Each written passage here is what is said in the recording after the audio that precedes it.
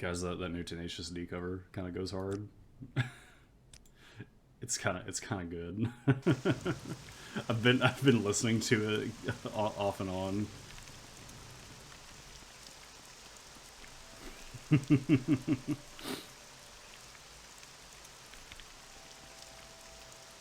Okay, so what was the last one that we were doing?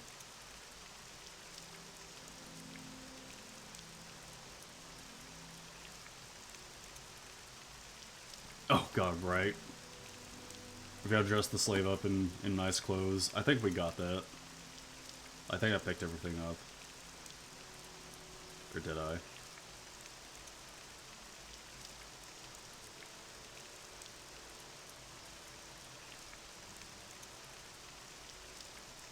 What?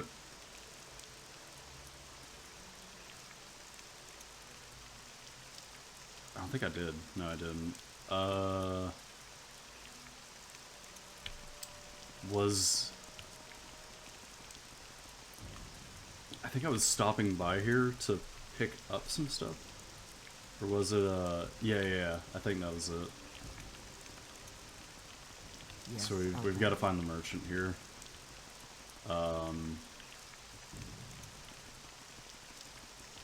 So yeah, we have to pass off a slave as like a Telvanni princess or something. To give as a bride for this, for the Ashkan. Oh my god. Is it Telmora?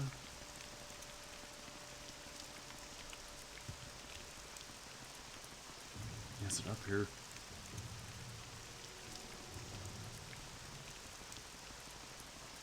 See if it's in Telvos, if there's any merchants here. I don't think there are. Oh no, this yeah. They'd all be in the town. Away. Okay, it's not here. Maybe Telmora?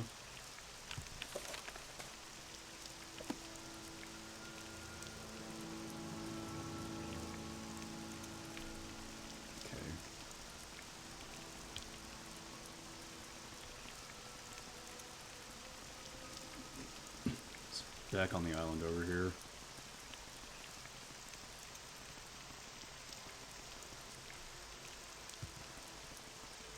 Over here?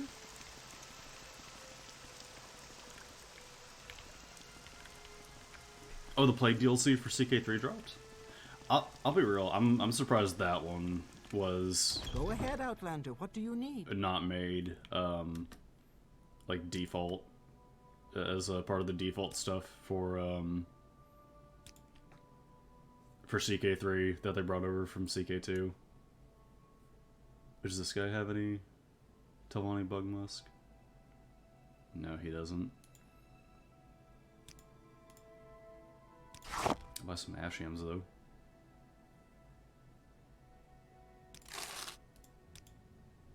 Fort specifically. Is the plague DLC have like a is it like just paid for, or is it like the plague mechanic is part of like the free part of the DLC?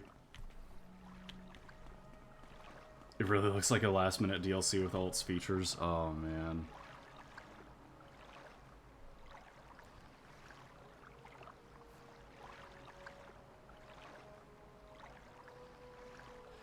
That, I kind of feel like there's been a couple of those that have felt like that. Because the, I'm out of Magicka too, jeez.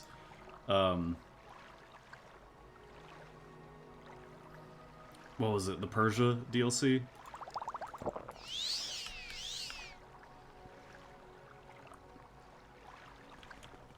Figure out which one was the nudity mod. So, I figured out what was wrong with one of the mods. It was the... I think I talked about this on one of the previous Morrowind streams, but the, it was the Expanded Cultures and Ethnicities mod, because, like, what that mod does, it adds new clothes. What is this about? Apparently the way CK3 does its clothing is that there's a limited amount of slots for clothing, and so every time a, a DLC comes out that adds new clothing, it overrides those slots and like it causes an error where the game doesn't know like which one to render, and so it ends up just like making everybody naked. The Persia DLC is just a better version of the Spanish one. Yeah, I heard complaints that like it was just like essentially the same thing as the Spanish DLC.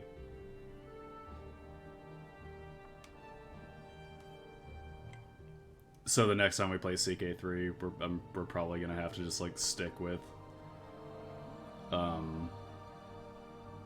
because of how often they update the game, we're probably gonna have to stick with just like vanilla CK3, which is a shame, because there are some parts of that game that kind of feel a little bare bones, and I really like all the DLC clothing, because I think the default clothing sometimes is like a little ugly, or it's like not like as nice as I would like it to be, especially like the further east you go.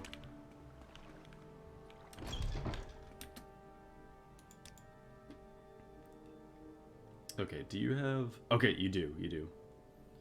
Okay, so we need to get... What is this about, Dunmer? Exquisite.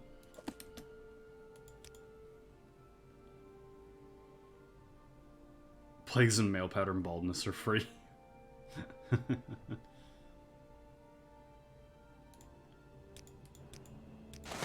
Alright, exquisite skirt. Shoes.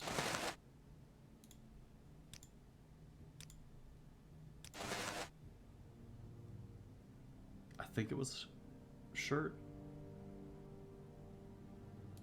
And then a belt. Let's see, okay. Shirt, skirt, shoes. Oh, we didn't even need the belt. Okay. Now, whatever was causing everyone to, like, be, like, the pale, bald, like, homunculus people, I have no idea.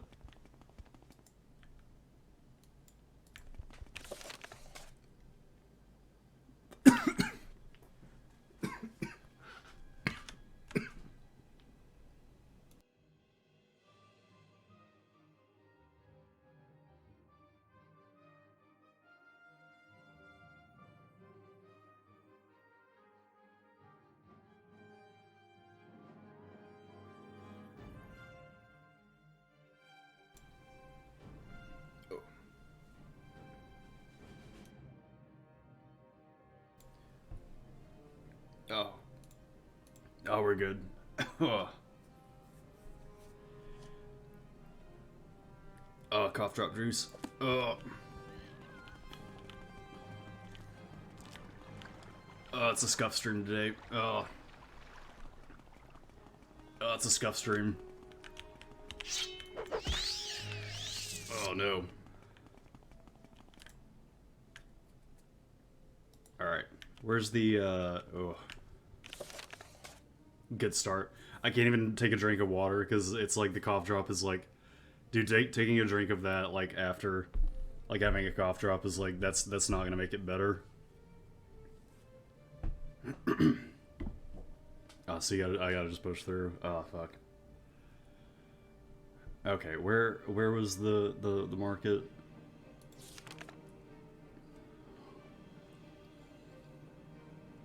Okay.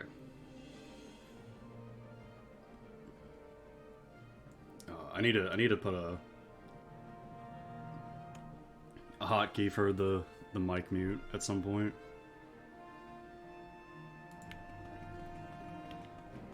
I have no idea how to do that through Streamlabs though.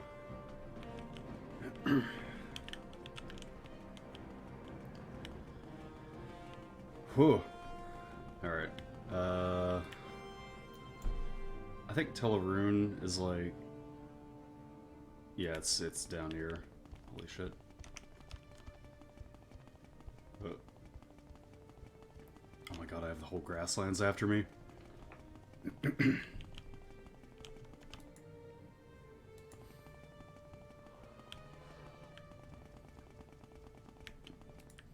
I have something in the soul gem? I do, okay.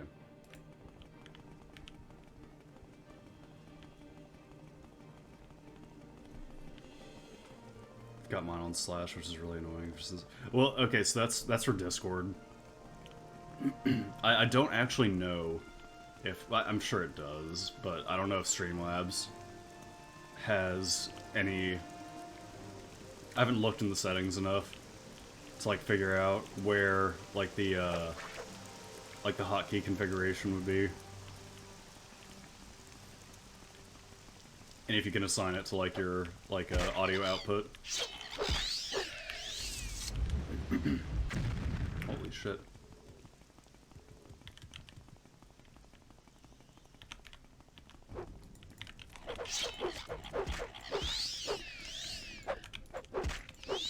Cut that out.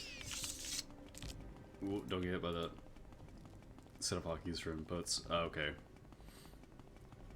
I'll have to look into that. Because I've been needing that for a while.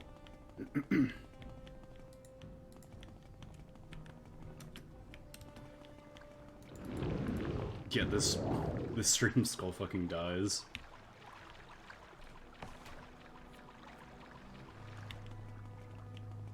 Get you a stream deck. I don't think I'm at the point where I need a stream deck.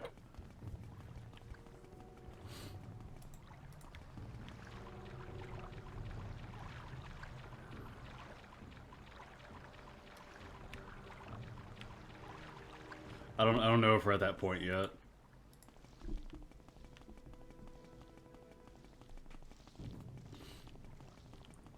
Okay, I think she's back over here.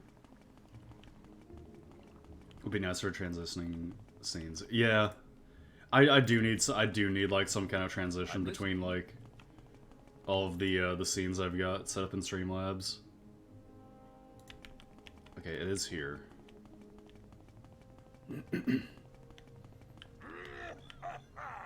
Dude sounding like me right now. Damn.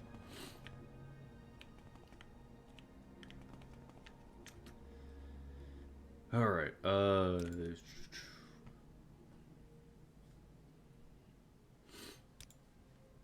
there we go. Good, these clothes are perfect. Hold on to them. You'll give them to her when you've bought her, but I need a little more time to coach Falura Lerouvue. Falura Lerouvue. To play the part of a highborn Telvanni lady. I know just the thing we need. Go get a bottle of Telvanni Bug Musk perfume. That's what I was looking for. Try Bildrin Aeroleth, the apothecary here in Teleroon, or Jolda the apothecary in Telmora. They'll make Falura Lerouvue completely irresistible. Okay. This episode's skulled by slaves.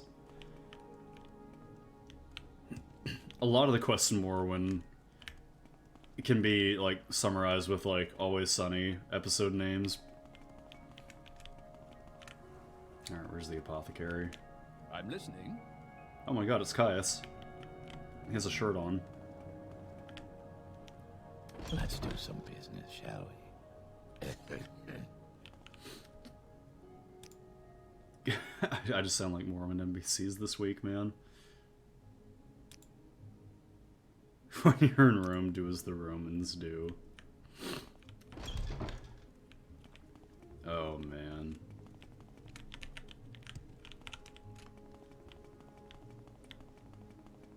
But the Empire's not doing that. In fact, they're trying to make us do the opposite. Alright, where's the... Here, hold on. Where's the apothecary? There it is.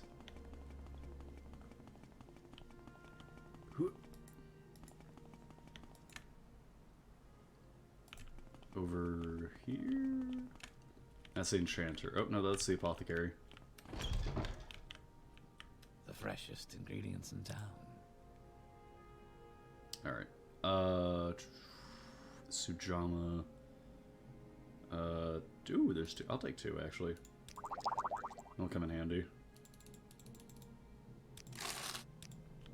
Nice. Empire's the fun place. They ban levitation. Exactly. They're not doing as the... They're visiting and they're not doing as the Romans are doing. They're like taking away all of our fun. I'm listening. Go ahead. I should probably buy. Yeah, I said I was gonna do this last stream. Let's go ahead and get this while we're here.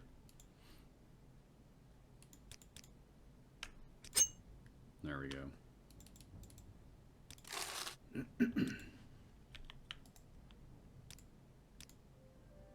God, just the claymore takes up so much weight.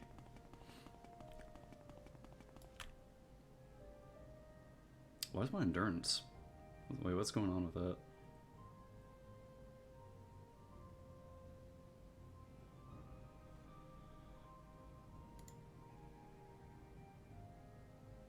Why is my endurance that low? Wait. What status do I have? Fortify Magicka.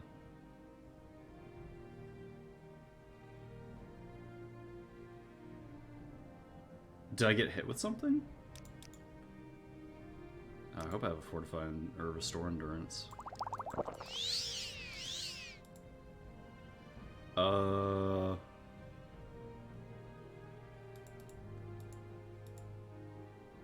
Okay, well that didn't do anything. Why is it low? Am I wearing something that does? Oh, whoops. What am I wearing? That's probably the problem.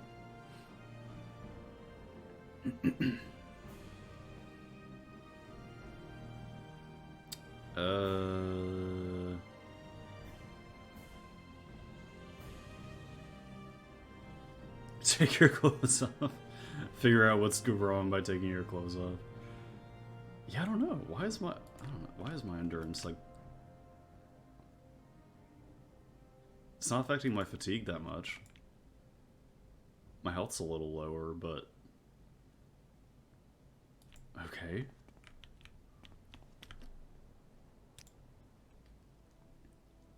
Alright, you have the Tovani Bug Musk? Excellent. No, don't give it to me. You'll give it to her when you have bought her.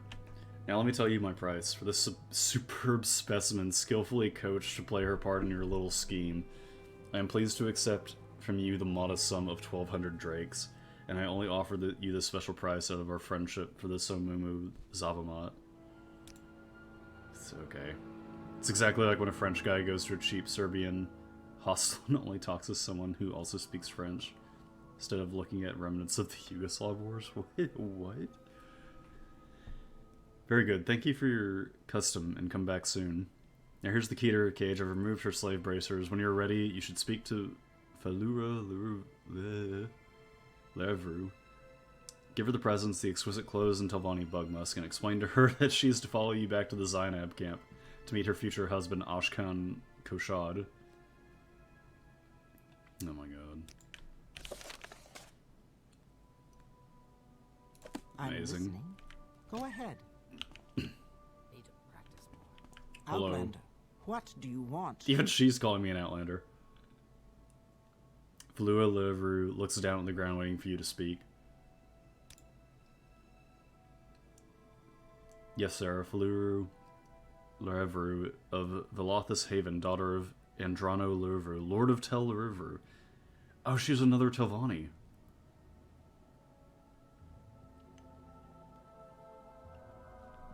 Oh, that's right. Yeah, that. Oh god, that's like. See, this is the weird thing too about like Telvanni. Like they'll like enslave. They'll enslave each other. It doesn't matter if they're part of the same house. Yeah. Because basically the governing principle of Telvanni is might makes right. Like you can do it as long as like someone can't stop you. Essentially. Seville Emilian has taught me what. Oh wait, no, because she's right. Because she's faking being a Telvanni. Being a little slow right now. For apologies. The plague is affecting my brain as well. I shall be a highborn Telvanni lady, and no one will know the difference, just like a lady. I don't know. I don't think Telvanni enslave. Do they enslave each other? I admit I'm a little anxious about marrying an Ashlander, even an Ashlander chief, but anything is better than being a slave. I'm very tough and smart and determined to make the best of my chances. But Seville and Mayan said he wanted to give me some presents. These clothes, they are divine, such a perfume. Only the very rich can afford this. I shall do everything I can to please you and my new master, that is, My gracious lord and husband-to-be, come. I'm so excited, cannot wait. Let us travel together to the Zainab camp. I don't recall them enslaving each other. Okay. Alright, so we're gonna save, because... Only doing flyby fireballs. I honestly wouldn't put it past them to, like, enslave each other. That seems like a very on-brand thing for the Telvanni to do.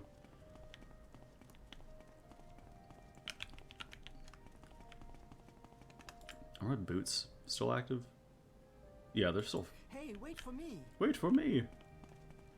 Wait, are you able to... Okay, this is the second time where I'm wondering, like, are they gonna be able to... water walk? Or is this gonna be... I'm not even sprinting. Oh, nope. Alright. Alright, so we're gonna be at risk for... we are gonna be at risk for slaughterfish. Great. Oh my god. Oh no. Oh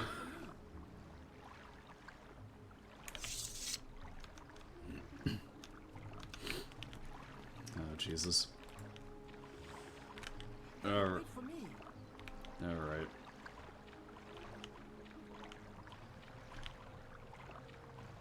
God, I get so paranoid about the pathing for these type of quests.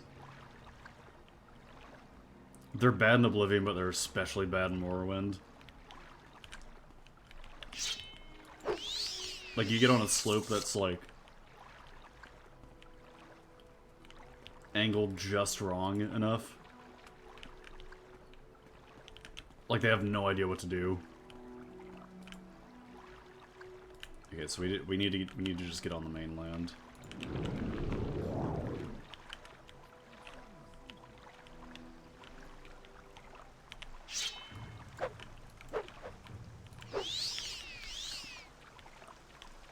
Every single fish in Morrowind knows that we're here.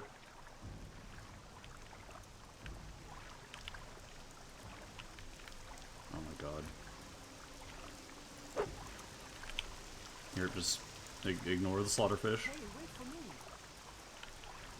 It's happening, my fellow wizards. Just ignore the fish, like, biting your leg off, and we'll be there in a moment. We're gonna, like, bring her back to the Ashkan, and, like, she's gonna be missing, like, limbs because, like, the slaughterfish keep biting her. Oh my god, stop. No, don't fight the slaughterfish, please. I can't reach him. Oh my god. Oh no. I can't I can't do anything about the slaughterfish because I'm water walking. Oh.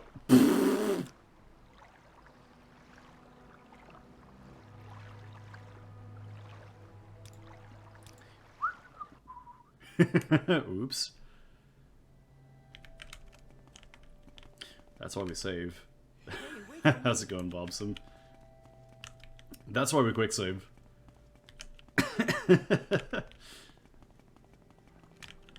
Oops. Hey, wait for me. The hitbox on the claymore is kind of big. Okay.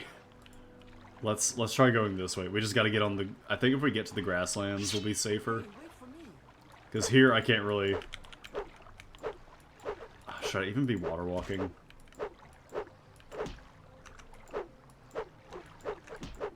God, it's like... Yeah, I probably shouldn't be water walking, because I can't hit him. No, don't hit... stop hitting her. Any fighters in chat? No good. Alright, no water walking.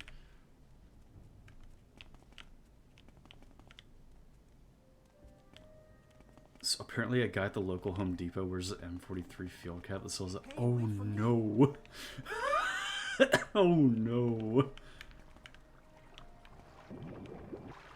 Oh no. No, not the Home Depot. What the fuck? Oh my god, where... Oh my god, where is she going now? Oh no. Oh. Come on, please get in the please get in the water. Nope, this way.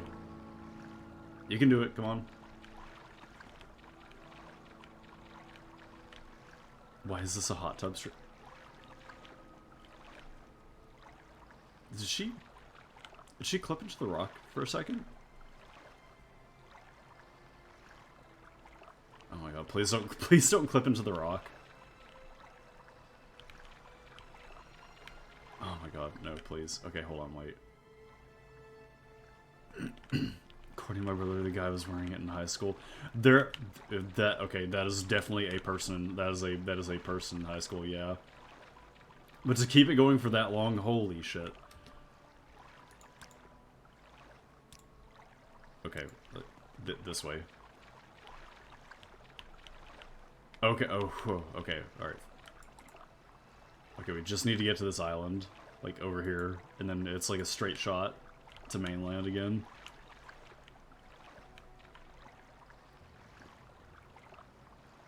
The PNG of a hot tub stream. That's gonna be the new commission for the starting screen.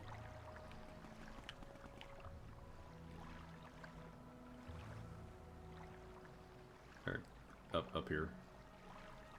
With tasteful beach ball censorship. On a skeleton. Alright. Yeah. Alright. Okay, good. Nope, no. God, it is like... Hey, wait for me. Now that I know the hitbox is like massive, I'm very worried. Okay. Good thing I have a Repro Imperial Austrian field cap instead. Oh no. Hey, wait for me.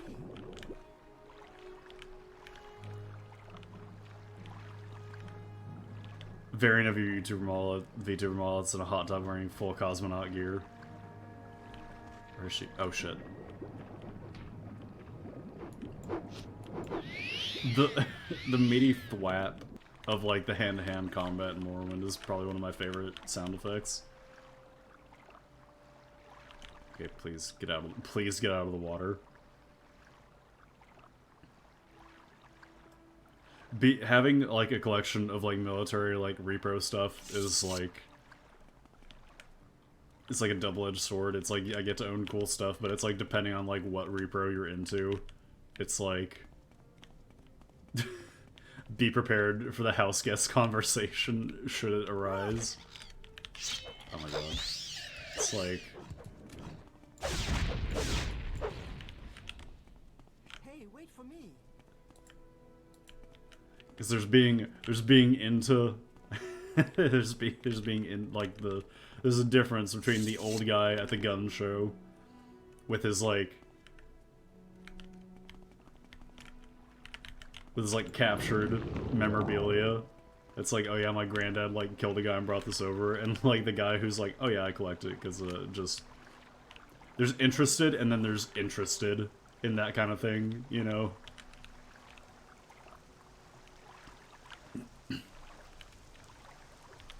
There's going down the focus tree, and then there's going down the focus tree.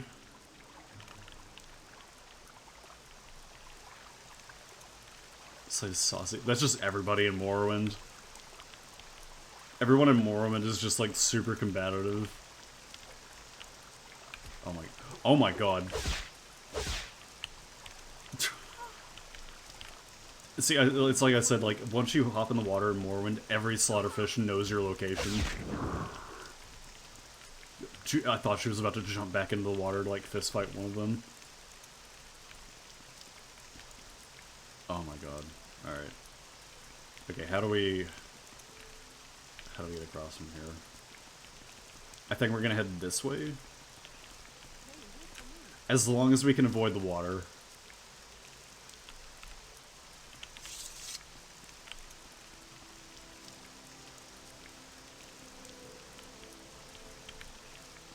It's one thing if you get a repro Fallschirmjäger jumpsuit, it's another if you got a basement with a Panzer IV.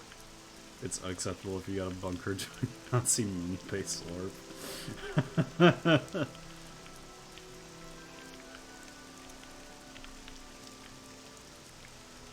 I think I'm taking the... Oh, I think we're taking the bad path. This might get us, like, a little funny NPC pathing moment here. Oh, yeah, don't go this way. You're in a little funny pathing moment. Okay, so we gotta go across the water. They can taste the your presence in the water. It's an effect called the Gamer Girl Bathtub Water Paradox. Oh no. Hey, wait for me. It's reverse Gamer Girl Bathwater.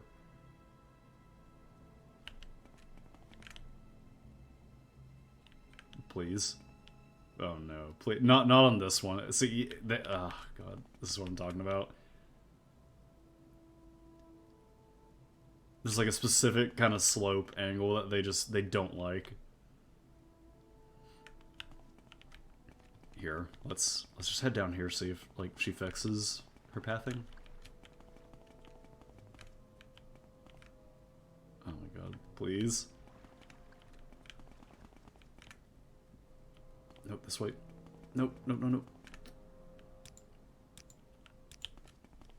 Okay, okay, we can reset it. Okay, that's good. Hey, wait for me. Wait for me.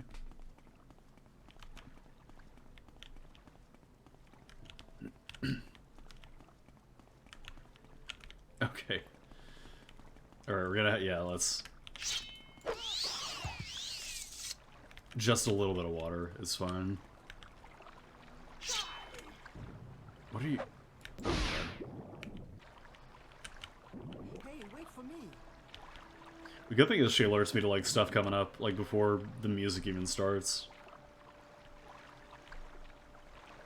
Have you ever done one of these quests and go to the destination while the NPC was behind you? Can you still progress it? So, you have to, like, get them... There's, like, a threshold for, like, each area. And, like, they have to be standing in it. Oh my god. Are you fucking serious, dude? It's easy for me to go across this area, but, like, now that I have, like, a person that I have to, like, watch over... I'm, like, actually worried about Ogrim now.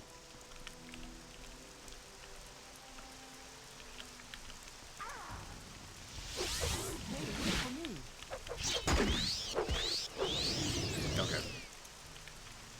Whew. How much farther are we? Okay, not super far. So yeah, they have to physically be near you, and like they have to cross that area. You can't unfortunately just like rush there, like by yourself and have it count.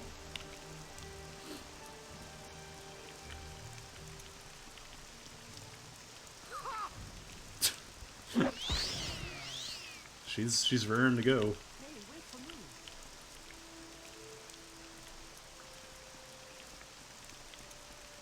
Alright, so now we just have to hope that like a vampire or something doesn't like pop out, because there's a few of them around here, I think. We don't want this guy's wife like to be a vampire by the time she gets there. That would be very unfortunate.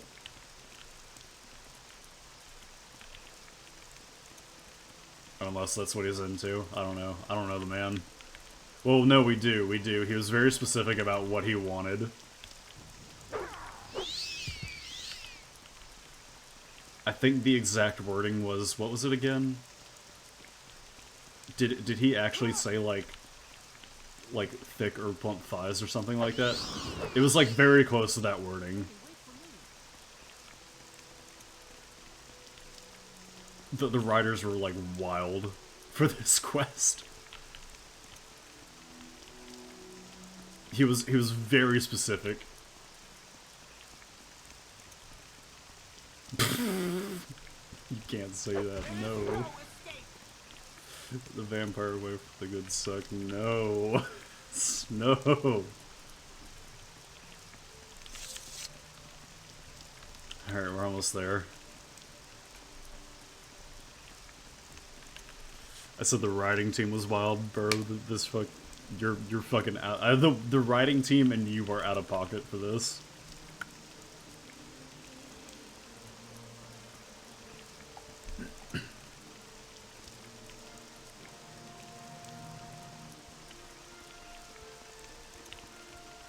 Oh my god.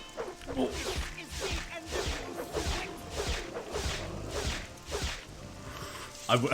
What the fuck is wrong with you? I would have, bro. I would have never noticed we were so close. Like, I just hear like a single hit. And we get hit with his character's death, the threads of fate are severed. Oh no. Just back of the head just like whoosh, slammed by an ogre. Oh god. That would have been tragic. Alright, which tent is this guy?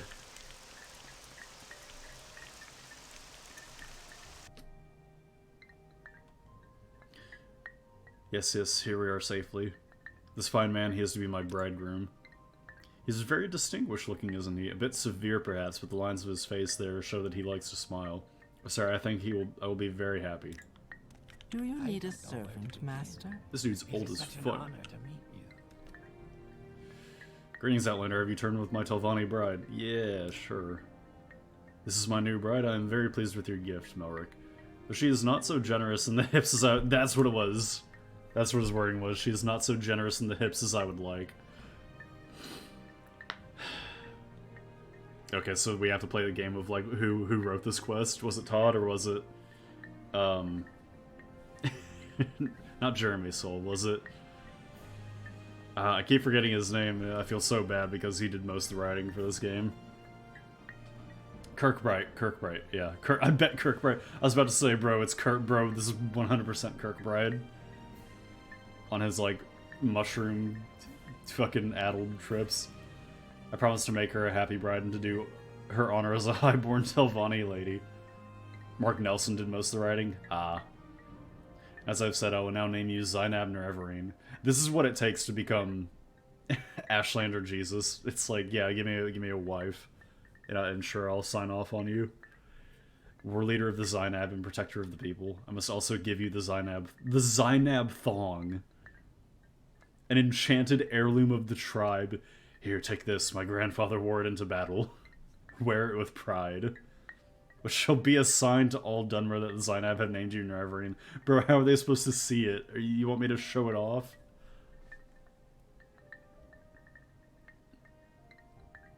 Most of the lore is in the boring quest that he wrote after all.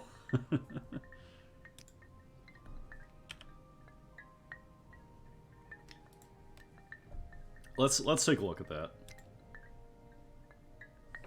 This is an insane quest. The thong of the Nerevarine.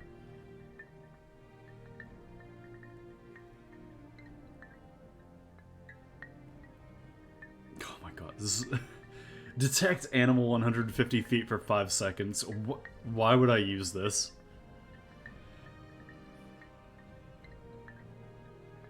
Thanks for the wife, buddy. By the way, here's my thong as your reward. Thank you. What did he mean by this? Somebody please clip the thong of Nerevarine. Wear it? It's a sign that I'm the Nerevarine, but how are people gonna know that I'm wearing it? Dude is expecting me to, like, okay, what does it look like?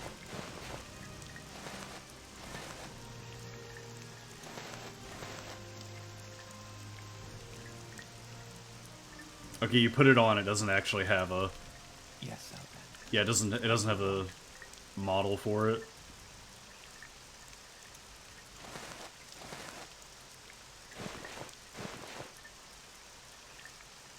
Is it a belt? I think it fits in the belt slot, I think. Let me see. Yeah, belt of iron will. No, no it's not. Wait, but it... No, it's pants, but like, yeah, you just fit them over, like, so we have layers. So we've got the thong. Then we've got Caius's pants. Oh, perfect. We're wearing Caius's pants on top of this dude's thong. Excellent. And then the Dark Brotherhood Greaves. Awesome. Cool.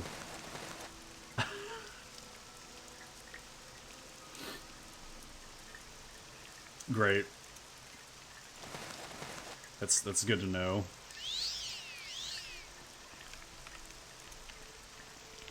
Wearing the undergarments of 2 other men that we've met. Very cool. Thank you, Nerevar. I'm sure that, oh, what's his name? The author of the, Lusty Argonian Maid would be very pleased with this. Alright. So, we've got them. It says it's an amulet? What? Oh. You're wearing it as a tie? I'm wearing it over my head. It's a helmet piece, actually. Alright, so we've got the Ahamusa, we've got the Urshalaku. The third is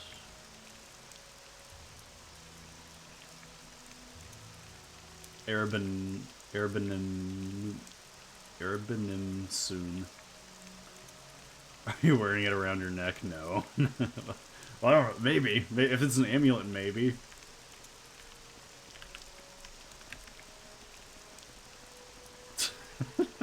God damn it, man. This entire game is one big shitpost. The whole thing.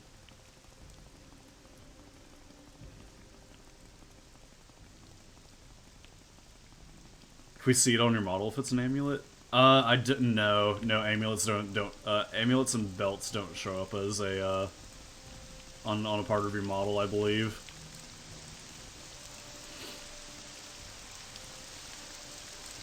Tragic. If they weren't cowards, they would have made it a headpiece.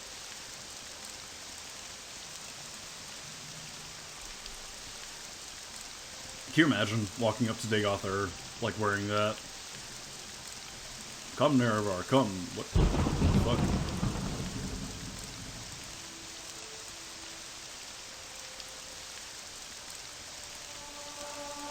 Welcome, Moon and Star.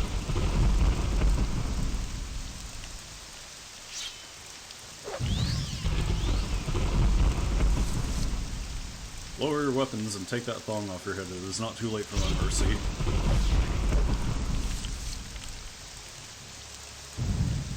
Storming quick, drop all your metal items. I don't know, the Morrowind Lethal Company run.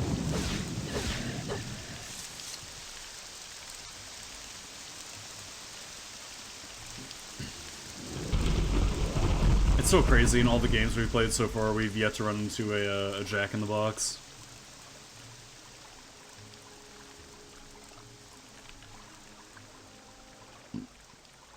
As much as I like Lethal Company, it's like a big shame. Good thing you're not a big streamer, else you'd get thong fan art for years. Why would there be a fast food restaurant in Morrowind? Oh, oh, Bobson. Oh, Bobson, you say that. You say that, but you don't even know, dude. Hold on. Let me pull this up. Bobson, do you know about the Morrowind, the Balmora McDonald's mod?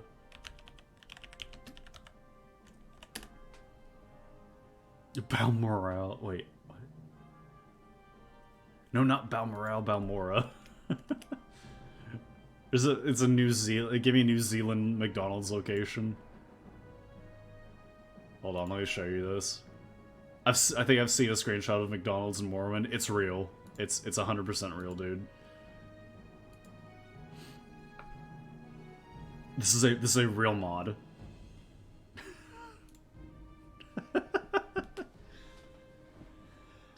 Skyrim modding has nothing on this, man. Balmora Burger franchise cursed.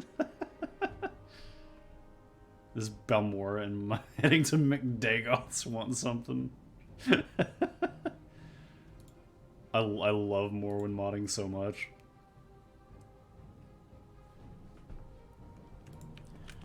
Oh no, but yeah, like, as many games of Lethal Company we've played as, like, I've only seen the hard moons, like, so little. I get why they cost money to go to, but it's like, I wish it didn't.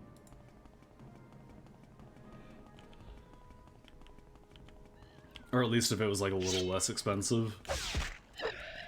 Wonder if the Kazakhstan mod has a fast food restaurant in the city. There's a Morrowind Kazakhstan mod.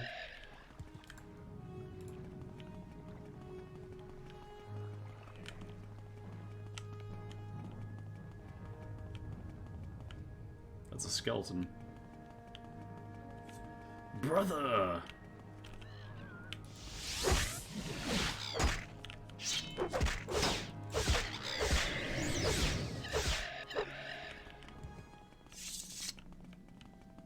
It's the one a lot of people call the Russian mod. Warlock Reed did a video on it. No, people call the Kazakhstan mod the Russian mod. No!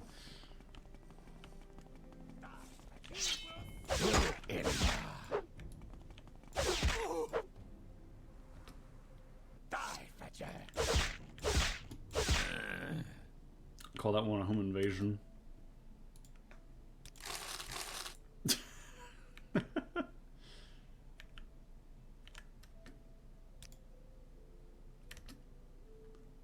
Just sleep in his bed too, the ultimate disrespect. Oh man.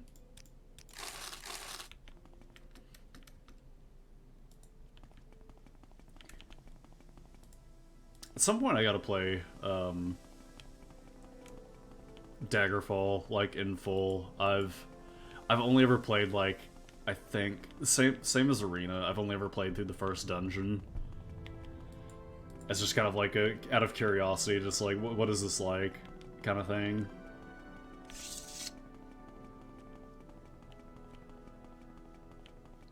I know the Unity remake is supposed to be pretty good. Is there something you need? Oblivion, meanwhile, has a mod that has a mod with like a 2008 generic city, like modern day 2008 city.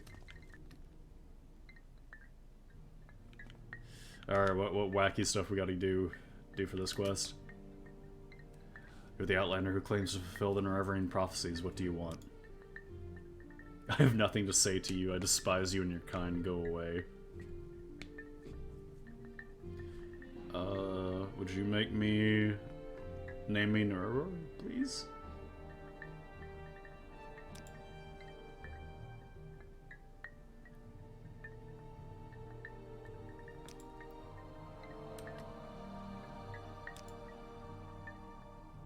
Nobody cares about that. You just make us tired. Go away. We know about the prophecies. We think they are foolish superstition. Don't bother us with this nonsense. You are stupid, Outlander. You are generous, Melrick, and your judgment is good.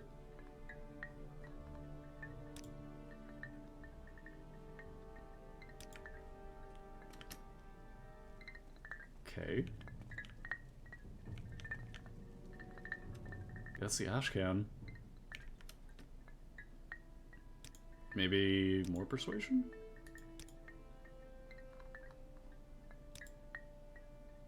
I think there's foolish prophecies. Go away, stupid. I'd kill you, but it's not worth the trouble. Oh, is this the guy that I have to... I think there was another one they said that I have to kill. What?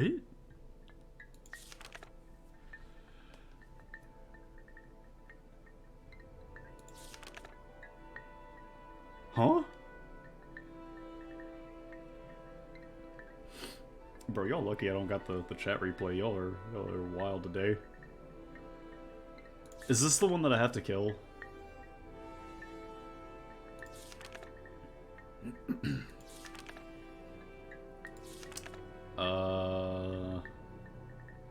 I think this is the one I have to kill. I don't know.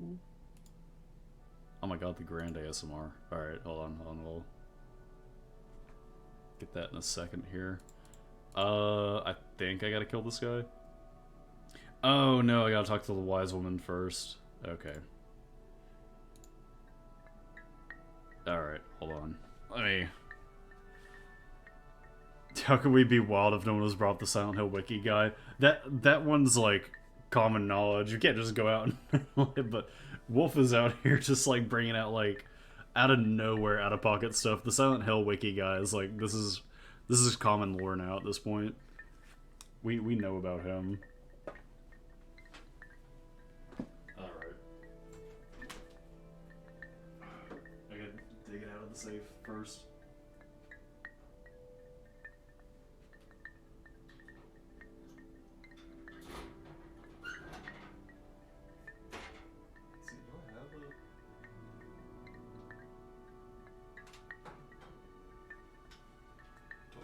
Clip right now? Where did I... Oh, shit.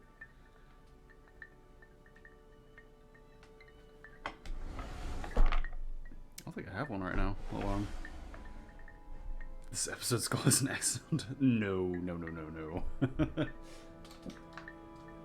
No, I do not.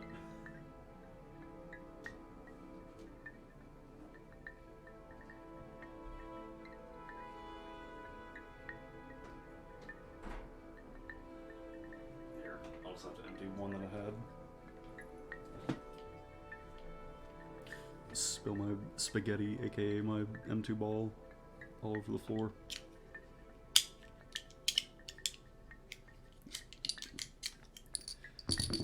Take those out.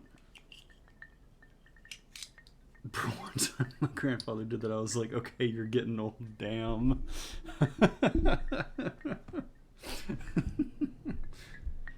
Oh no. Alright. Okay. Okay, alright. Clip is empty and the chamber is empty, so we are good. Twitch, this is a airsoft. ASMR. Alright. There you go.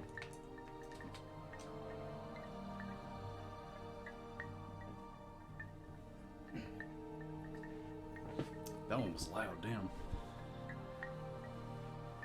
Now I've got all this M2 ball just sitting on my desk. now I've just got this M2 ball just scattered around my desk. This is what I do for you guys. See, it's like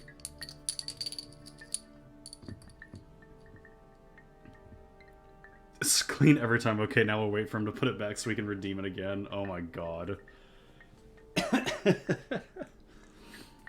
It's specifically waiting to like, alright, I've put everything back, the safe is closed and was put up, and you're like, alright, redeem it again. So he has to take it all back out again. Oh my god.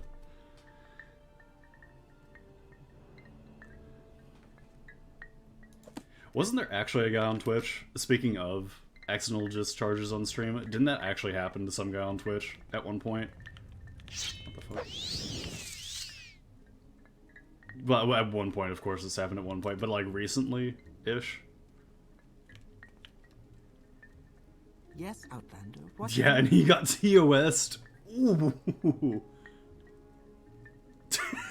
Didn't some guy shoot his dick? What? Someone needs to put you away, man. Oh, display hasn't been on. Alright. Wait. Okay, wait. He got two. Wait, let me see this. Hold on. Let me look this up.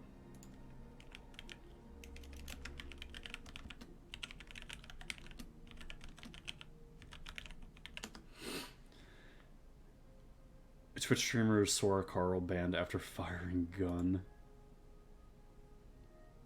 during live stream inside his house. Oh, yeah. Oh, this is a fantastic image already. The Coors Light on the desk and Glock in hand. Yeah, that's okay. Oh, that trend. Okay, yeah, that trend. Yeah, I know about that. I didn't know there was anything on Twitch related to that. This is a this is a fantastic image. Hold on, let me pull this up.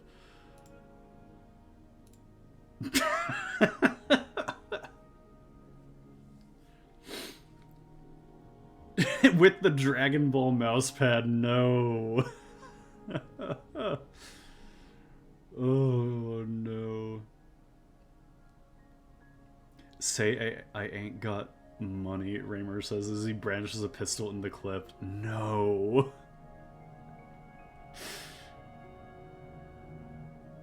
Community guideline bans users from brandishing weapons. Well, aren't there streamers that do like gun cleaning stuff, or is that like all on YouTube now? Because I swear to God, there's like I follow some people who do like gun cleaning streams.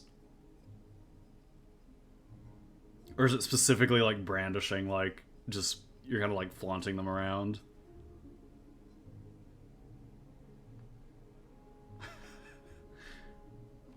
Oh my God! All right. Very cool.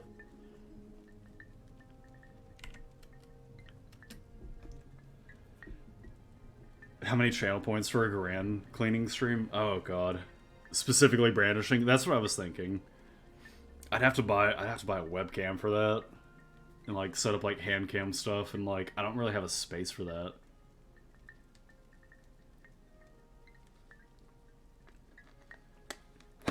It has been a while since I've cleaned it though.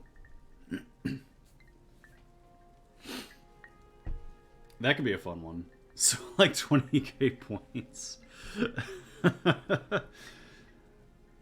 Doing a gun cleaning stream would be fun, but it's like I don't really have that much. It wouldn't be that long. I don't really have that much to do an entire stream over it. Like I've got like a handful. I'm not like oh what's his name? I'm not like Zach from the guy who does like all the Fallout gun talks. I'm not like that guy. He's like got a insane amount with him. I'm Manirai, wise woman of the Arabanism. You're the outliner who claims to fulfill the Nerevarine prophecies. Do you need my services? Do you seek my counsel? You should be named Arabanimsum Nerevarine. Never.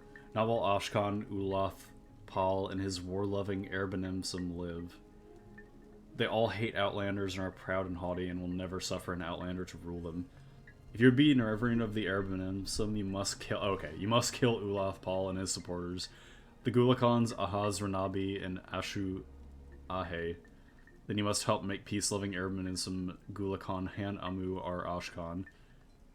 She's just, like, conspiring with me. Holy shit. You need a Karakanos when you take the bolt apart the spring, cause the firing pin to get stuck in the ceiling. Oh god, that reminds me of a story with Wolf. So, ask him about recoil springs, like, shooting outward. So, this guy, we go up to the range. This is, like, two or 3 years ago, something. He bought this lever action, like, a couple years back. And we're up at the range, right? And I don't know what causes this to happen. But I'm like sitting at the bench, just like, I've got all my stuff done, so I'm just like sitting at the bench, just like chilling, watching him. And I forget like what, it's like a repro Winchester or something. And he starts shooting. And I see something like fly out of like the end of his rifle. That's not a bullet. It's like moving too slow and it's too big, and I'm like that man's, I was like, the cap on that man's tube just flung forward out the gun. So we look at it, we unload the rifle and look at it, and the tube, like where the ammo's kept, the spring just like shot out, and like we had the entire like range officers and everyone else look for this spring, and we could never find it. Like, I saw it shoot at it, like, it went like a couple, like, I think it went like about 150 yards or something. Are we talking about my Winchester I just got back? You just got back? Wait, what do you mean just got back? Did you lose your Winchester for a while? I saw it, like, fly like a good 100 yards, like, it just shot out, like, I was like, that wasn't a bullet. That was...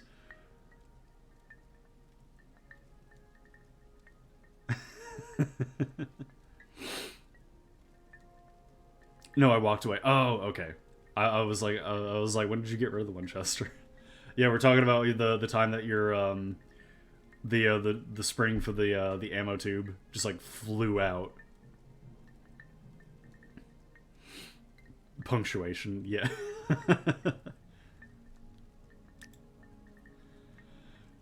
But yeah, that was hilarious. I was like, holy shit. Like that, something just like shot out of that gun that was not supposed to shoot out. So like if the bullet didn't get you, it's like the spring flying like thousands of feet per second at you would. Oh, I was unloading it without cycling by removing the mag spring. Oh, okay. I wish I could do more gun-related stuff here in Denmark, but you have to get a hunter's license to own anything, essentially, and that's a whole process. Isn't there, in Switzerland, first eliminate Loth upon us, okay. I think in Switzerland, it's got that, like, crazy range where it's, like, people are shooting over a highway. But, like, they're only allowed to shoot from the prone position, and because, like, the way the range is built, it's like they actually can't see. That range closed? Oh, no. Dude, just looking at that range gave me, like, fucking anxiety. Wasn't that a Tom Scott video? I think so. I think Bloke on the Range also went up there at one point. Probably nothing. It's like, yeah, they can't see the highway, but I'm, like, sitting there just, like... I was like, man, someone just, like, stands up or, like, shoots from any other position from the prone. I'm like, someone's getting got. I'm like, that... I'm like, that shit is scared. That scared me. I'm like, I don't know about that. How about that one, Switzerland? That's a little crazy. Too much lead deposits do, like, 600 years of shooting. It's like a sniper range, the targets were much farther. Yeah, the range was like, it went out really far. Like, they were shooting from across a hill down to like a valley.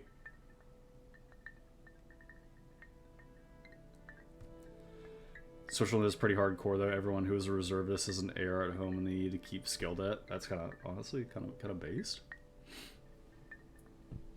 There's definitely, something to say about, like, having to, like, maintain, like, your skill at that, because, like, for my time working at a gun shop, is like, I've been, like, I don't know, there have been some people where I'm like, I don't know, buddy. I'm like, I don't think you know what you're doing. There's this older guy that, oh, I'm, like, about to pre-buff to fight this dude. This older dude who came in one time. I could kill that guar. Those boots are ruined.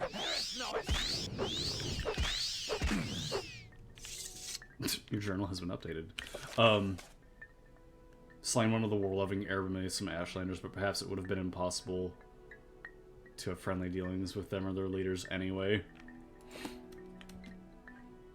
Well. He was looking for 45 Colt ammo, right? And he was like, "Yeah, I need some 45 Colt for my 1911." And me and my coworker who were there at the time, we were like, "Oh, you mean 45 auto?" And he's like, "No, I mean 45 long Colt."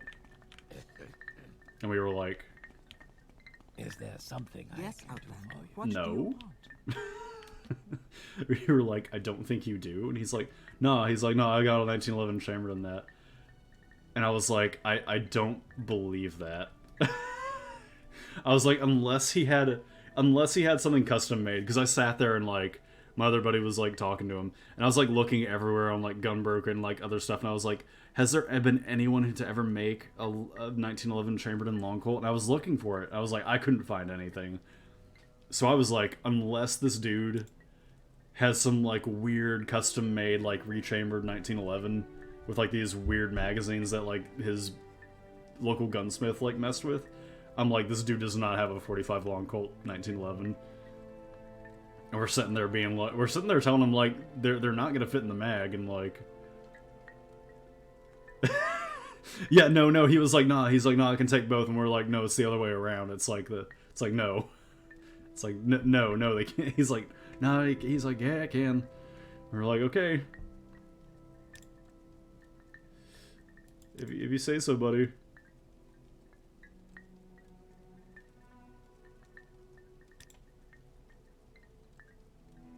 Is there something you need? So we just gotta go around, like, killing, like, everyone in the tribe that, like, is with this guy?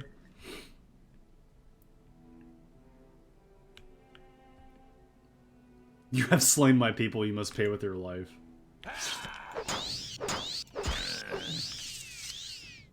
Boy, that shield did not do anything. Mountain Spirit. Shield 10 points on self. Well.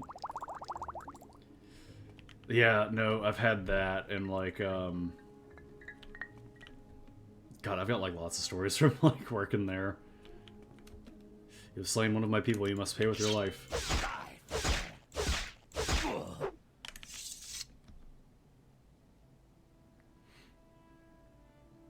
It's kind of cursed that Thesis is making the most accurate government issue 1911 clones. I almost bought a Thesis.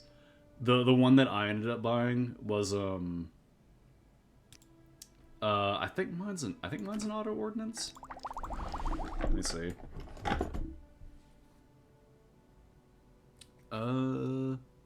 Yeah, no, mine's an auto ordnance. I almost bought a Thesis though.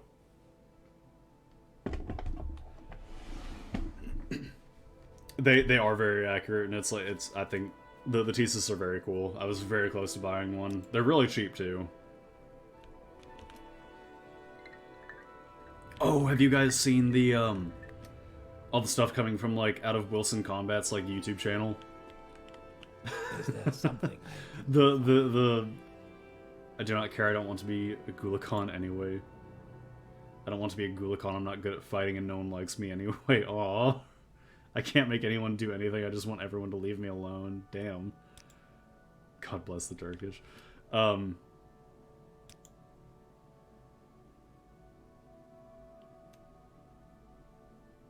I help you? Like, they're just going, like, full-on, like, FUD with, like, a lot of their recent videos with Ken Hackathorn.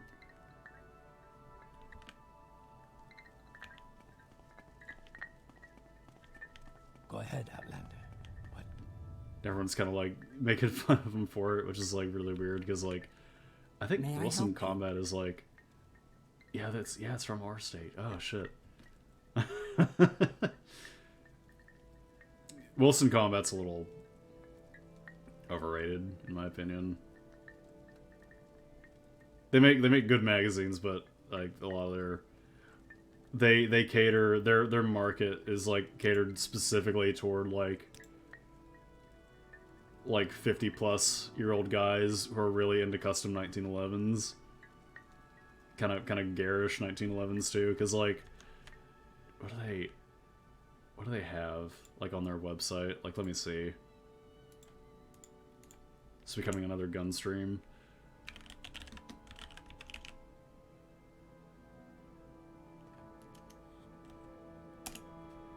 Perhaps a controversial opinion: compact and subcompact pistols are kind of dumb. They serve their purpose. I've got a compact. I'm not sure about subcompacts, but I think compacts have a decent purpose. Yeah, because let's see, what is... Yeah, let me see Wilson Combat stuff.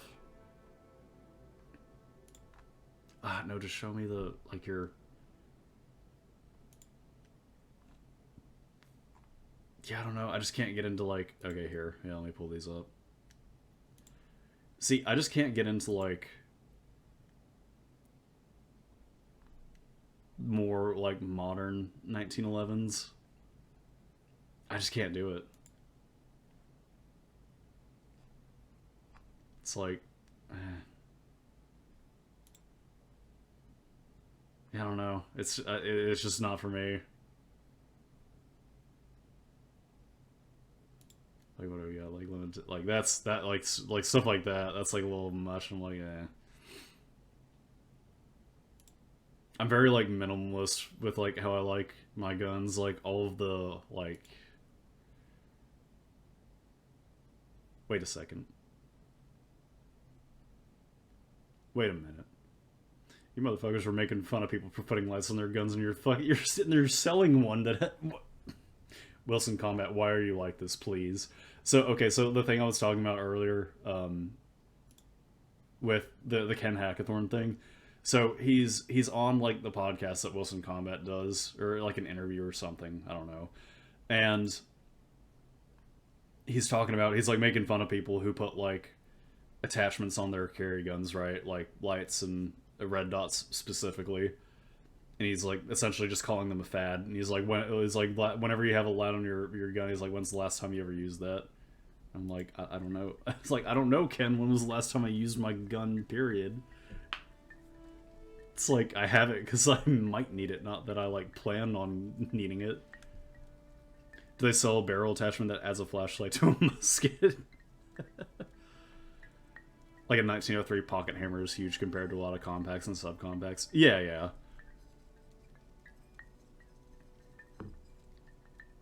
Alright. But yeah, no, he's like making fun of like the whole like light and red dot thing, which like red dots are really nice. It's just like I don't carry with a red dot because it's like it imprints a little too much for my liking. But they're so nice. With Olaf Paul and his supporters out of the way, it is a simple matter to be named Reverend of the Erbanism. All you need to do is persuade Gulakhan Han Amu to become the Ashkan of the Erbanism. Oh. Be prepared, however, Han Amu is not the material one would choose when looking to make an Ashkan. He may be difficult to persuade. More of a brown dot guy myself. Go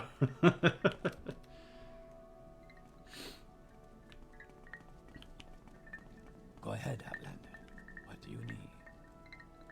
I'm a wacko that likes beads and trench sights. Oh no. Is there something? Yeah, I use ghost ring sights on my gun. On my handgun. Is there something I can do for you? Nothing. Excuse me, beads. Yeah, like shotgun sights where it's got like the little just like metal bead at the front.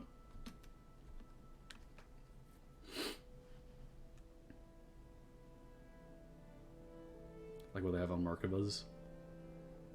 No matter what Mani Rai says I'm not interested, I don't want to be Ashkan.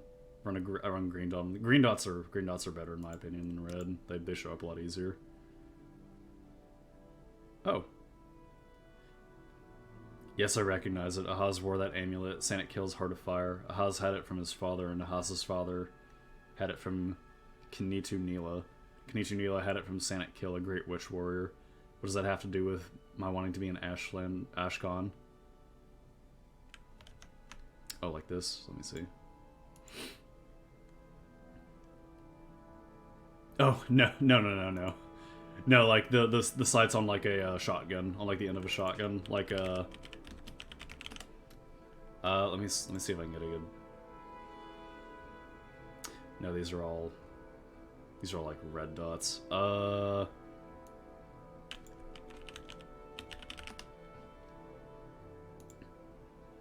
Yeah, like these here. Like that. That's just like a bead sight.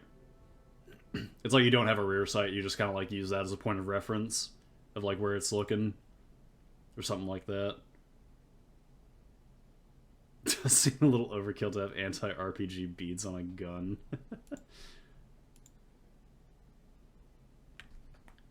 You know, if truck nuts are a thing, I'm sure gun nuts could be profitable. Oh, Oh, Zargak, do you not know?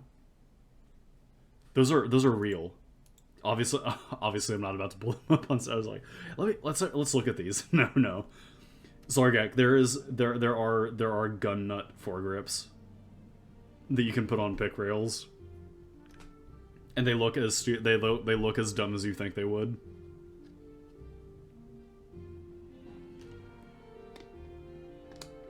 If your AR does not have nuts, you're doing it wrong.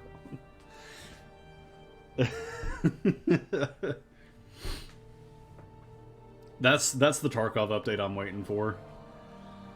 The gun nut foregrip.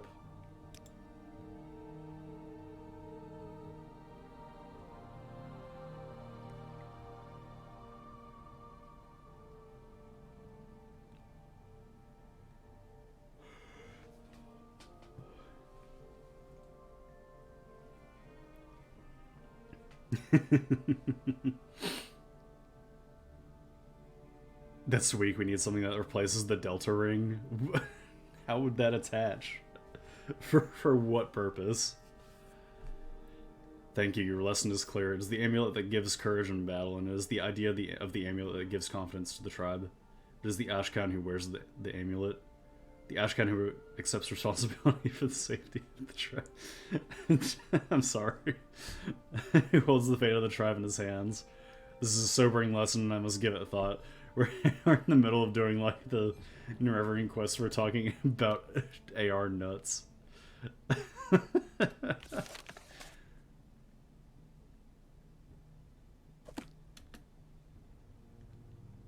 Oh, fuck. I'm not the Ashcan, I cannot name you Neverine.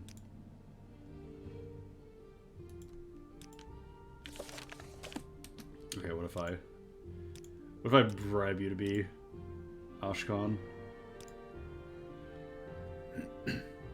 Please, I don't want to be Ashcan, don't you understand? I won't be any good at it. I'm going to be a complete failure and everyone will hate me even more than they do now. Please, I just want to be left alone.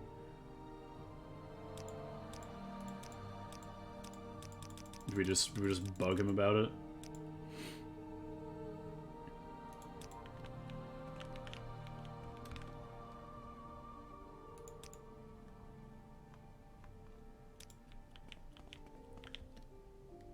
May I help?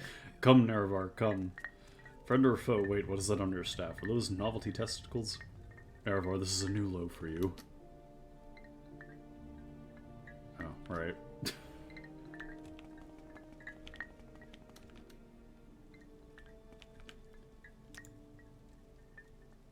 Must find some way to give him strength, willpower, and intelligence. Oh! Okay, wait, okay. Yeah, we're supposed to give him all the stuff from the guys we just killed.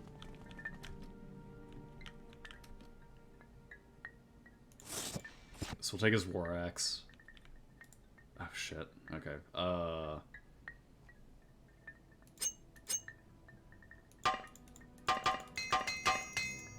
We might have to, like, leave some stuff in here and then come back. Why do I have all of these lockpicks? We don't need these.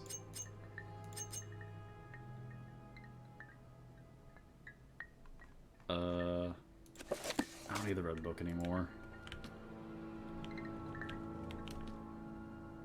Here, take this magic axe. You don't have to be good at fighting to use it. Give the axe of Ira and Amu and make a little speech. Thank you, your lesson is clear. It is the axe that gives the strength in war, and it is the idea of the axe that gives confidence to the tribe, but it is... okay. Same as before. Wind of Ahaz.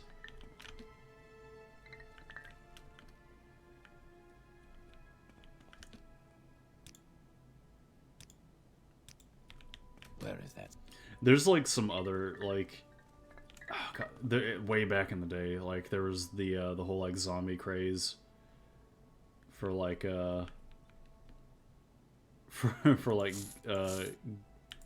gun attachments. Like, they used to have, like, the little, like, chainsaw grip thing that they have on breaching shotguns, and people would, like, put those on, like, their ARs and shit like that. This is, like, back in, like, the mid-2000s or something. It's, like, goofy shit like that. Oh my god, this armor. Okay, we'll put that down. Ah, no!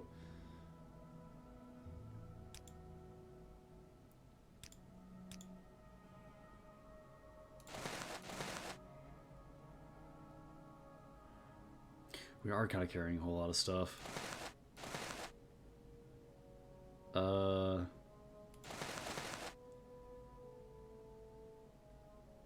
My grandfather bought a zombie red dot that has an ACOG clone shell. Oh no. Oh no. Yeah, that was definitely a thing back in the day.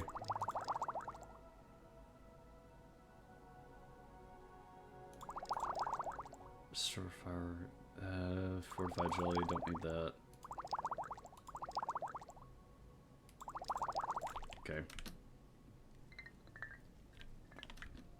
I feel it's definitely not as prevalent anymore. I feel like a lot of the actual fad stuff has kind of like been phased out. There's not a whole lot of that anymore.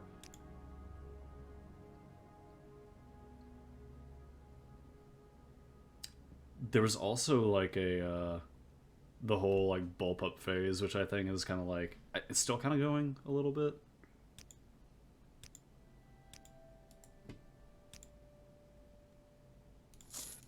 But it's like definitely less so. Like back when the Tavor was like available in the civilian market, I remember everyone like was buying those. Bone Dancer, Ember, Robe of Eridon the Wise. Let's try that. Had a job interview the other day, a job not related to history, and they asked me a really biting question. Are you okay with not working... Wait. Are you okay with not working with history as a career should you get this job? That really stuck with me.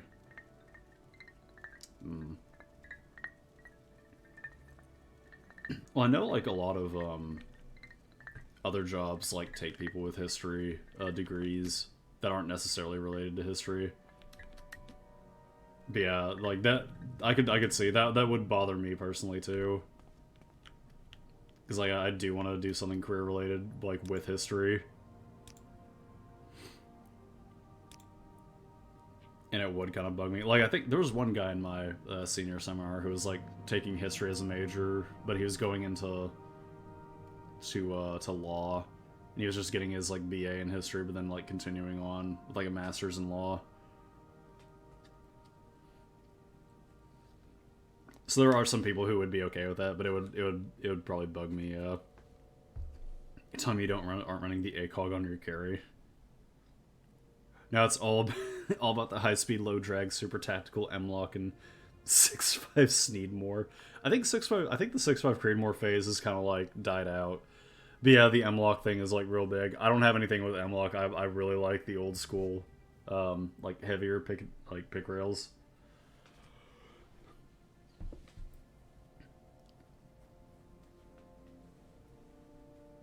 Yeah, I guess you're right. That is kind of yeah. Yeah, the whole, like, T-Rex arms core kind of stuff. I could never get into that channel. Everyone on that channel takes themselves, like, way too seriously. Thank you, Mark. I promise that as Ashkan, I shall do my best to amend the dark reputation of the Araban Imsum.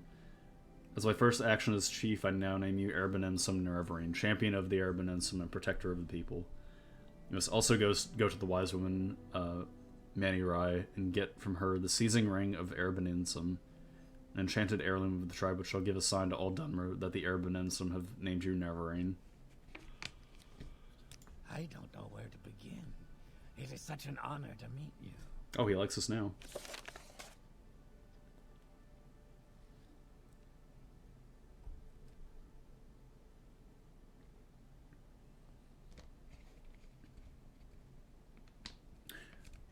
The way they phrase it makes it feel like that they want you to commit to not go further in your studies and practice, just calls into question what happens if you start doing something.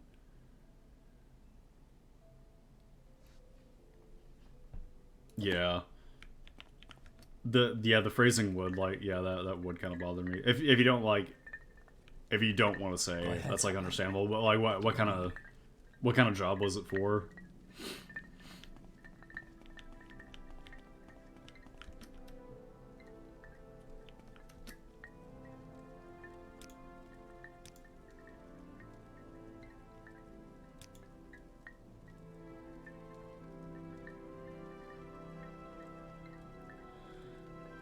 My on-the-spot answer was something akin to history is something I'll dedicate myself to in free time regardless, but at this point in my life, I just need the paycheck history and...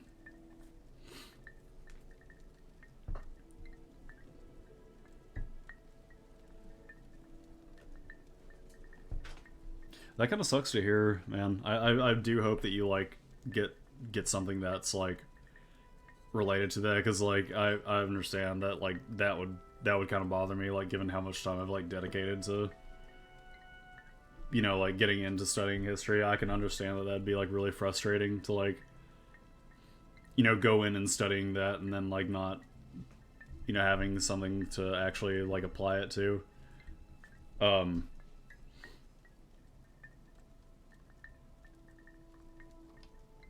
You could always, like, what you could always do is like, you know, like open something up for like writing, like, say, like since you said you'd like, you know, dedicate it to your free time, like either way, like opening up like a Substack or like another type of blog or something like that for stuff for like research, you know, or just like writing that you do, like something like that. Because I feel like with history too, that it's kind of nice that you can also fall back on like the creative aspect of it. So like I like a lot of people, you know, like they do YouTube stuff and or just writing articles.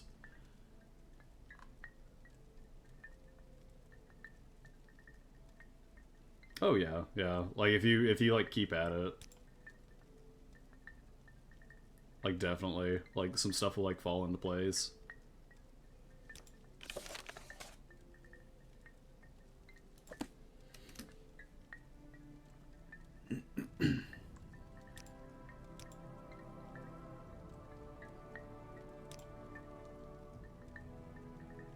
Alright, there we go. Under Sun and Sky Outlander. Alright, so we finally got the 5th trial done. What did that give me? That got the...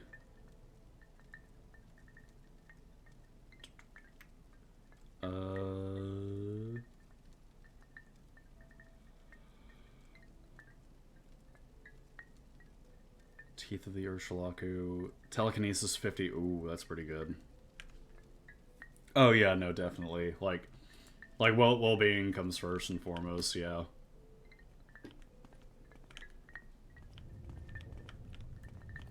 Yeah, just because like you haven't found one like now, it's like that doesn't mean like later it won't come along. I mean, like the way like stuff is right now, it's like kind of tough for everyone, but like it's gonna get better at some point. So even if it's like down the road, it's like it'll happen. It'll just have to be like a wait for it kind of thing, unfortunately. But it's not like, you know, completely gone.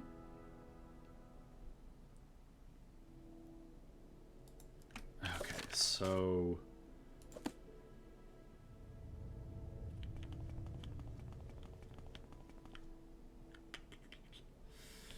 trying to remember.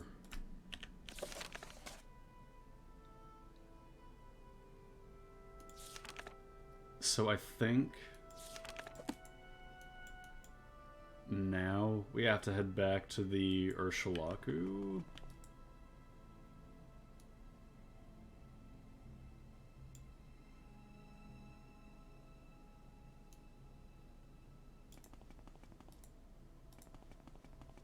So I wonder if it's gonna be it's gonna be faster if we like head up this way, or it's probably gonna be faster if we just like make our way back to Alderoon.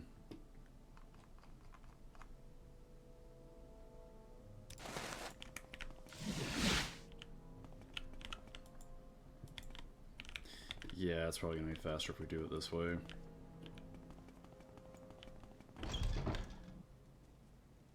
They don't have any shrines here. Okay. So head back this way.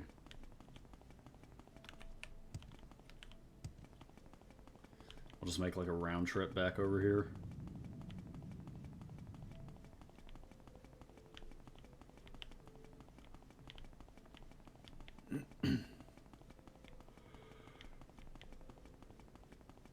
Yeah, we can definitely get this done tonight.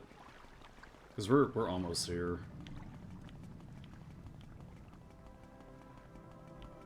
Oh, and I did look up the, what's attacking me? I did look up the alternate path for the main quest. We're not gonna do it. Because I forgot that... We make a special trip. So there's an item that we have to Same get price. to actually fight to fight Dagoth, or I should just head to Balmora. Trip just for you. Same low price. There's an item we have to get, and if we do it the alternate way, We make a special trip just for you. we Say essentially hello. like take a permanent, like, I think 80% debuff to our max health. And like it might kill us too by equipping it. So we're not gonna do that. So we're just gonna do it the normal way. Because I don't have that much health.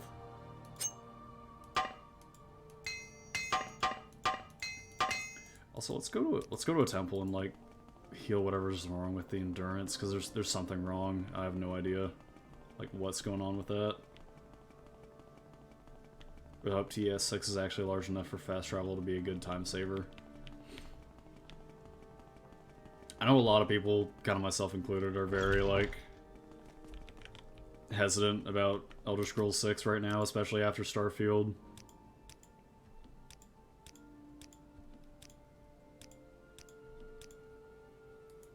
Okay, so we don't have a disease. We don't have blight, so what? Okay, so what's causing this? Starfield is so bad. That's like, yeah, a lot of people I've heard from are like, because of how Starfield was handled, like they're now like very like worried about what's actually going to happen with Elder Scrolls 6. Most soulless RPG I've played in decades. Jeez. That's what I've heard. It's just like everything being empty and like oh my god, they just one-shot that thing. Come on, I haven't got all data stamps. Just like everything being empty and like the response like to the complaints of like all the planets being empty is like, oh well, it's realistic that way, and it's like, yeah, but it's not fun. It's not fun.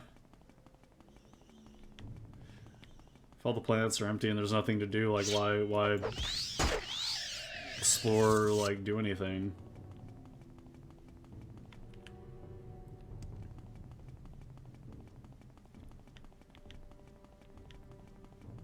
It's from what I've heard, it's like I still have yet to see any like actual gameplay of Starfield, so I have no idea how it plays. It's like all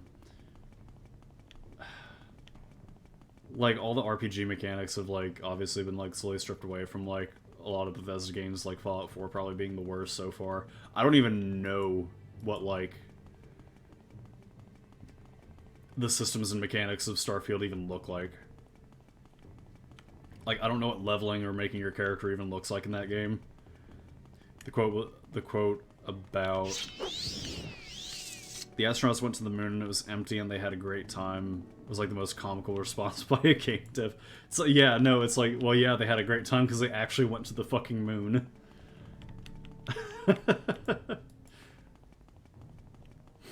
It's like, yeah, it was cool because like they actually went to the moon. Been preparing for like years to like get ready for that.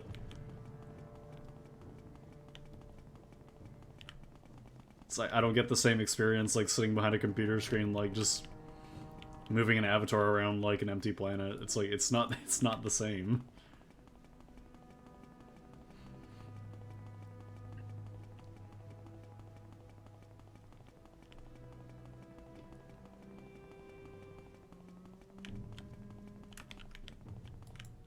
It's like the enjoyment I get from Morrowind is like, it's like, yeah, I get to like experience like something like this because there's not any other way to experience like something approximate to this in real life. Also, the systems are just like fun to mess with. Like if all you could do is like walk around in Morrowind, like I don't think like I wouldn't be playing this.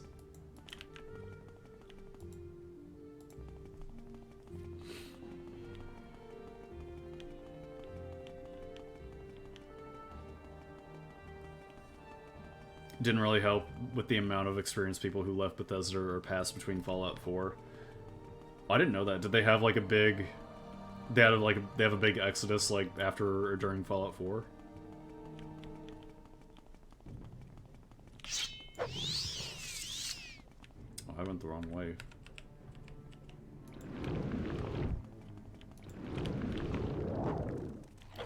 That's the problem.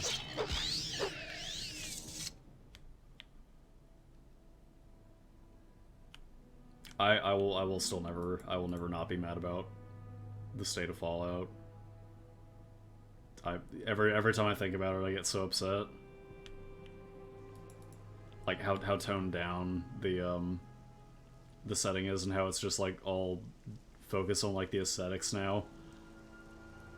I saw like clips of like the show, and I was just like I couldn't like watch most of the clips. I was just like I just don't want to see this. I don't want it to exist in my head. Not a big exodus, but a trickle between 2015 to just after Starfield's launch.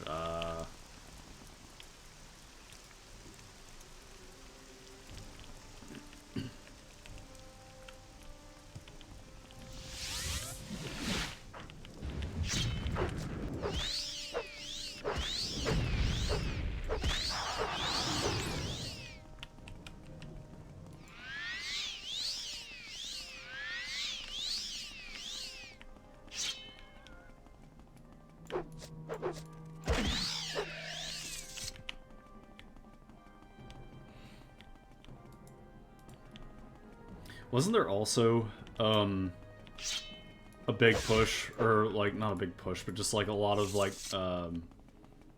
big modders from Fallout 4 and Skyrim who just, like, gave up on Starfield? Like, they just said, yeah, we're not gonna develop any mods for this game, because they were also just bored of, like, they just said, like, there's nothing to do in this, like, we're not doing this. So they're also kind of getting tired of like fixing Bethesda's games.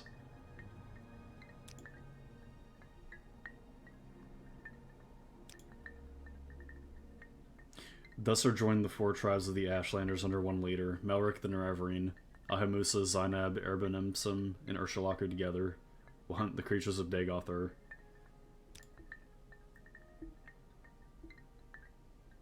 There's a roleplayer YouTube I sometimes watch who does narrative videos, and he got like 8 videos into Starfield and was like, yeah, it's broken and not fun, I'm out. Oh.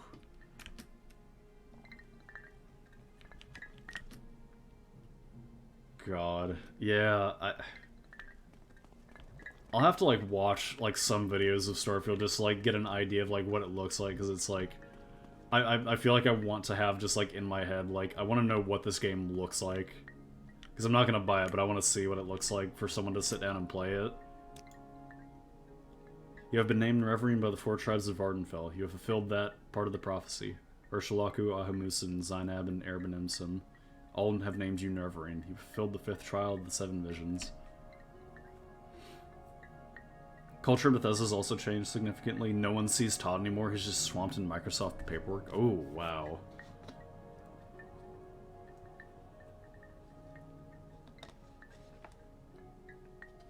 Okay, yeah, that's bad.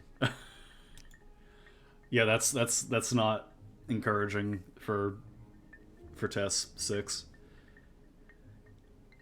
Maybe that's for the best.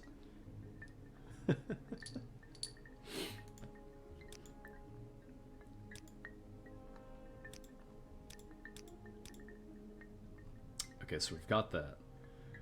The next trial, or is that just 6 trial? Okay.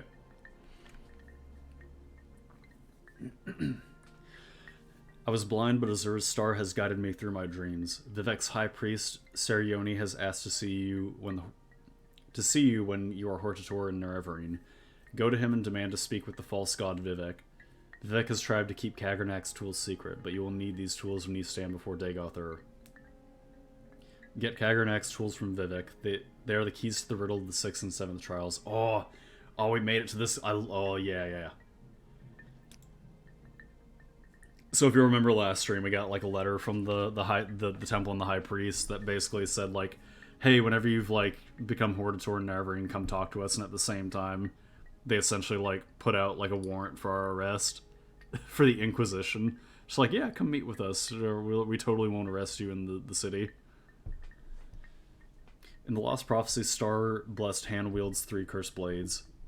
Gilvris Barlow has told you of Kagranak's tools, the enchanted devices the Tribunal will use to steal power from Lorkhan's heart. One of these tools is the blade Keening. Your star-blessed hand must wield Keening. If Vivek has this blade, it is your fate to take this blade from him. Welcome, friend. Oh, You're so nearly a legend we around finally here. get to go talk with Please, him. Talk.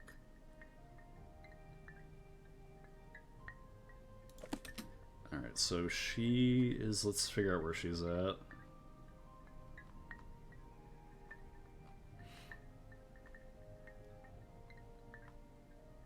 If we can. I think she's just in the Temple District? I'm pretty sure.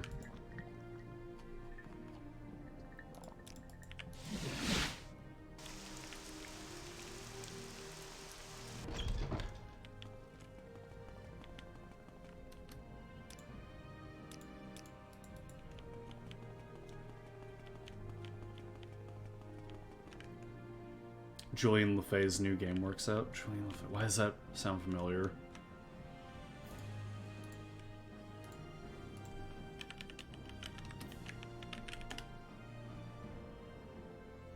Oh, yeah. He was, yeah, worked on Daggerfall.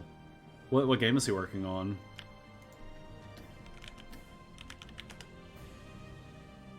The Wayward Realms.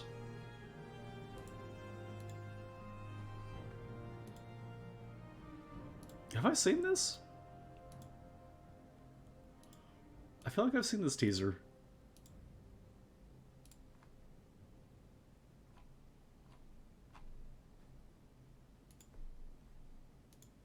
Yeah. I guess just like an answer to old Elder Scrolls, I guess. That's cool. Yeah, I hope that does work out. Now we need restoration. Is there... No, there's nothing down here. Whoop.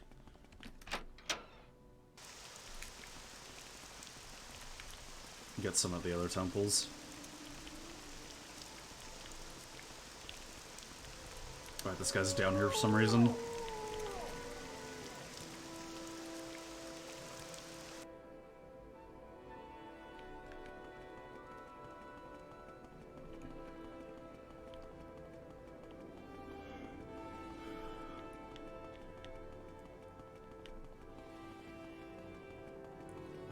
Speaking of the game with some other OG Bethesda staff.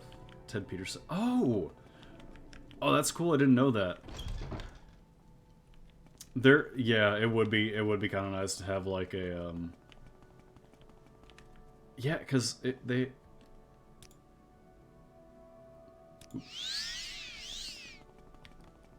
Bethesda really has had just like a, for a while, like a monopoly on like the first-person RPG. Like, obviously there's like a lot more of them. Like, there's indie stuff, yeah, but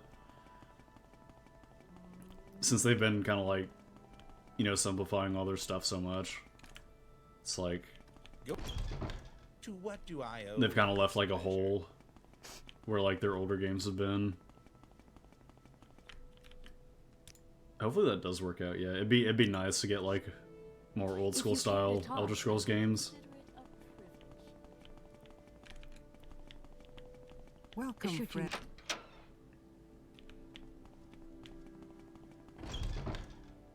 How did like slightly related, how did like the Wasteland games end up, like the newer ones?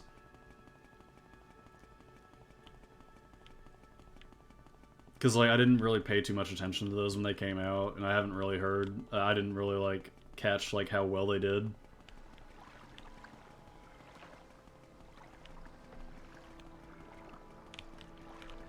Heard good things about the newest one, but it is a bit more wacky than Fallout.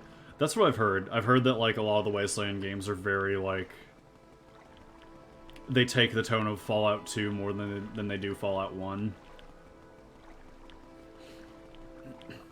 That's one thing I kind of, that's the one thing I get like sad about the most with the Fallout series, is like the tone of Fallout 1 kind of got lost like immediately in the series, and it only ever showed up for like a little bit more in New Vegas. I think New Vegas is like the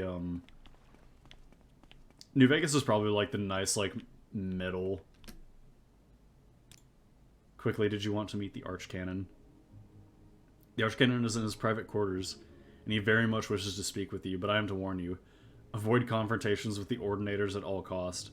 The Archcanon has spoken with the High Fane Ordinators, but if you are a wanted criminal, they may try to arrest you. If the blood of faithful servants of the temple is spilled, it will make a reconciliation all that more difficult. Bethesda continues to believe that Fallout is a universe wherein nukes were dropped in the 1950s, and it makes it weird and wacky based off of that. Yeah. So I think, if we talk to any of these guys, they just like straight up attack us.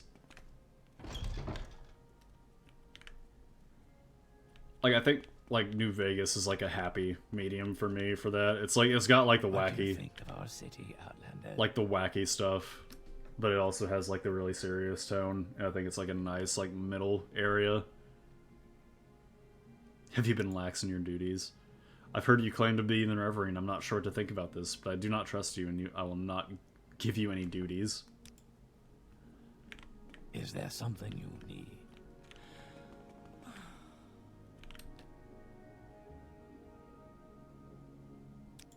Okay. Is there something you need? Let's see, the... Sirioni. Alright, that's what we're looking for.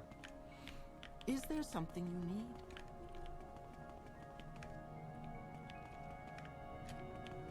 She's not in the High Fane.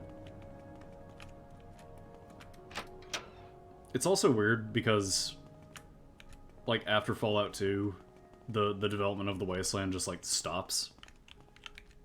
And that's kind of one of the weirder points that everyone, like, talks about, I know.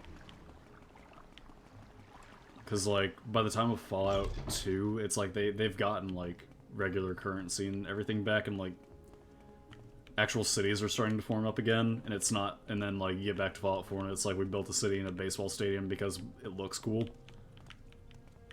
And it's not because, like, it's an actual good spot for the city to be in. And also building the city ahead, around, like, Outlander. What do you need? an inactive nuke. It's like... Go ahead, Outlander. What do you need? Tidings. Duh. Mila's quarters, cannon offices. Is there something I can do for Three you? gods, one true faith. Hall of Wisdom. Is there something you need? Where... There's the temple. Cannon offices. High Fane, Hall of Justice, Library of Vivek. Library.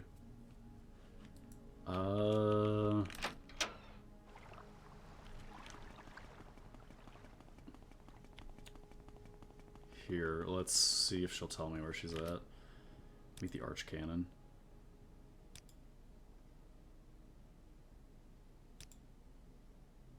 His private quarters are in the southern half of the East Chapel of the High Fane.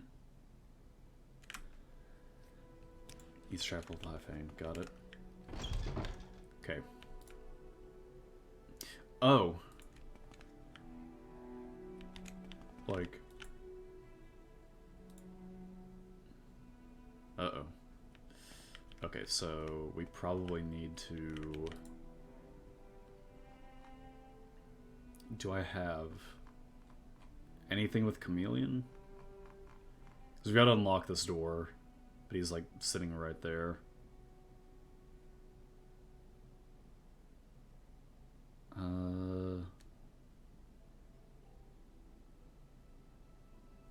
Let's see.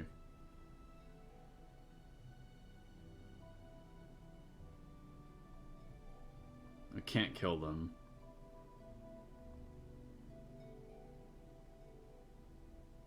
Ooh. Invisibility for, wind form. So we do that. Save. We'll use Ondusi's open door. I think I can use... Here, where's Caius's... Yeah, I'll use Caius's shirt to, like, improve sneaking.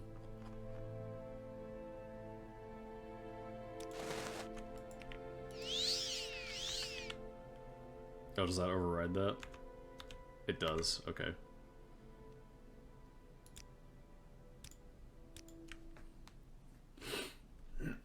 Really hope nerd culture not only falls out of fashion, but it's ostracized again. You know, I can understand that.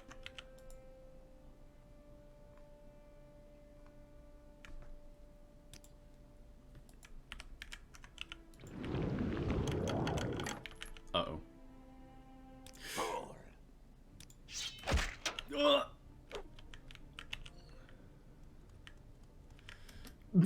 Thank you for coming, Melrick. You know the temple's doctrine of the Narfring. Perhaps it is time to change that doctrine.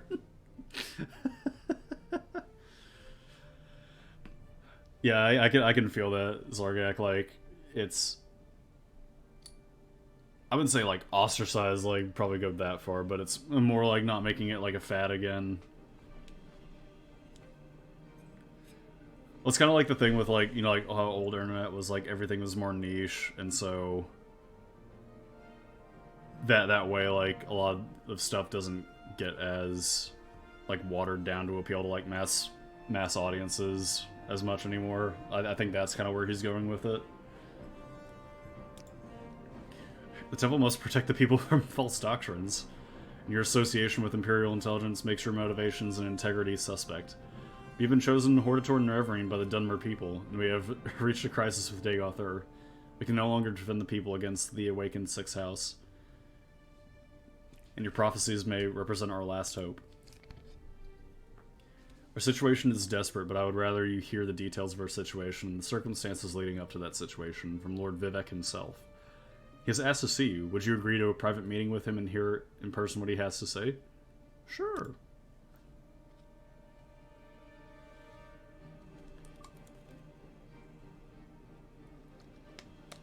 Good, here are 2 keys. One to the private back entrance to my quarters, the other to the locked entrance of Lord Vivek's palace. I regret that at present the Ordinators are not completely under my control. You don't say. So for now, I'll ask you to avoid confrontations with him. Lord Vivek is expecting you. His lordship is remarkably patient, but perhaps it would be better to not keep him waiting. Goodbye. Oh, I could have just gone up this way. If you're here for trouble, you'll get more than you bargain for. No.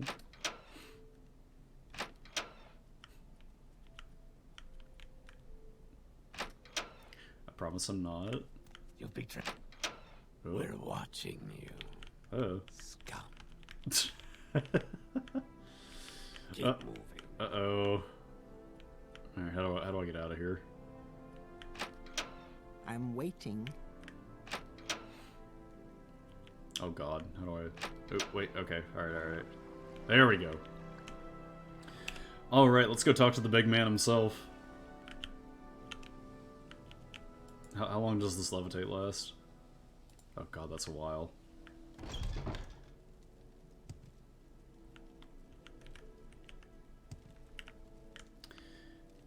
Hey, buddy. Do you want to apologize for stabbing me with a spear?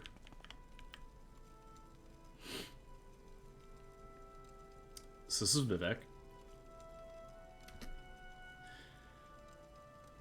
I expected you. We have business, you and I. When I was young like you, I was very impatient, so I'll keep our business short. Then later there may be time for other things.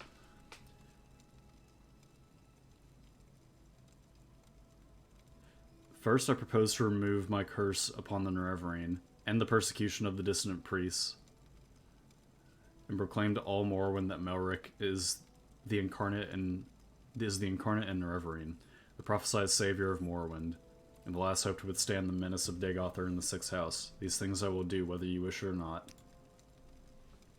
Next, I will propose to surrender to you the power and responsibility of defeating Dagoth Ur. You may choose to refuse, I will not compel you. You will receive the power as a gift in the form of an artifact called Wraithguard. You may accept the gift and do with it as you will. You will receive the responsibility as an oath. You may give your oath and keep it or break it as you like. First, will you accept Wraithguard as a gift?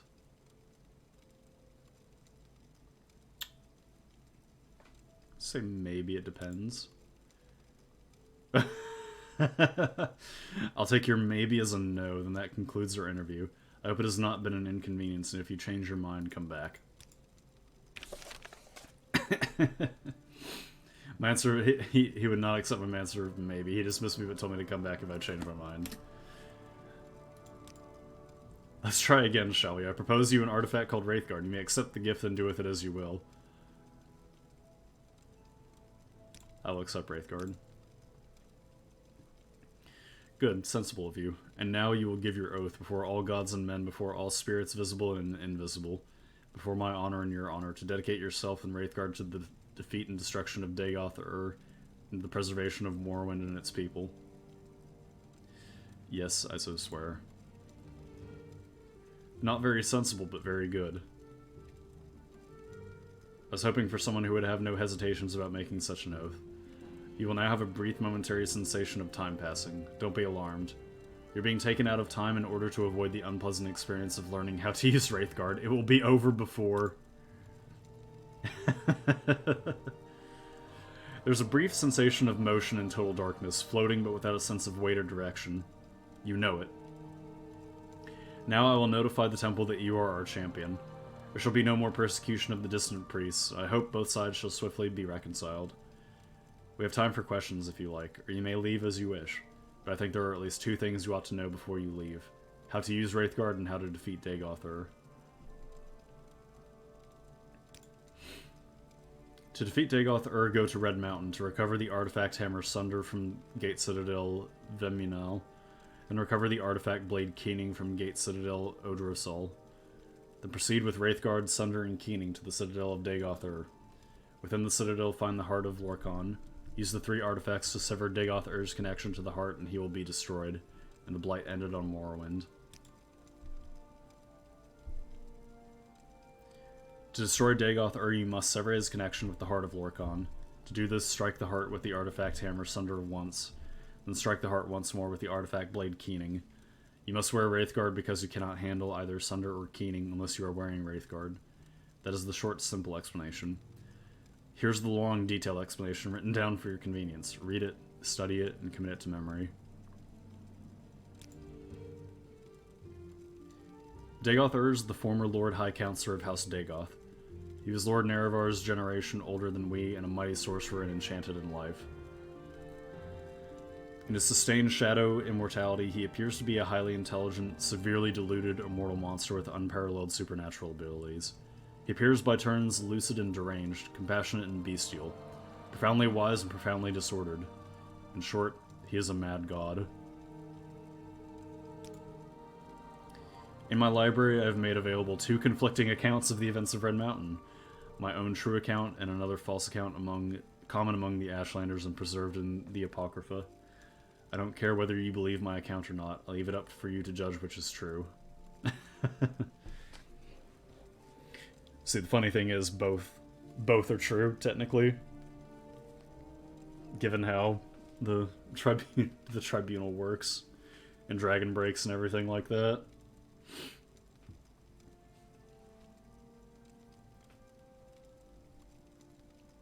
Oh, what'd you write down, Bobson? Can understand that point of view. I know it's not totally related, but I feel that way about the over-commercialization of Star Wars. Now Disney has completely ruined the story and soul over the last 10 years. Yeah, I think that's what Zorgak is getting at. It's like the commercialization aspect of it. It's kind of the same with, it's really funny. Kind of the same with, like, so Pantera has, like, a whole album, or, like, they've got, like, a song on their last album, kind of dedicated to, like, the, them being upset with, like, the whole, like, late 90s metal scene and, like, everything being turned into a fad and, like, being over-commercialized and, like, everything just being a trend. Just kind of, like, watering down everything.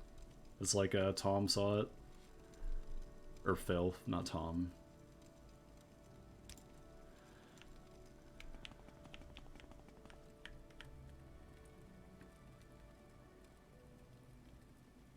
So, the alternate path that you can do here is, I think, so are we, I think we could technically be able to kill him and, like, not take the debuff to Wraithguard and Sunder.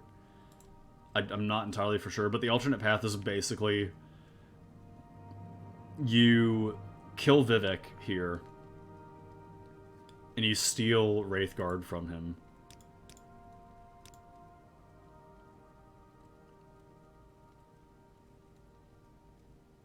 Let's see, do we have it in our inventory right now?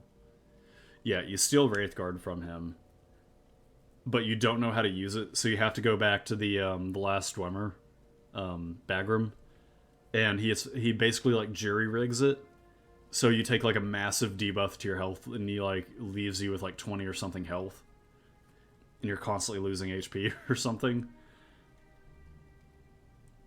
So there's that, like, you can, and it's like a hidden thing. Like, whenever you kill him, it gives you the message that you can't complete the main quest, but, like, you can. So, like, we can actually, I can show you guys, like, what fighting this dude is like. So we're just gonna...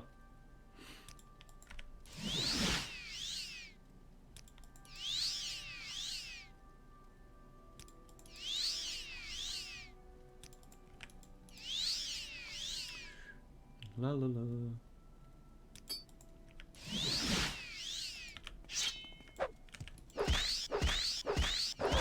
Look how much health he has. Oh my god, and he still hits like a truck. Yeah, and he makes tiger noises for some reason.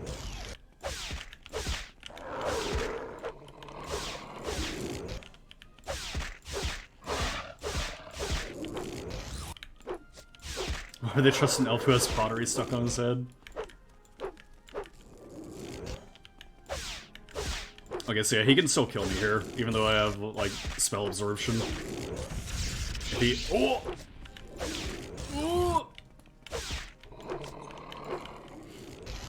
Yeah, Vivek's got a lot of fucking health.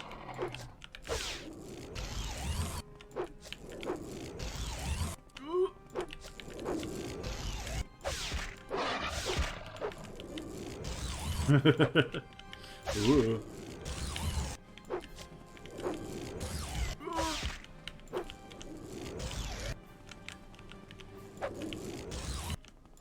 Very big nerd.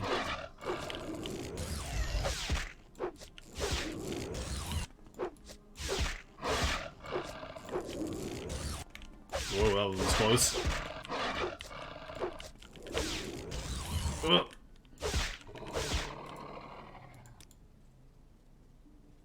Let's see, do I have any... I do.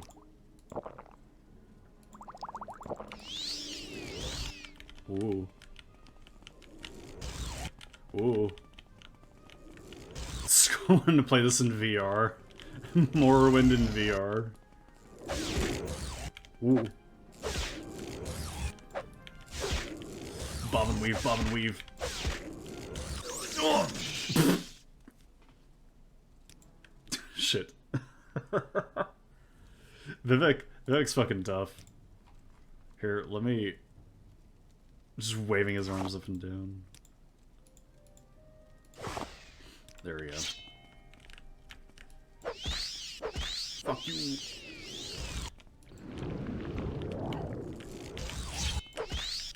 Like second barrier is gonna do anything.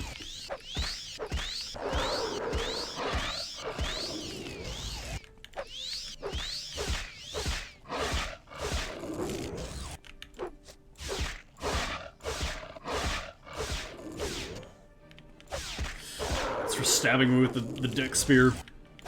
Fuck you, Vivek.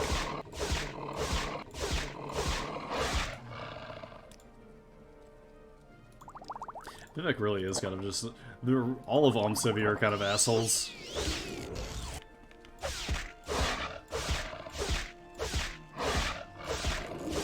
God, his fucking health. His 3,000 health and... what's that, 10,000 magicka? Jesus.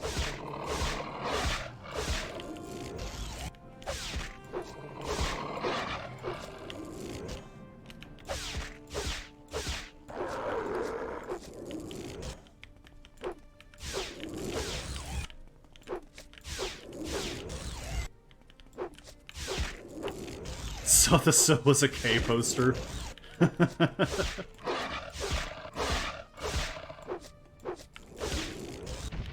Oh, ow. Okay. Oh my god, I'm getting caught on the stairs. It's gonna... alright. I think... Alright, we're not gonna kill Vivek. Basically just showing off, like, how real of a fight he is. Yeah, you can kill him in, like... You can kill him and finish the main quest. Like, the game tells you you can't, but, like, you absolutely can. It's, like, one of the secret hidden things about Morrowind that's really cool. Okay. For the past 20 years, the Tribunal have tried unsuccessfully to execute this plan. However, we failed because we were required to stage an assault and simultaneously maintain the Ghost Fence to prevent the threatened large-scale breakout of Dagoth Ur's blighted hosts. With the Reverend leading the assault and the Tribunal free to devote their full energies to maintaining the Ghost Fence, this plan has a greater chance of success. Unfortunately, however, the loss of the artifacts Sunder and Keening and the recent increase in Dagoth Ur's strength poses new problems for the execution of the plan. Therefore, our proposed plan has the following 5 phases. A series of aggressive raids to scout the inside of the Ghost Fence. A series of aggressive raids to neutralize Dagoth Ur's Ash Vampire kin and recover the artifacts from the bodies of his kin. An assault of Gate Citadel Veminal to neutralize Dagoth Vem and recover the artifact Hammer Sunder. An assault of the Gate Citadel Odrassil to neutralize Dagoth Odras and recover the artifact Blade Keening. Assault of Citadel Dagoth with the artifact Wraithguard Sunder and Keening to sever Dagoth Ur's connection to the heart of Lorkhan and thus destroy Dagoth Ur. Tribunal Ordinators and Buoyant Armigers are familiar with the terrain and will provide maps of the current intelligence reports. The region inside the Ghost Fence is dangerous, and the Reverend will need to be familiar with its particular challenges. After measuring skills and resources against Dagoth Ur's defenses, the Reverend will know better how to pace a campaign, alternating raids with improving skills, getting better equipment, and stockpiling resources. Off to sleep, have a great rest of the stream, and good luck on killing a god. Thanks, Bobson. Get some rest, have a good one. I know it's late, I know it's really late over there. I do wish you luck on the new job though, man. Try not to let it like get to you too much.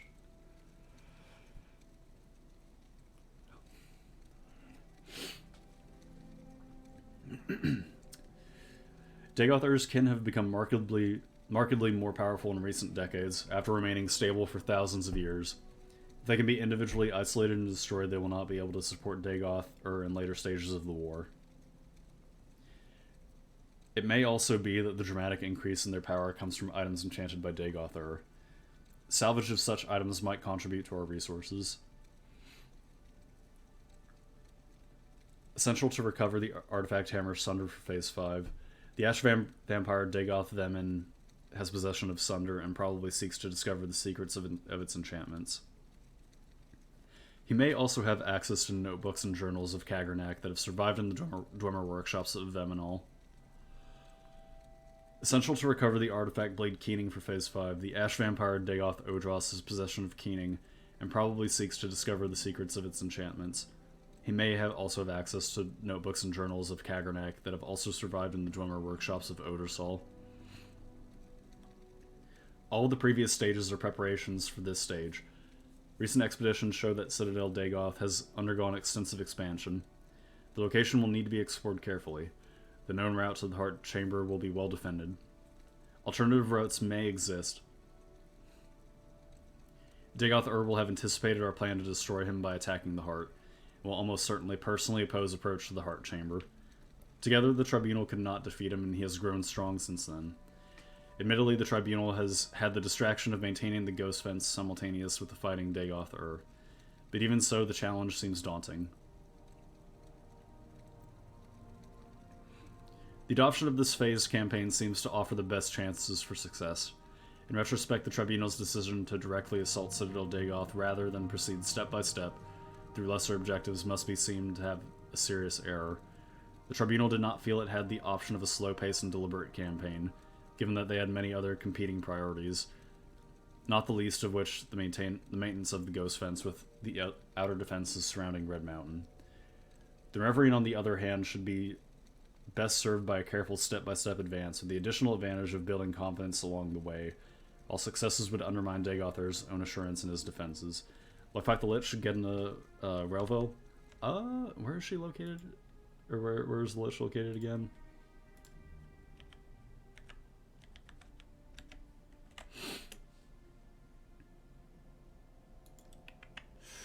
Oh yeah.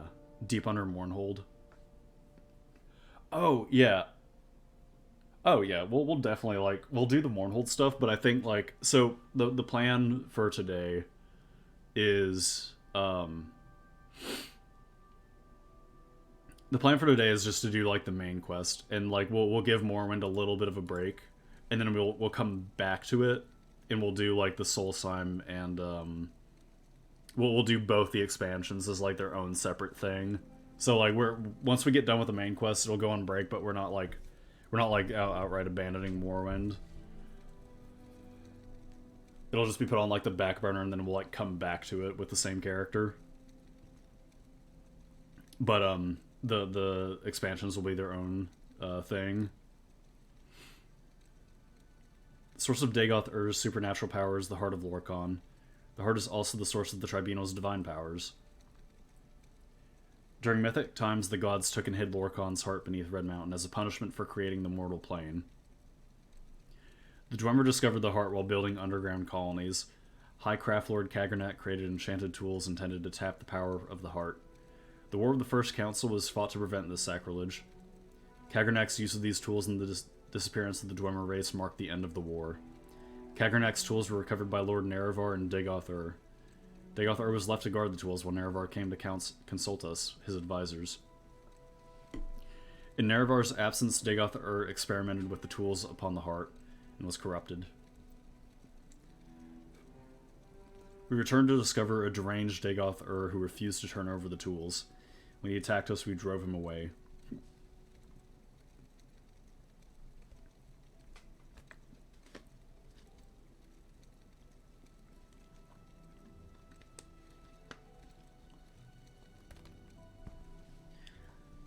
We left Red Mountain with the tools, and subsequently Sothasil discovered their secrets. Collectively, we used the tools to establish a connection with the heart, enabling ourselves to transform our mortal natures. Thus, we became the Tribunal. Dagoth Ur had survived our attacks, and without the tools, in a manner not well understood, Dagoth Ur also managed to establish a connection with the heart and to transform himself into an immortal being. Our plans to destroy Dagoth Ur also runs the risk of destroying the Tribunal. The plan is to prematurely disrupt Kagernak's enchantments upon the heart, severing connections with Dagoth Ur and ourselves and rendering us all once again mortal. Immortal Kagernak may then be destroyed by mundane means. The loss of godhood and the possible death of the Tribunal are judged as a necessary risk and sacrifice. The normal procedure for establishing connection with the heart is a three-step process. The wearer of Wraithguard strikes the heart with the hammer sunder, causing the heart to produce a pure tone. Then the wearer of the Wraithguard strikes the heart with the blade keening, shattering the pure tone into a prism of tone shades. The tone shades are then imprinted upon the substance of the wearer of Wraithguard, giving him an immortal and divine nature. The Nerevarine will not be taught the secret rituals required to perform the third step. Instead, the Nerevarine will strike the heart with keening for a second time, causing its tones to diverge into an unstable patterns of interference. Well, it's not like we need like the immortal and the immortal nature. It's like we've already have like the stuff in the potion from like the Ash Blight, so we're already immortal. It's just we don't get the divine nature because they wouldn't want a second Dagoth Ur, and they also don't want more competition. The Nerevarine will strike the heart with keening for a second time, causing its tones to diverge into an unstable pattern of interference. Further repeated strikes with keening will further disrupt the tones, with the ultimate result of shattering and dispelling Kagernak's original enchantments, binding the heart, thereby severing the heart's links with Dagoth Ur, and with any surviving heart wights, and with the Tribunal. I'm sure double immortality cancels out. Destroying Kagernak's enchantments on the heart will also stop the corrupt effusion of the heart's divine power and end the blight on Morrowind.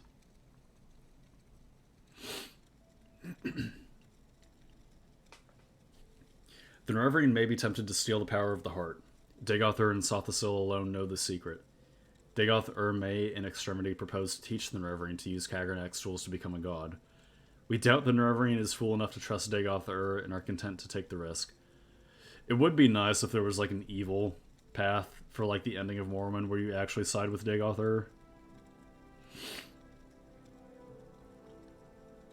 Be warned, the Nerevarine cannot safely equip either Keening or Sunder, unless wearing Wraithguard. The Nerevarine will be injured every moment while holding either of these artifacts unless protected by Wraithguard. Persistence will be rewarded with death. If the Nerevarine can equip an item while not wearing Wraithguard and receive no injury, the item is a counterfeit. One last note, Dagoth must not get hold of Wraithguard. The Nerevarine must prepare and use a recall or Civi intervention if there is any risk of death or capture. About that. About that. No marker, recall, or divine intervention works in this place. The element of surprise. That's silly. Dagoth will not expect you to destroy Kaganak's enchantments on the heart. He does not know it is possible. He would not do it himself, and he knows we have never tried it. Well, yeah. So the way the reason this plan is working is because like they're essentially like risking their own like loss of godhood and like potentially like disappearing themselves, like the Dwemer.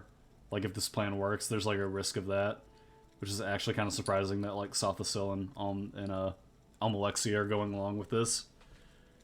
Well, Almalexia going along with this isn't that surprising considering what happens in Solstheim, but yeah. Further advancement in House Dagoth, as in all great houses, is by challenge and confrontation within the hierarchy. The Nerevarines' challenges and defeats of Ash Vampires and battles with the Sixth House will be viewed in that light. Almalexia probably forgot. That is true. Dagoth and his kin may assume the Nerevarines' ambition is to control the heart. Given that assumption, it is only reasonable that the Nerevarine would try to defeat each of Dagoth subordinates in turn, working up to Dagoth. If the Nerevarine can defeat Dagoth and control the heart, so much the better. But logically, the Nerevarine would rise as high in the hierarchy as possible before cutting a deal with the head of the house. Dagoth should try to recruit the Nerevarine into House Dagoth, which he has already tried. It may be possible to pretend to join him, then betray him. However, any attempt to deceive him will be very risky. House Dagoth has a tradition of subterfuge and treachery. Because he is a deceiver, he will expect deception. Very, very funny coming from Vivek. It's like, yeah, this guy's like known to be super untrustworthy and like deceitful. Meanwhile, he betrayed and killed me in his past life. Very cool. We have no compulsion upon the Nerevarine to adhere to the plans described here. We believe they offer the best chance of destroying Dagoth. We have also chosen to place our trust in the Nerevarines' judgment and skill. Frankly, we see no alternative. If there are any doubts or questions, speak with Vivek. He has agreed to serve as the Nerevarines' guide and counselor for this campaign. It may be that if the Nerevarine succeeds, the Tribunal will not survive. Such sentiment as might have been expressed to the Tribunal should, in that case, be addressed to the land and people of Morrowind. May the happy convergence of fortune and prayer meet in our destiny. On behalf of Lady Almalexia and Lord Sothasil, Vivek. Vivek, stop being a railroading DM. Oh, seems like a stand-up guy. Yeah, no. So Vivek is like, we'll talk about like, we'll give like a summary of like the main story like after we kill Dagoth. Yeah, no, Vivek is an asshole. He's only recently like kind of halfway apologized to like what he's done to Nerevar. This is all he's doing all of this basically because it's like out of necessity for him. The best way, Wolf, to think about the Tribunal is these are essentially 3 D&D characters who have reached level 20 and have reached like demigodhood and are being assholes with their divine power. Sounds like my kind of guy. Vivek is a narcissistic theater kid. That is a perfect description of him. Alright, we're going to take a BRB. I'm going to grab some more water because we've got a lot more reading to do before we actually fight Vivek. And I'm also going to deal with, take a little bit of medicine for my sinuses, so we'll be right back in a little bit.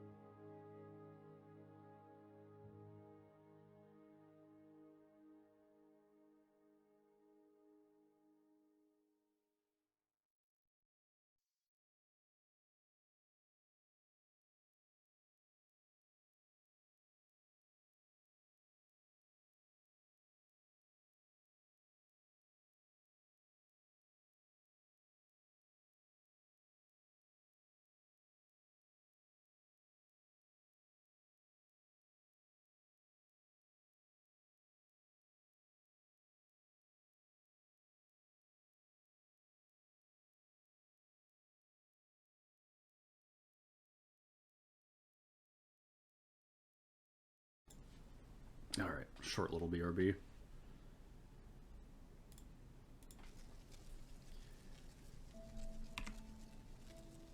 Alright, let me lower the...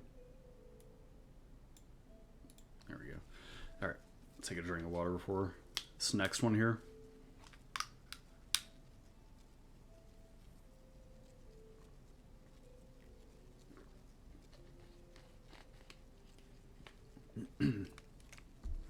All right.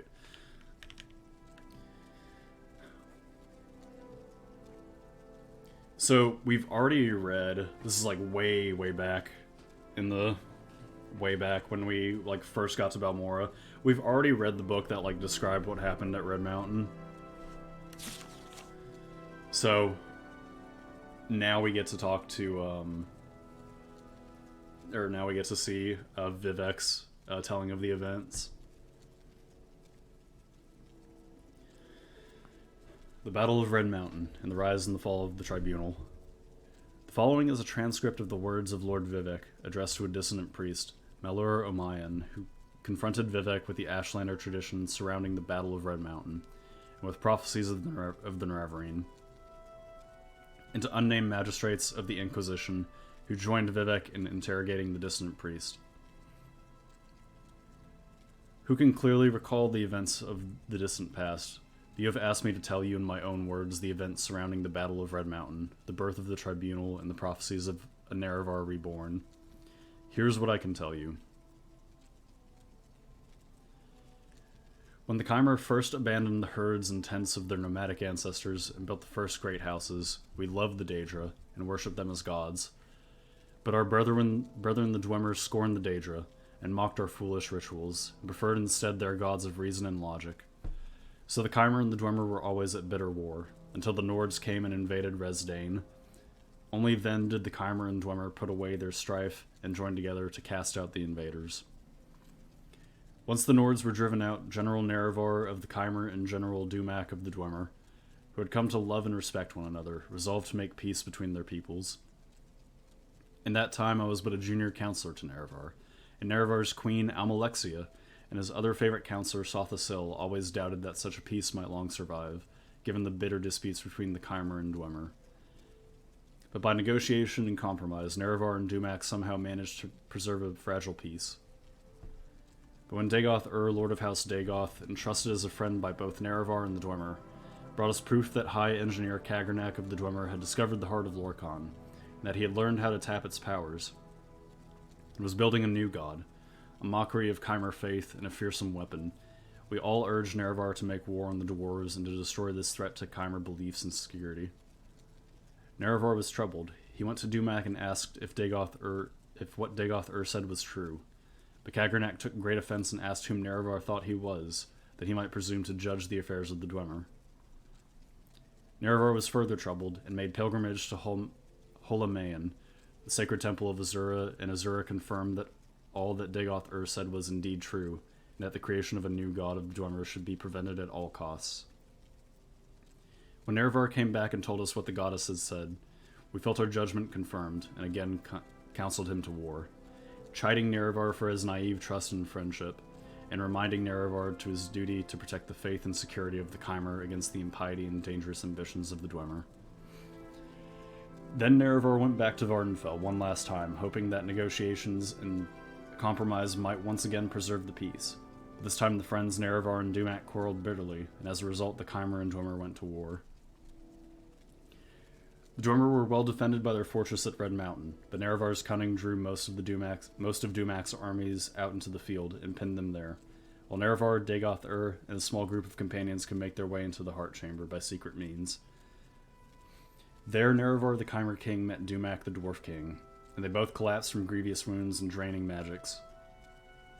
With Dumak fallen and the threatened Dagoth and others, Kagernak turned his tools upon the heart, and Nerevar said he saw Kagernak and all Dwemer companions at once disappear from the world. In that instance, Dwemer everywhere disappeared without a trace, but Kagernak's tools remained, and Dagoth seized them, and he carried them to Nerevar, saying, "That fool Kagernak has destroyed his own people with these things. We should destroy them right away, lest they fall into the wrong hands." But Nerevar resolved to confer with his queen and his generals, who had foreseen that this war could come and whose counsel he would not ignore again. I will ask the tribunal what we shall do with them, for they have seen wisdom in the past that I had not. Stay here, loyal Dagoth-Ur, until I return.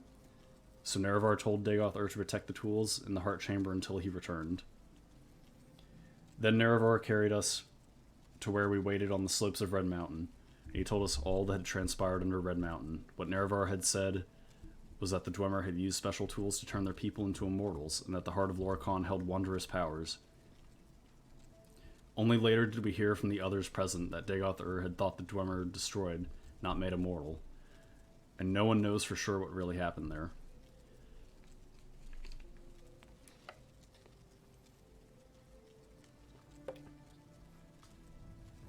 After hearing Nerevar, we gave our counsel as he requested, proposing we should preserve these tools in trust for the welfare of the Chimer people.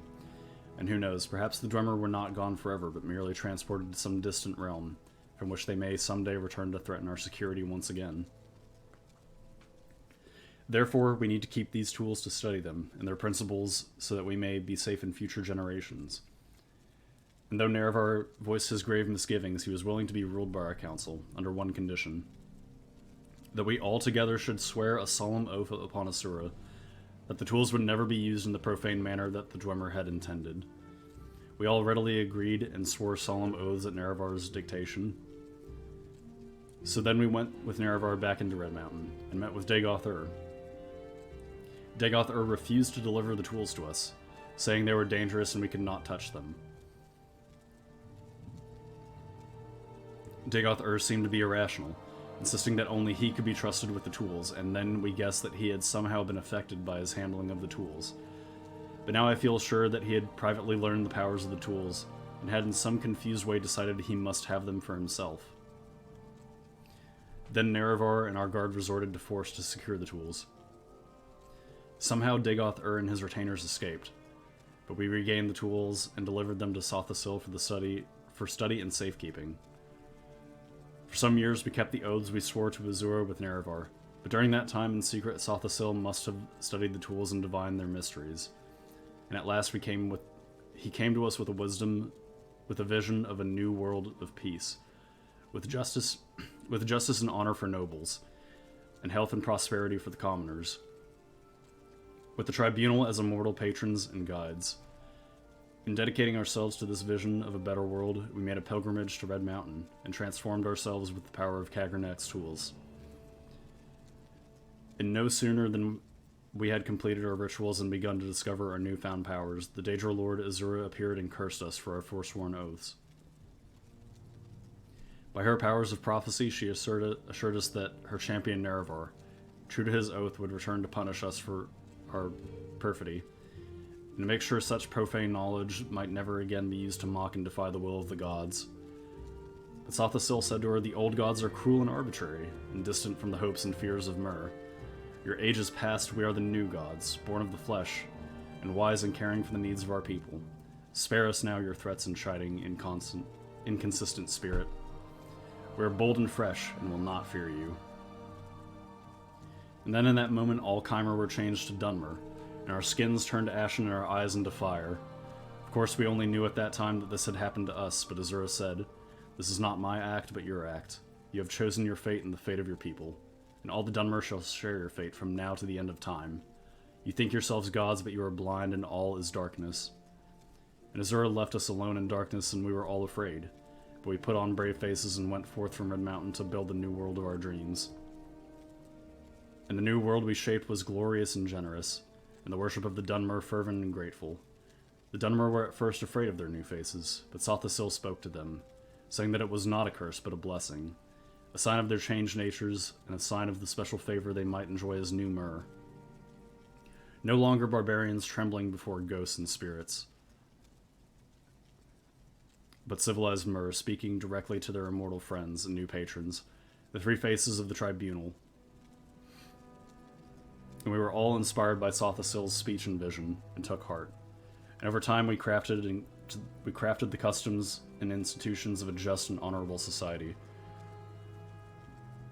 And the land of Resdane new millennia of peace. Peace, equity, and prosperity unknown to the other savage races. But beneath Red Mountain, Dagoth-Ur had survived, and even as the light of our bold new world shined ever more brightly, beneath Red Mountain the darkness gathered.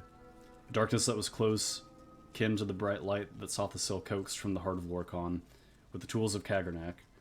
As the darkness grew, we fought it, and crafted walls to confine it. But we never could destroy it, for the source of the darkness was the same source as the source of our own divine inspiration.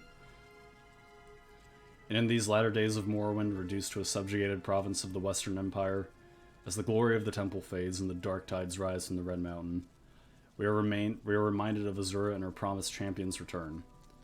We have raided blind and in darkness, mere shadows drained of our ardent vision, in shame of our folly, in fear of our judgment and in hope of our deliverance. We do not know if the Outlander claiming to fulfill the prophecies of the Nerevarine is our old companion Nerevar reborn, or a pawn of the Emperor, or a catspaw of Azura, or some simple twist of fate. But we insist you adhere to the temple doctrine and conform to the strictures dividing the Hagrapha and the Apocrypha, and that you do not speak that which must not be spoken openly. Act as a dutiful priest should, in accordance with your vows and obedience to the canons and the archcanons, and all will be forgiven. Defy me, and you will know what it is to stand against a god. Vivek. Whew. Sir, it gave all the Chimera colloidal silver. So, that was actually a pretty good summary of what's been going on, actually.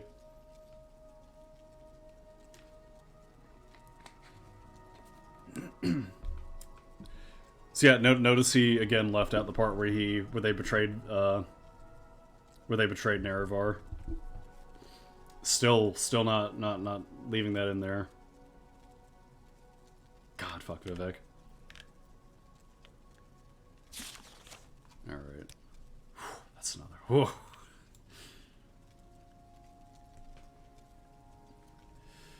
The following documents were prepared by temple scholars and agents of the Inquisition for Lord Vivek. From interrogation of captured sleepers and other six-house cultists, from the study of manuscripts written by cultists and victims of dream-induced mania, from interviews with Lord Vivek concerning historical campaigns against Red Mountain, and from broad conjectures and inferences made upon these materials, this is our best estimate of Dagoth-Ur's motivations and objectives in this most recent phase of his war on Morrowind. So this reminder, this war has been going on for like thousands of years. Like, it didn't start when we got to Morrowind. The mention of the building of the Ghost Gate, that goes back, like, thousands of years. They've been, like, containing him for a while, and it's only just now gotten really bad.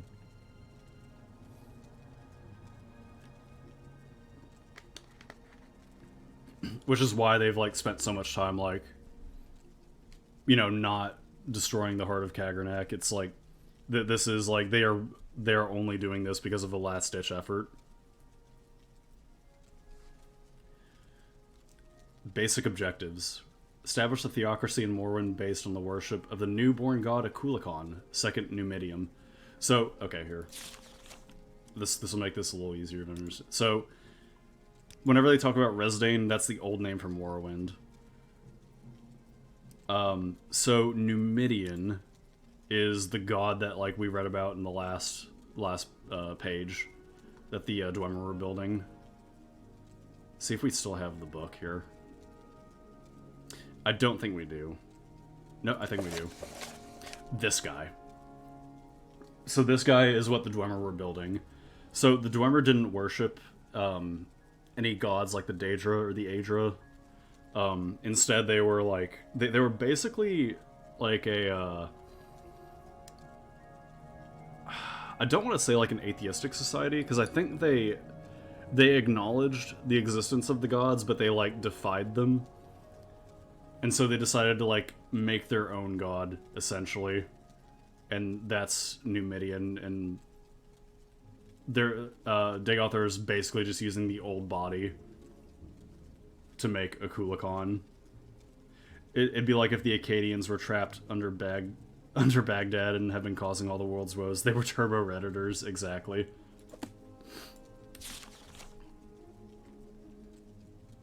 So basically wants to make a theocracy around his, like, constructed god. This is literally the best description I can give for Dwemer theology.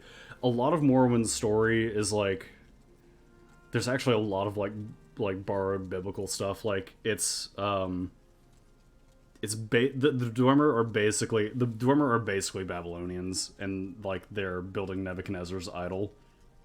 It's quite literally that. And like when I say like our character is Dark Elf Jesus, that's like I'm half kidding, because he's like he's betrayed by his own companions, and he like comes back to like deliver his people. It's like it is like quite on the nose, like Dark Elf Jesus fighting against like the Babylonians.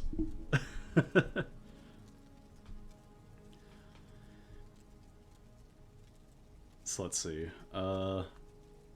To be created by Dagoth Ur from the heart of Lorkhan, and a body constructed according to the principles and rituals pioneered by Dwemer Kaggernak.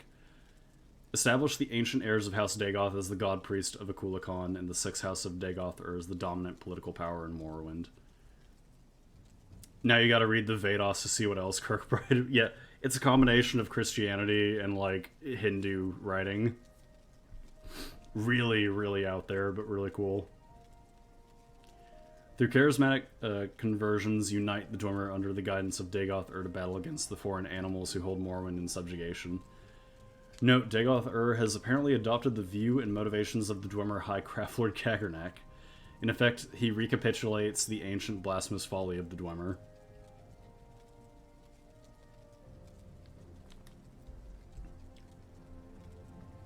Well, I mean, that's also ignoring the blasphemous nature of the tribunal and outright denying the worship of the good Daedra, which is their old religion, but you know, whatever. We'll go along with more Vivek's writing, sure. To expose the false worship of the tribunal and destroy the ecclesiastical authority and political power of the temple. How much the dissident priests or the cult of the Nerevarine may be controlled or influenced by the Sixth House in this regard is open to speculation.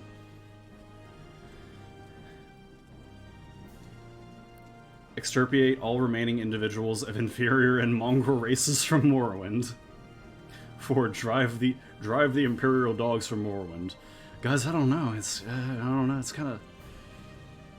Recover ancient territories stolen by Skyrim and Argonia. I don't know.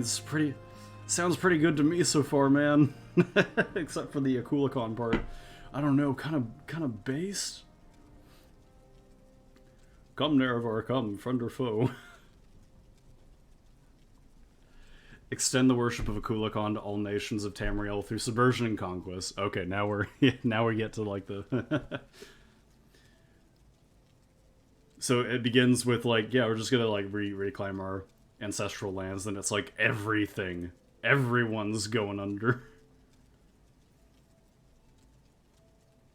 I'm pretty sure the Nords only swipe from the Dwemer and Falmer. Oh, details.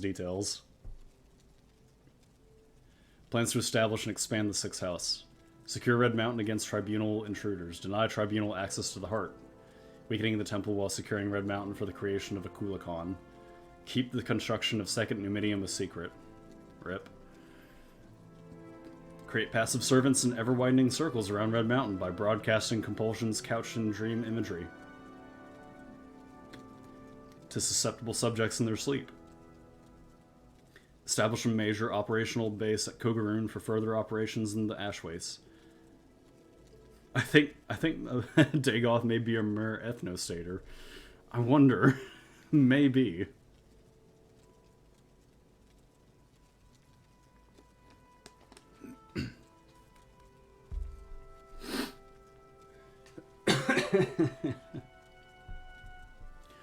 You're telling me that 2 of the major Elder Scrolls stories are based around a guy wanting to build an ethno-state? What? No way. Infiltrate and subvert smuggling syndicates, recruit willing followers from disaffected populations, including the underworld, the poor, and rabid anti-imperial activists. Expand from smaller bases to other towns and villages and recruit and indoctrinate subjects made susceptible by dream sendings. Occupy abandoned towers and ruins and train corrupted cultists as raiders and irregular troops. Identify, discredit, and decimate possible sources of political resistance. Use assassination and terror to weaken, distract, and disrupt the Legion and the Imperial bureaucracy, along with their Hlalu sympathizers. Inspire popular uprisings of the native poor against the foreign rich and powerful. Summon sleepers and dreamers to Dagoth-Ur to work on the Second Numidium. Inferring Dagoth-Ur's perspectives. Dagoth-Ur thinks on a large time scale for the most part, in the outside of time scale of the divine consciousness. He thinks that only obstacles of mythic scale are worth consideration. He believes he is fated to rule Morrowind, to free Morrowind of the Empire, and to become the new, hard-loving father of Morrowind. Given that perspective, the only opposing forces Dagoth-Ur worries about are the Tribunal, Daedra, Emperor, and the Incarnate. I was with him till he said utilize the poor. Sounds like Lenin. Yeah, there's a reason for that. There's this cool book called Guerrilla Warfare by a not-so-cool guy that basically is this. The book is good. The guy who wrote it. The Tribunal's loss of Sunder and Keening, and with the diminishing resources of Vivek, Amalexi, and Sothasil, Dagoth-Ur believes he has permanently gained a decisive strategic advantage. On a moral timescale, the battle may last for centuries, but the outcome is not in doubt.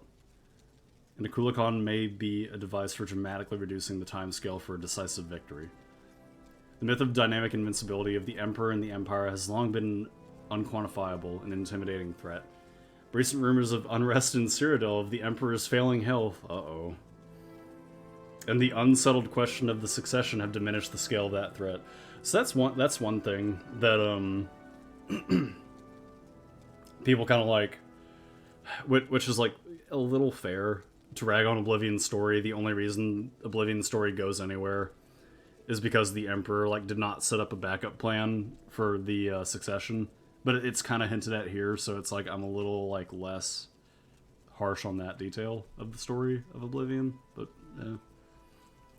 Nonetheless, the revelation that the Nerevarine is a pawn of Imperial intelligence, handpicked to be sent to Morrowind by the Emperor himself, may cause Dagoth-Ur considerable anxiety. The Daedra represent no coherent obstacle to Dagoth-Ur. Nonetheless, their personal abilities and their influence upon their fanatic followers is considerable. Their motives and actions obscure, and Dagoth-Ur remains concerned about them. The Incarnate represents Saint Nerevar, a mythic force that has previously defeated Dagoth-Ur, and Dagoth-Ur is obsessed with this threat. At the same time, Dagoth-Ur knew Nerevar personally, knew that he was a mortal man with faults and weaknesses. Dagoth-Ur may have some hope of seducing or negotiating with Nerevar's reincarnation. Further, when Nerevar and the Tribunal defeated Dagoth-Ur, they were strong and allied. Now the Nerevarine and the Tribunal are weak, opposed, and divided. Therefore, though the Nerevarine and the Tribunal represent the most serious threat to Dagoth-Ur's plans, he still has good reason to believe that this time he will prevail.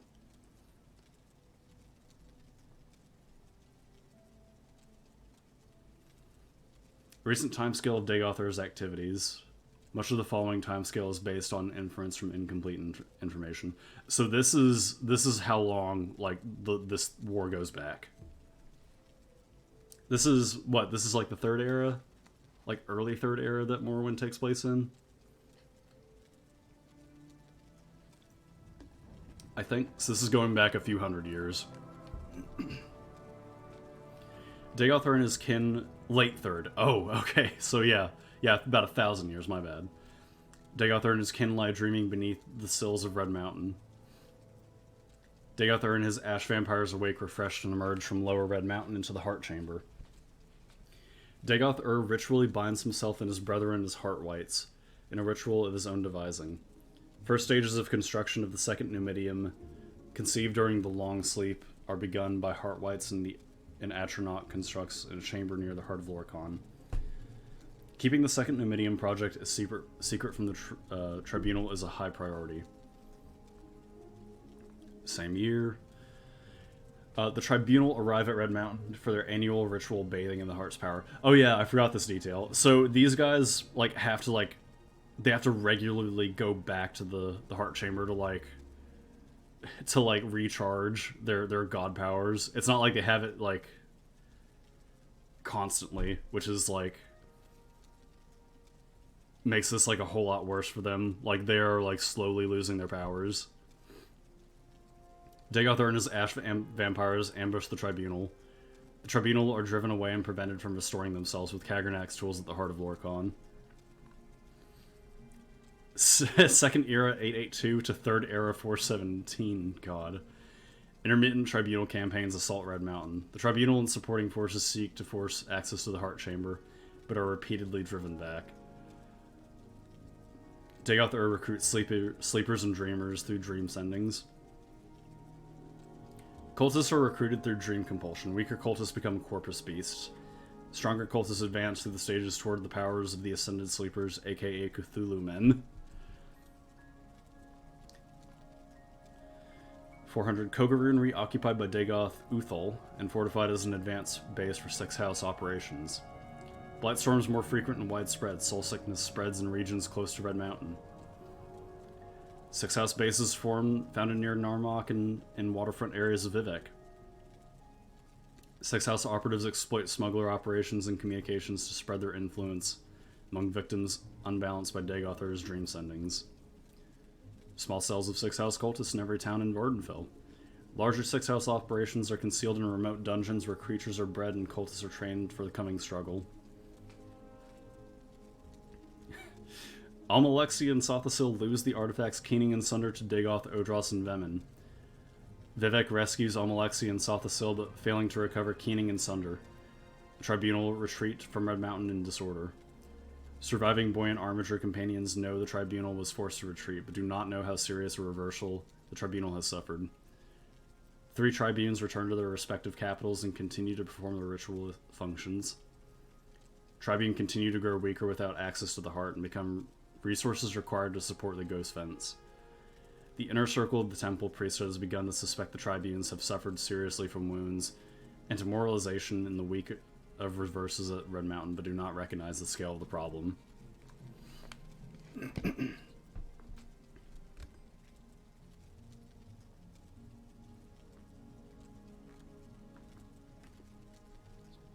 God, we're not even at the last reading. Ugh. Campaign of Sixth House assassinations of prominent Imperial citizens and Hlalu Imperial sympathizers. Sudden increase in number and seriousness of attacks by cultists and victims deranged by soul sickness. Noted with concern. So the third era began after 2E 896 and Morrowind is in 3E 427. So about like, was that 300 give or take? Dagoth can apparently perceive and communicate directly through his cultists.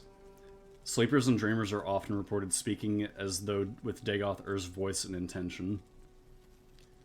Little is known about the feature, scale, or stage of completion of Akulikon.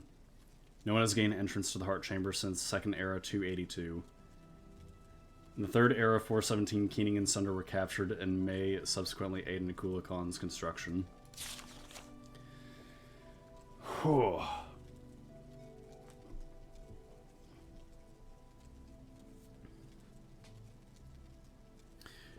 So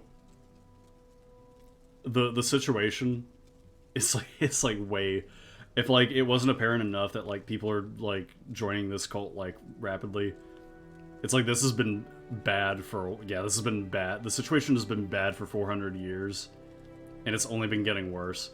So like for a moment, like imagine that you're a dark elf in Morrowind, right? And your gods that you worship, like they're right here. Like you can like theoretically you can go up to Vivek and talk to him. And like imagine you're a priest and like you find out that like slowly over time it's like, oh, this guy's like essentially like he's not dying, but he's losing his godhood. Like that's how bad it's been in Morrowind for a long time.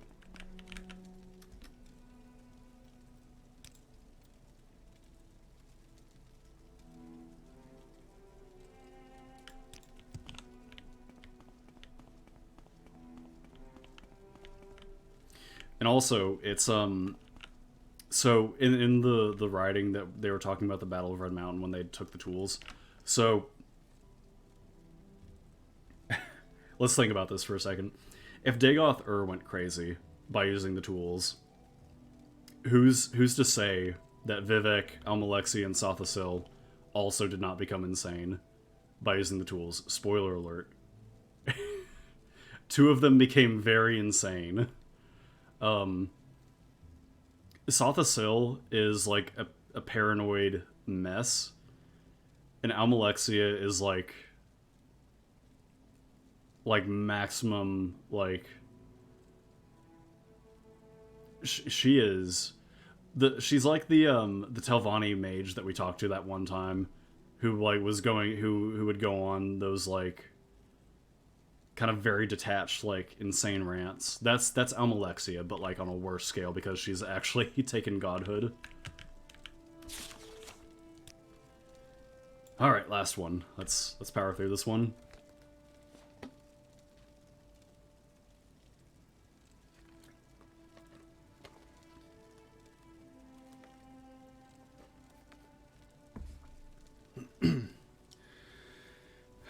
Nerevar at Red Mountain. The following is from the Apocrypha, the hidden writings of the Tribunal Temple. It is a scholarly retelling of a tradition transmitted through the Ashlanders concerning the battle at Red Mountain and subsequent events. The Ashlanders associate this tale with the telling of Alandro Sul, a shield companion of Nerevar who came to live among the Ashlanders after the death of Nerevar, and during the ascension of the Tribunal. There are many variant treatments of this story, but the primary elements are consistent throughout the tradition. The murder of Nerevar, the tragic fate of Dagothr, and the profane source of the Tribunal's divine power are denied by the Temple doctrine as ignorant Ashlander superstition, and not widely known among civilized Dunmer. Resdain, present-day Morrowind, was contested ground between two very different tribes of Mer, the Chimer who worshipped Daedra and the Dwemer, who worshipped a profane and secret power. These two people warred with each other constantly until their lands were invaded by a young, vibrant, and violent alien culture, the Nords. Two heroes, one from the Chimer and one from the Dwemer, Indorel Nerevar and Dumak Dwarf Orc, made peace between their people and together ousted the alien invaders. Then these two heroes worked long and hard to maintain that peace thereafter, though their counselors thought it could not last, or worse, that it shouldn't. Nerevar's queen and his generals Almalexia, Sothasil, and Vivek told him to claim all Resdain for his own. But Nerevar would not listen, for he remembered his friendship with Dumak. There would be only peace. Until Dagoth arrived, House Dagoth had discovered the source of the profane and secret power of the Dwemer. The legendary Heart of Lorkhan, which Dumak's people had used to make themselves immortal and beyond the measure of the gods. In fact, one of their high priests, Kagernek, was building a new god so that the Dwemer could claim Resdain for their own. The Tribunal urged Nerevar again to make war on the dwarves. Nerevar was troubled. He went to Dumak, his friend of old, and asked if what Dagothr said was true. But Kagernek and the high priest of the Dwemer had kept their new god secret from their king, and Dumak said the Dwemer were innocent of any wrongdoing. Nerevar was troubled again and made pilgrimage to Holamayan, the sacred temple of Azura, who confirmed that all that Dagothr said was indeed true, that the new god of the Dwemer should be destroyed for the safety of not only Resdain, but the whole world. When Nerevar went back and told his tribunal what the goddess had said, his queen and generals felt themselves proved aright, and again counseled him to war. There were reasons that the Dwemer and the Chimer had hated each other forever. Finally, Nerevar, angered that his friend Dumak would lie to him, went back to Vardenfell. This time the Chimer king was arrayed in arms and armor, and had his hosts around him, and he spoke harshly to Dumak Dwarf Orc, king of Red Mountain. You must give up your worship of the Heart of Lorkhan, or I shall forget our friendship and the deeds that were accomplished in its name. And Dumak, who still knew nothing of Kagernak's new god, but proud and protective as ever of his people, said, We shall not relinquish that which has been our way for years beyond reckoning. Just the Chimer will not relinquish their ties to the lords and ladies of oblivion. And to come at my door in this way, arrayed in arms and armor, with your hosts around you, tells me you have already forgotten our friendship. Stand down, my sweet Nerevar, or I swear by the 15 and 1 golden tones I shall kill you and all your people. And so the Chimer and Dwemer went to war. The Dwemer were well defended by their fortresses at Red Mountain, but the bravery and cleverness of Nerevar's queen and generals drew most of Dumac's armies out into the field and kept them there, so that Nerevar and Dagoth could make their way into the Heart Chamber by secret means. There Nerevar met Dumac and the Dwarf King, and they both fell from grievous wounds. Dagoth slew Kagernak and took the tools of the Dwemer used to tap the power of the heart. He went to his dying lord Nerevar and asked him what to do with these tools. And Nerevar summoned Azura again, and she showed them how to use these tools to separate the power of the heart from the Dwemer people. And on the fields, the Tribunal and their armies watched as the Dwemer turned into dust all around them, as their stolen immortality was taken away. Back in Red Mountain, Nerevar told Dagoth to protect the tools in the Heart Chamber until he returned. Dagoth said, but shouldn't we destroy these tools at once so that they might never be used for evil again? But Nerevar was confused by his wounds and his sorrow, for he still loved Dumac and the Dwemer people. And so he went to the fields outside Red Mountain to confer with his queen and his generals, who had foreseen that this war would come and whose counsel would not ignore again, whom he would not ignore again. I will ask the Tribunal what we shall do with them, for they have had wisdom in the past that I had not. Stay here, loyal Dagother, until I return. Then Nerevar told his queen and generals all that transpired under Red Mountain, and how the Dwemer had used their special tools to turn their people into immortals, and of the wondrous power of the Heart of Lorkhan. The Tribunal decided that the Chimer should learn how to use this power, so that Nerevar might claim Resdayn and the whole world for their people. Nerevar did not expect or want this, so he asked his queen and generals to help him summon Azura yet again for her guidance. But the Tribunal had become as greedy as Kagernak upon hearing the power of the heart, and they coveted it. They made ritual as if to summon Azura as Nerevar wanted, but Almalexi used poisoned candles and Sothasil used poisoned robes, and Vivek used poisoned invocations. Nerevar was murdered. Then Azura came forth anyway and cursed the Tribunal for their foul deeds. She told them that she would use her powers over dusk and dawn to make sure Nerevar would come back and make things right again. But the Tribunal laughed at her and said that soon they would be gods themselves and that the Chimer people would forget their old ways in worship. And Azura knew this would be true and that it would take a long time before her power might bring Nerevar back. What you have done here today is foul beyond measure, and you will grow to regret it. For the lives of gods are not what mortals think, and matters that weigh only years to mortals weigh on gods forever. And so they might know forever their wicked deeds, Azura changed the Chimer into Dwemer.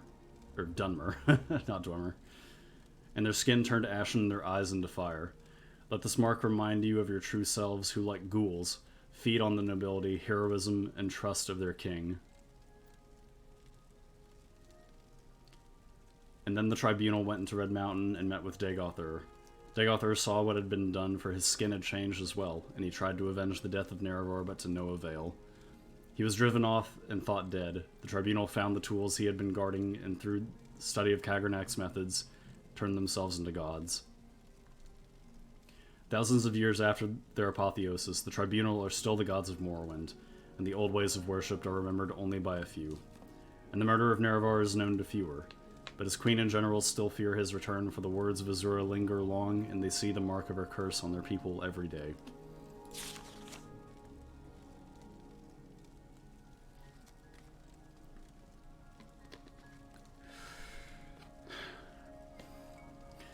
And that's the background to the main quest of Morrowind. Finally, after how many hours?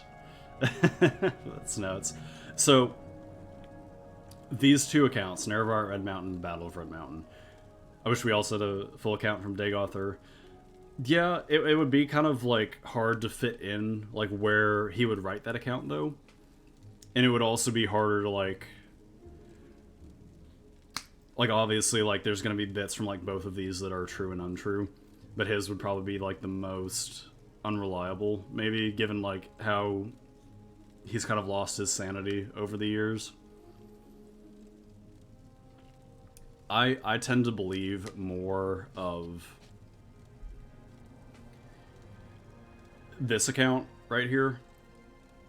I kind of believe more that, so, there's, like, some, like, weird spots that, like, they're inconsistent. Like, the like why Azura changed the Chimer to the Dunmer, I'm more inclined to believe that she changed the Chimer into the Dunmer for them trying to become gods, rather than just killing Nerevar. I think that makes more sense to me. I don't know why, but this bit like actually leaves in the assassination of Nerevar, so I'm more inclined to believe that account.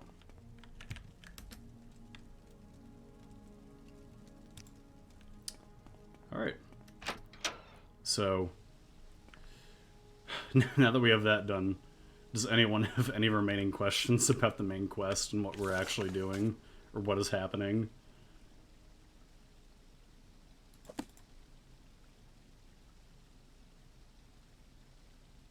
Let's see.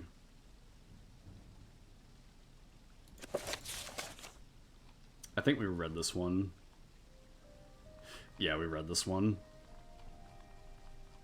Yeah, that's pretty much, like, everything inside there is pretty much, like, the entire, like, full explanation of, what happened. The only thing it really leaves out, which, like, isn't really required knowledge, but it's, like, the background of, like, who Lorkhan is, and, like, all the gods and all that stuff. Like, that's not required, but it's, like, a, it kind of enhances, like, it's like you get a more bigger picture on, like, why the Heart of Lorkhan is such, like, a big deal. I don't have a lot of patience for questions, Outlander. So are you guys still... for gold? Okay. Yes, we're Dagoth Ur's policies on orcs. Probably the same as other Outlanders, I would imagine. I'm not sure.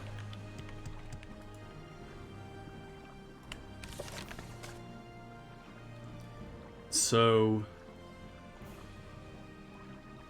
right, so we finally get to make our way to Red Mountain. Before we do that, I think I'm going to restock on potions to prepare ourselves a little better.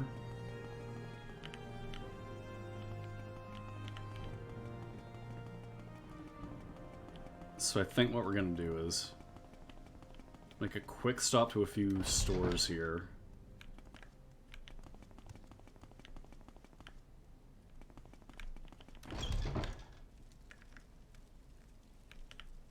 Oh yeah, so we can finally, like,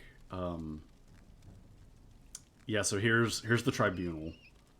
Vivek, I think that's Almalexia and Sothasil.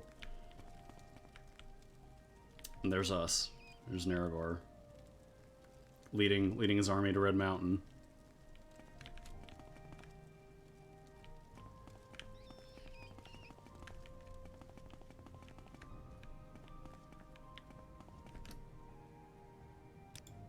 Alright, what she got? Take some of that. We'll probably do some restore potions, because we'll probably need that.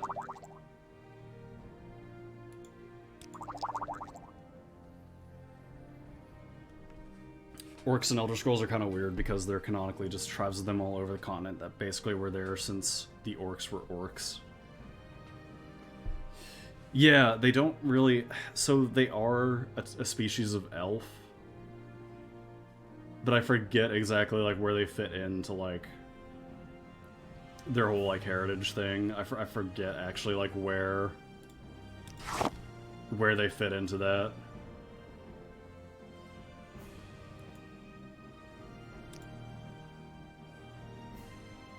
Let's see. Some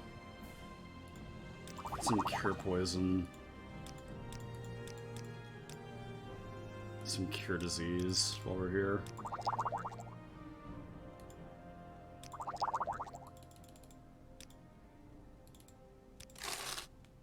Perhaps I can be of assistance. There were high elves. Oh, right. Yeah. There were high elves who followed Trinimac, though they tried pursuing the Chimer. Right, and they changed. What is this about? Whenever Trinimac was killed and resurrected as what's his name? Because Trinimac turned into, like, one of the Daedra Lords.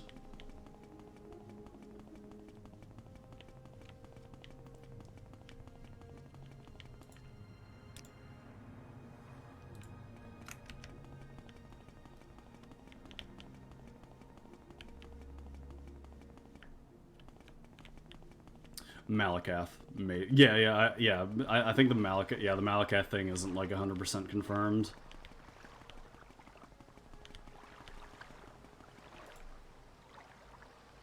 So that's Halu. We need to get to the foreign quarter here. Trinimac may literally be a dead god. Yeah. So basically, like, quick rundown of, like, what the main story is, since, like, we've gotten here now, is we're the reincarnation of a guy, of, like, a great Dark Elf general. Is killed by his, like, his 3 advisors who turned themselves into, like, demigods. And also his best friend became insane after his betrayal. And so now we're having to, like, clean up their mess after we've been resurrected. Or reincarnated. What can I help you with?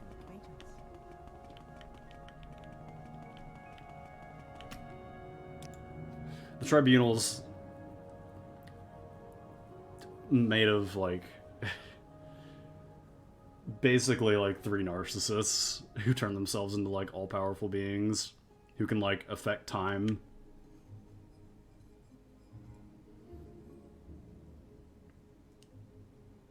Because I think there's, yeah, well, I don't know if they can cause. It's something like dragon breaks or something like that. Because I remember there's like one of the, I think it's the Book of Pilgrims, where it talks about how they were able to go back in time and essentially rewrite history to where they were always gods, but at the same time they aren't. So there's like 2 timelines that are like happening at the same time and they're both true. Like really weird stuff.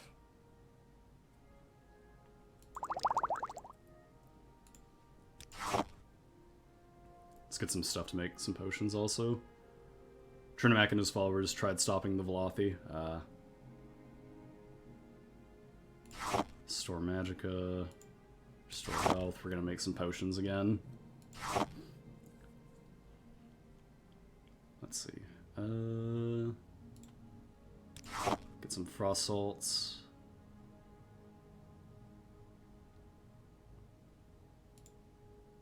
Probably not store fatigue. Probably don't need that. Ah, well, why not?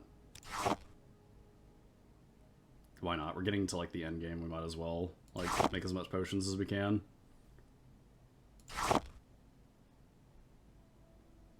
Akalo leaf, Quarhide, nah. Don't need Fortify Magicka. Alright. If I can be of any assistance, I'll be happy to help. Alright, let's make some potions.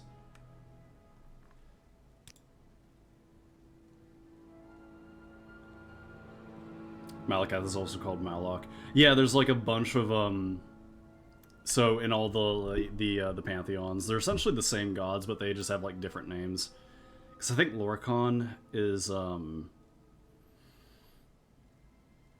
is Lorkhan in the Nord pantheon?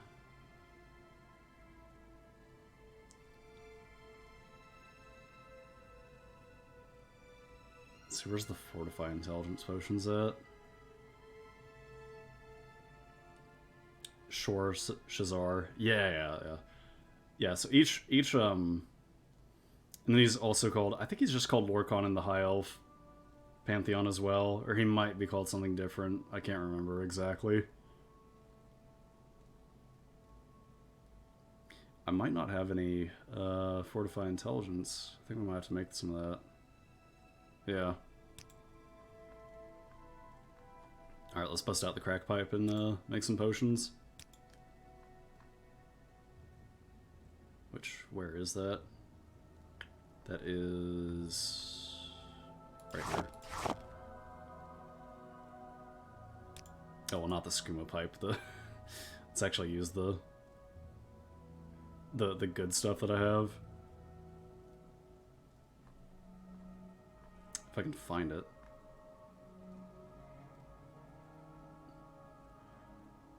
Oh, where is it?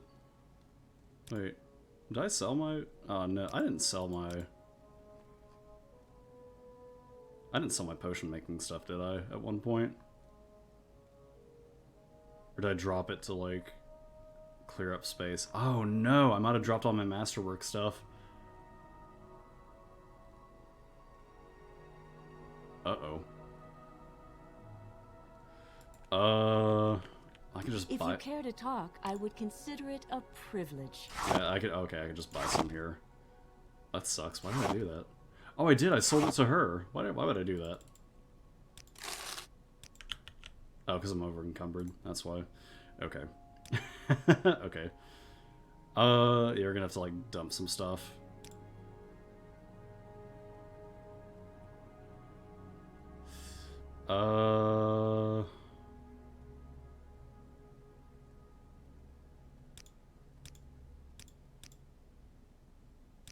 Here, let's make the potions first, and then figure out, like, what I need to drop.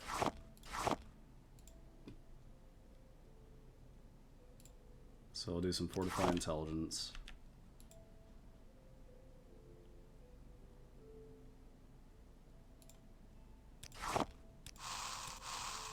Nice.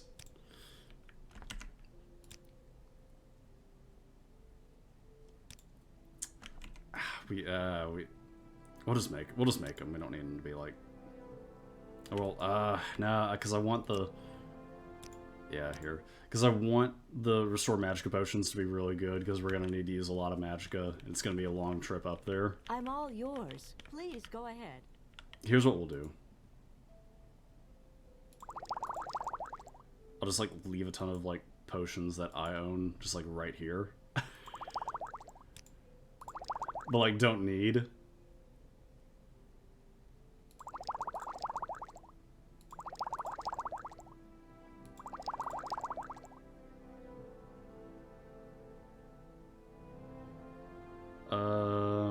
Yeah, we don't really need grief. We'll just make our own little corner right here.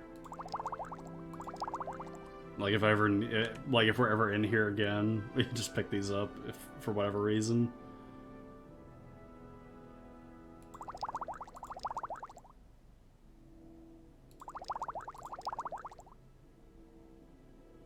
No, yeah, take that.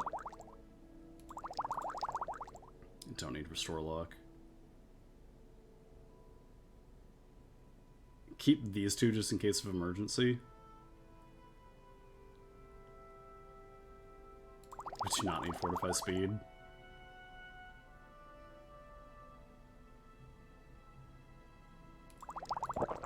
Actually use that. Don't really need that either. Alright, so let's buy our stuff back.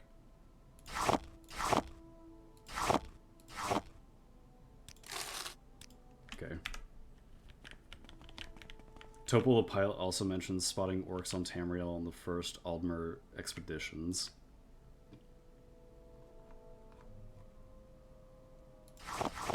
Alright, let's make these. Should probably pick up more Ashiams, but I think 2 is going to be fine. Hey, there we go. Alright. Alright, let's potion up.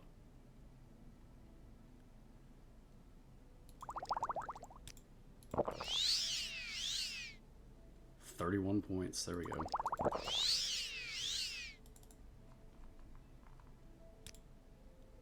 Alright, so now... let's get cooking. Alright, so... Cheat your franchise lets you have 2 Assyrians. 2 types of Assyrians. Hell yeah. Alright, Restore Magicka. I think we've got some more. Yeah, here, put these in your... Grave Dusk Warhide. I think it's also... I need to sell that raw. That's what's weighing me down, the raw ebony. I need to sell that to somebody. We can just put it back in the corner too. We can just put it back in the corner. I've got like tons of gold. Okay, that's what's weighing me down so much.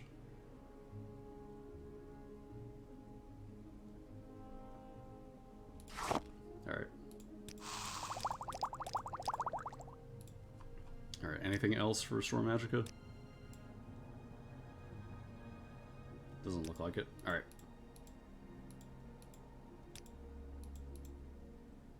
Let's do Restore Health next.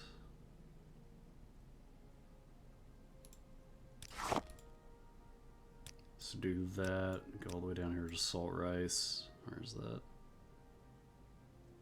That's Fatigue. Nope.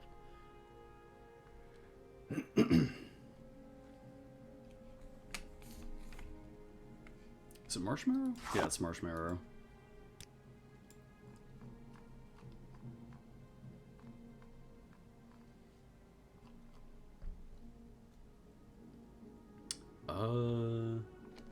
I don't actually have that much for Restore Health. That's fine, I guess. You've got other ways to get health back. And then we'll do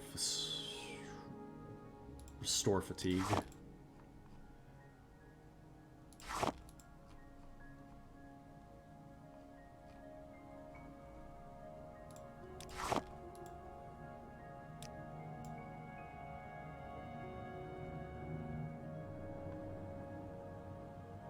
That's it. Yeah. All right. Do you buy raw ebony by any chance? You do. There we go. That's a ton of weight off of us. Nice. What was that? Okay. That was the strangest book I've ever read. All right. Let's get going to Outer Rune's going to be the closest. It's very weird. The aliens and the Dwemer are both culturally from the Assyrians. Well, like, yeah, they kind of ruled out like having the Romans as like their ancient civilization analog. What can I help you with? Since like the Empire takes that place. So I guess like going further back for like big empires, like Assyrians and Babylonians are pretty much like what you're stuck with.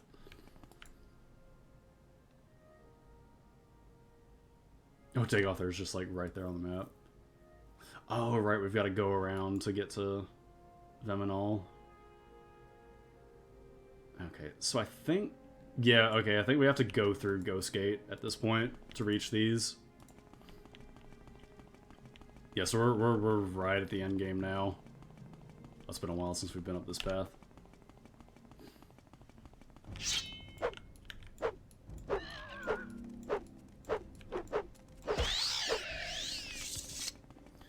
Alright, here we go, boys.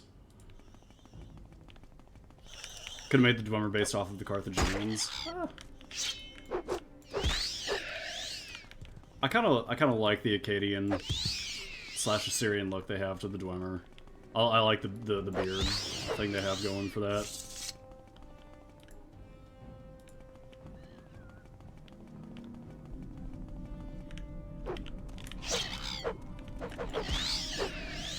So we could just levitate over this, but I think I want to go actually through Ghost Gate, because I think there's some stuff there. The aliens off the Aztecs. That would be cool. That would be cool, yeah.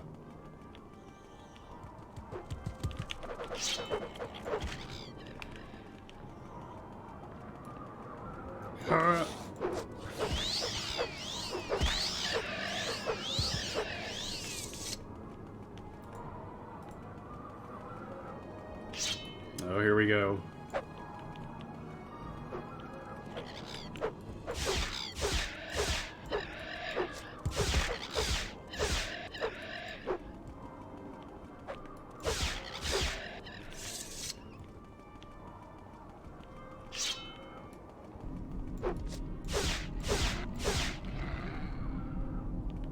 It's just a tomb. I think we took this exact same path last time we were up here. On the pilgrimage quest. Because I feel like I remember this path. Yeah, we levitated like right up over here like early on. Yeah, you can you can like skip a lot of stuff and just like float over it. I don't think you can complete the main quest that way because you've got to have Wraithguard, Keening, and Sunder. But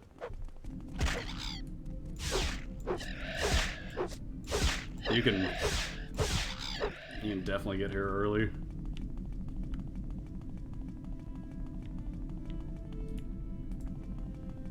Alright, so we're almost here.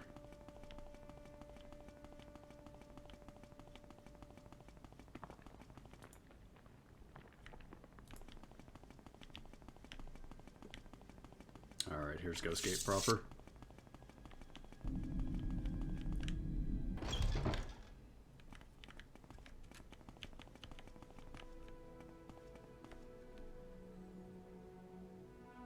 Oh, that's right.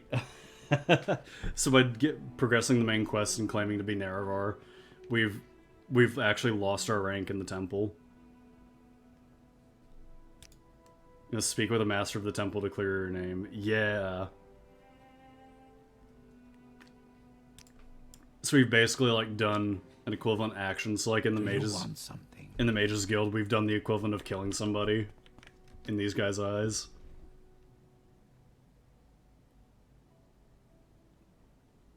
Hello, Melric. I've heard Lord Vivek has declared you to be the incarnate and Nerevarine of prophecy. Sudden changes of doctrine upset some people, but Dagothar is the real enemy, and we offer prayers and thanks to the new hope you bring us. Faction members only. And we can't do that because... Okay, Outlander, but make it quick. Story.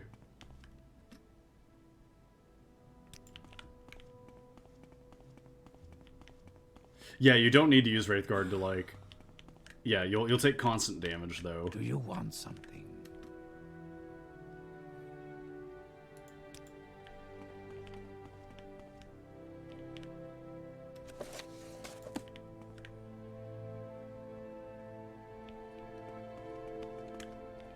So yeah, we're no longer a temple member. We've lost a lot of reputation with them, which is funny. It's like, yeah, we've gone against their doctrine, so it makes sense.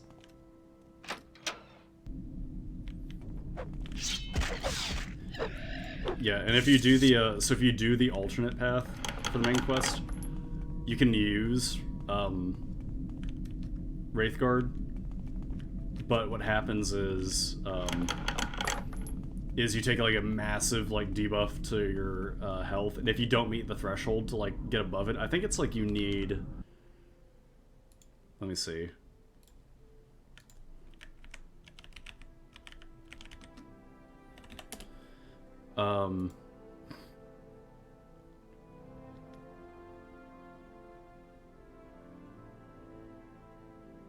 Oh, it's due to a bug. Okay, so yeah.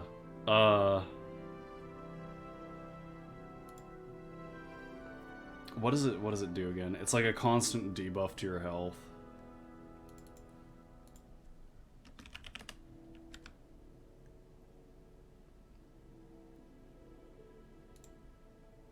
The jury-rigged Wraithguard. So...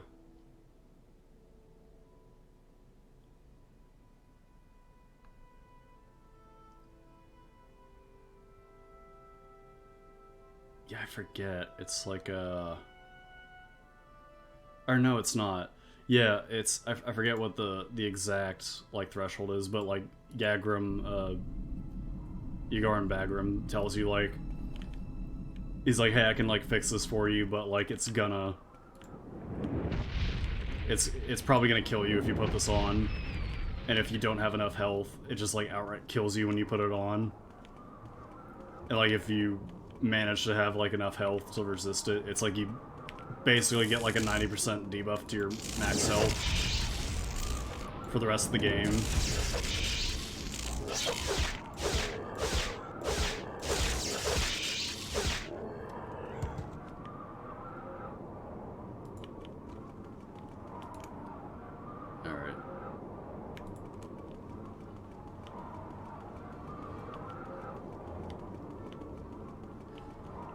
Alright, time to climb Mount Doom, I mean Red Mountain.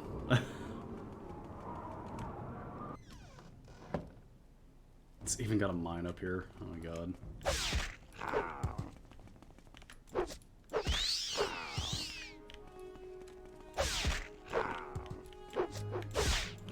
Not like anyone's using it anymore, you know?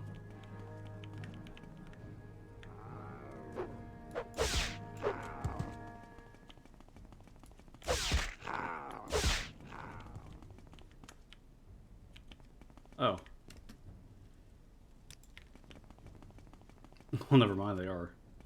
What assistance do you need? Oh, wow. Actually people here. That is insane. Why are they... Oh my god, how are they not getting killed constantly by ash vampires? What?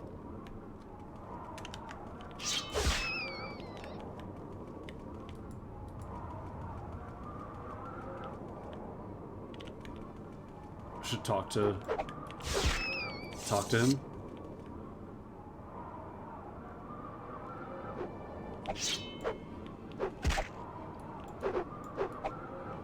What's hitting me? Oh, it's a rat.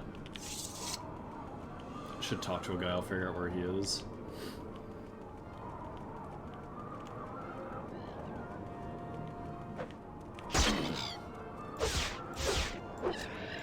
There's more corpus walkers up here.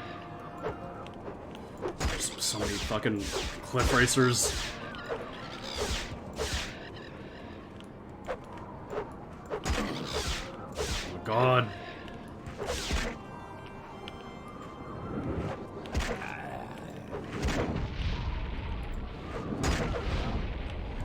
Tower of Dusk Ghost Gate. Oh, that's right down here, I think.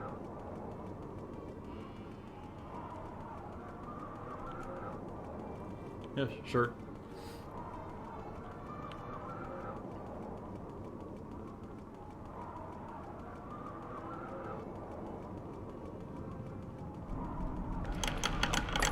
This clears so fast.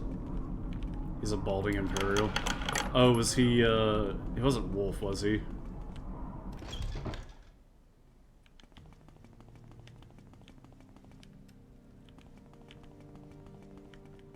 It is Wolf? Okay. Wait, is this? Right, I'm Wolf. Like I said, I was wondering what you were doing here in Ghostgate. Wolf, that's me.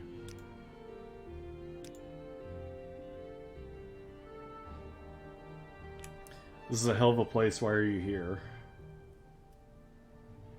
Perhaps I should keep my business here secret. I'm the Reverend and I go to confront Digother in his citadel. Oh.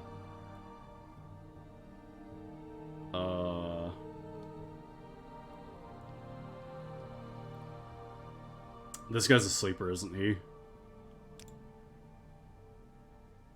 Oh.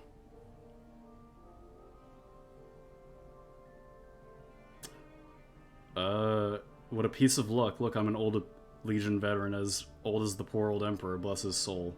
I'm too old for campaigning. I came this far to look at hell, but I can't go any further than this. I'd take it kindly if you'd carry this old lucky coin with you when you go to Digother. Sort of a token of the tough young hero I used to be. Would you do that for an old man?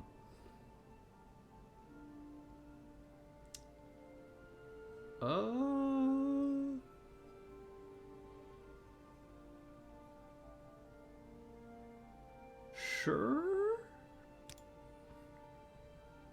I've never talked to this guy. That's very kind of you. Here's the coin. I've had it with me a long time. It always brought me luck. But I have no more use for it, and I'd like to pass it on to someone younger. Somebody going places I can't go anymore. Your generation's shaper of history, an engine of destiny. That coin will bring you luck on the mountain, I promise, for Emperor and Empire, as we say in the Legions. Go with Kinnereth. Oh. The Emperor's getting old. Don't know how much longer he'll hang on, so is the whole Empire, for that matter. Getting old, that is. The Emperor and the Legions have held the Empire together for hundreds of years. It's been a good thing, by and large, but maybe it's time for a change. Time for something young and new. What? No idea, because I'm old. Old dog doesn't get new ideas, but maybe young folks like you should try some new ideas. I don't know, it could be messy, but change is never pretty.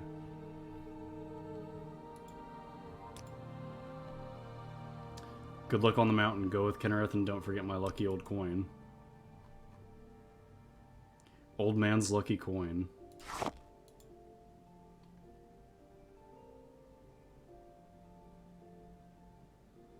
Did it change anything on my stats?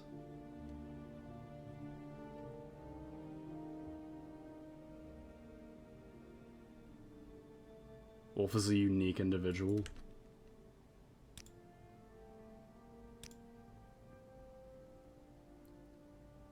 Plus 20 luck. Oh. Oh, cool. Yes? I was worried he was like a sleeper or something.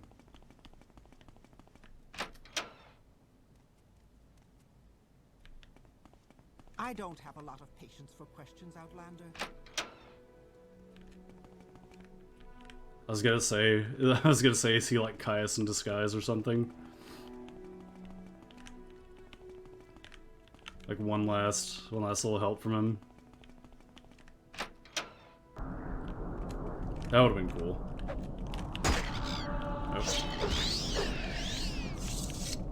Alright. Let's go. Whoa. Let's go get our hammer and knife. So is Wraithguard? I forget. I think Wraithguard is medium armor. No, it's heavy. We should probably just be wearing this.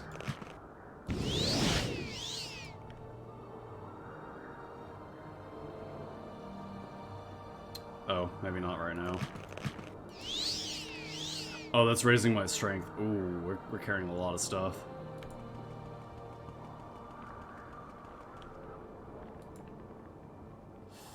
Ooh.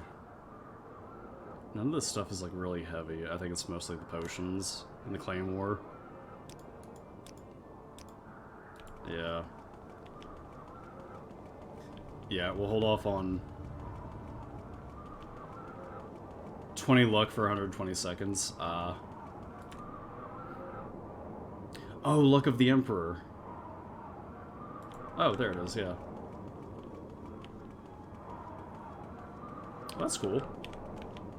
We'll, like, use that during the Dagothar fight.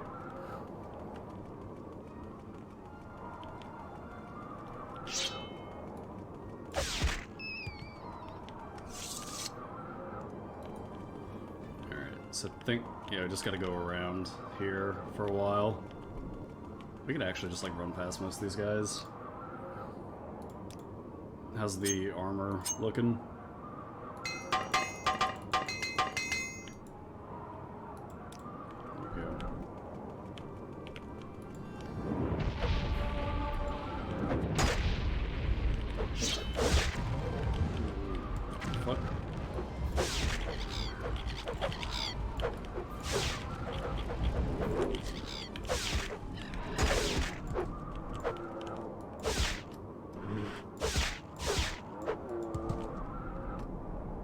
Nice.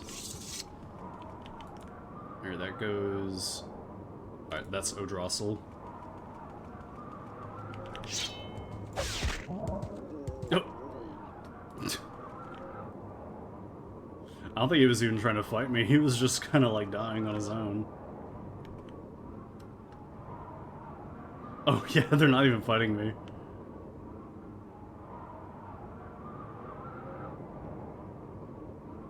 The chairs, the tables, all confused. We hear the words and must speak them. We take them and arrange them, but still they will not be quiet. Oh, no, they're not cool? Okay.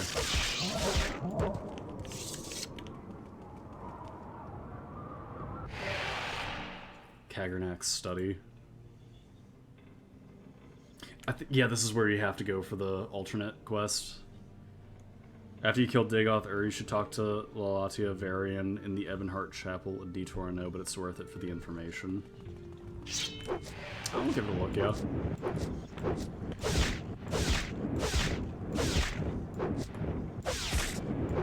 Oh, shit. He gave up on the magic.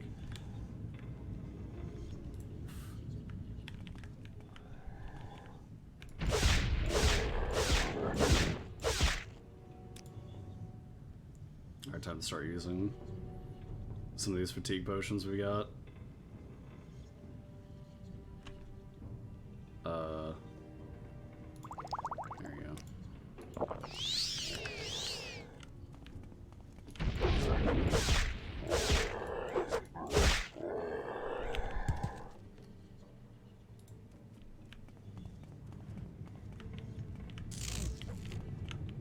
What the fuck? Oh, shit.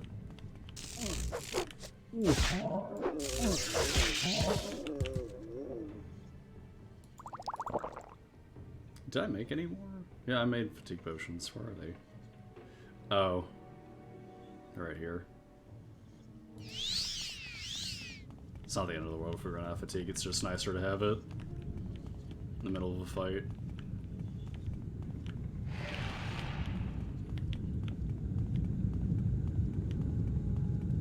Oh, hi. You want to Dagoth's house members? Yeah, Dagoth Endus. Amulet of Hartrime. Whoa. Fortify Magicka 30 to 60 points for 30 seconds on self. Yeah, I'll take that.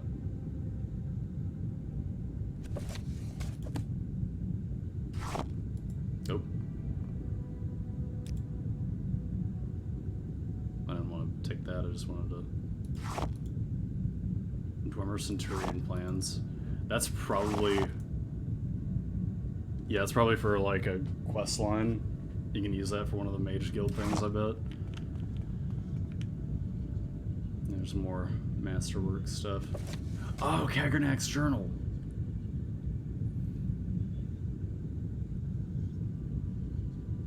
Oh, we can take this back to the guy who can translate all that stuff for us. Contents of this handwritten journal are in an unfamiliar script and in an unknown language. There are many complex diagrams, heavily annotated with numbers and strange symbols. The title page, however, is clearly marked in Aldmer's Kagernak's journal.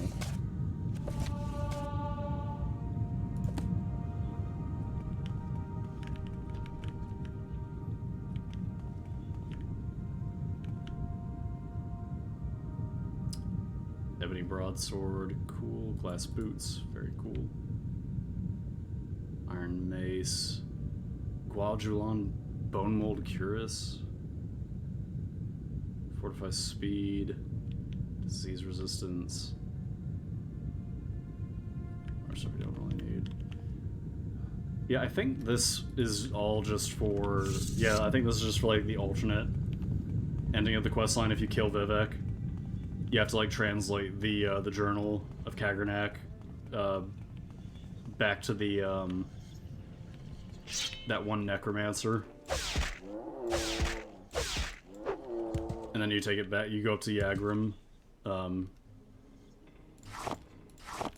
he like jury rigs Wraithguard for you so you can use it without having how to have to actually use it.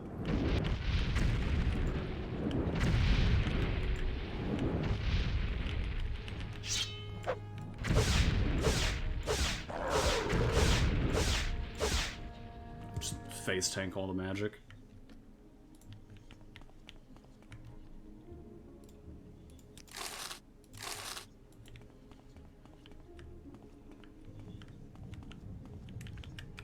Need to make sure we're saving here pretty often too, because I actually could die here.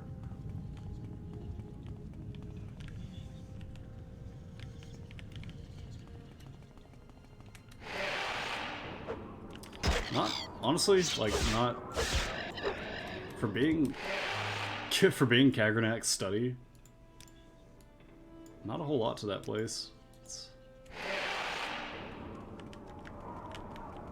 It's like the guy's place, you know?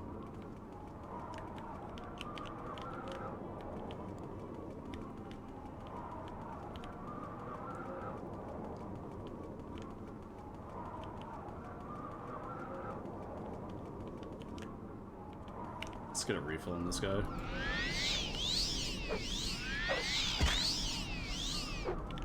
Oh. Oh, wait.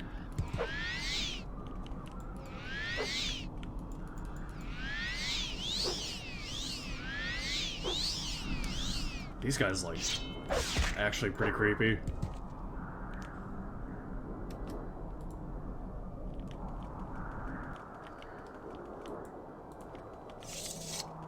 Cross this bridge right here.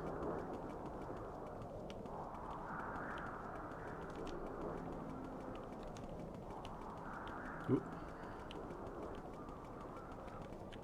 I forgot there's a Daedra shrine up here. There's actually... There's surprisingly a lot of stuff up here.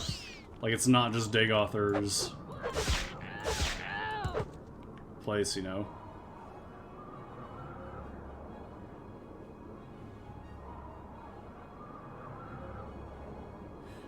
Olivella Nelvani.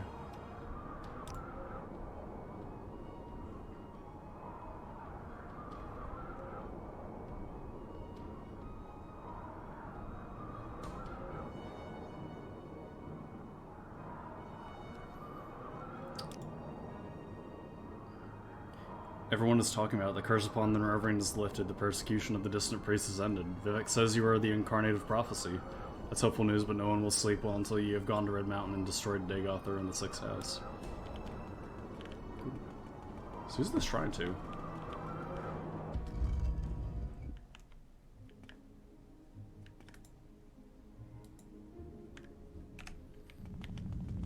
Yeah, there's like still a lot of stuff to do here, surprisingly.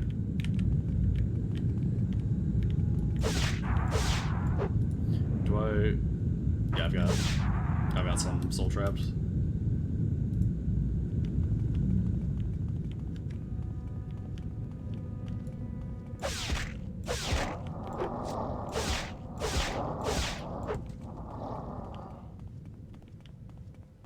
Oh. There is no escape. Oh shit.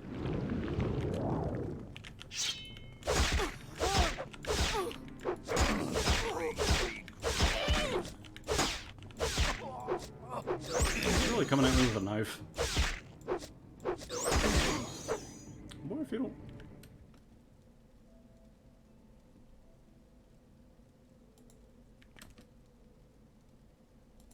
Man. Mayroom's Dagon just chilling at Red Mountain, I guess. Hello?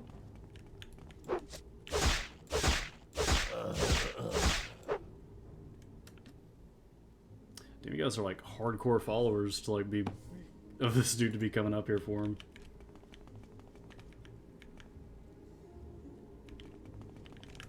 Is there anything here though? There's a bunch of chests.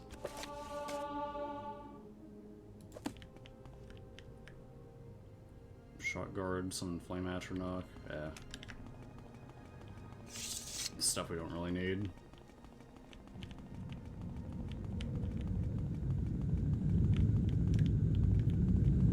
Just like a small shrine, okay.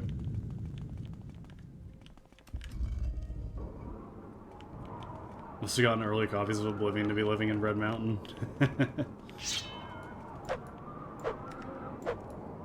They have critical knowledge. Let's wait for my fatigue to go back up here.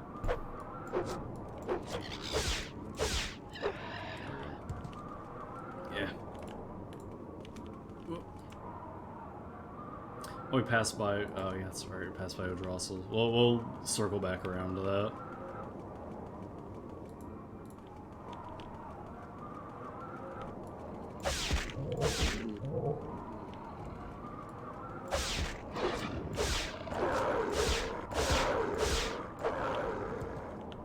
See, there's a lot more higher level enemies, but it's not like it's not like too bad. It's a lot like the steps of the mountain, like before you get to Ghost Gate, actually, which is kind of surprising. It's just like more ash vampires, like, and ash servants, like, sprinkled around. I feel like I'm going the wrong way here. Oh, and yeah, and Daedra, but it's not exactly new to us. Ooh, that's gonna kill me.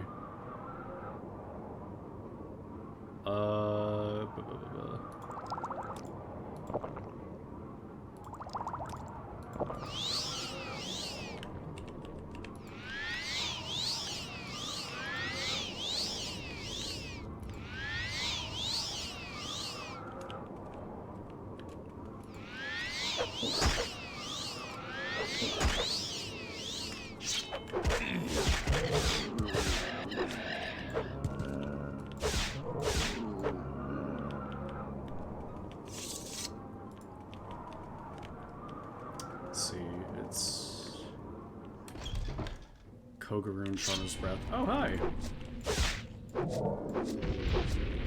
Another member of Dagoth's house. Oh, you just recharged all my magicka. Thank you.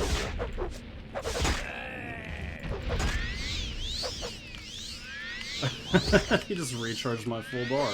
And he did it again.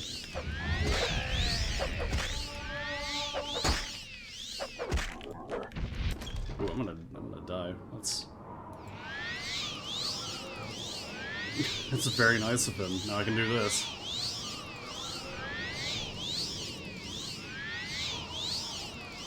Buff my restoration skill now.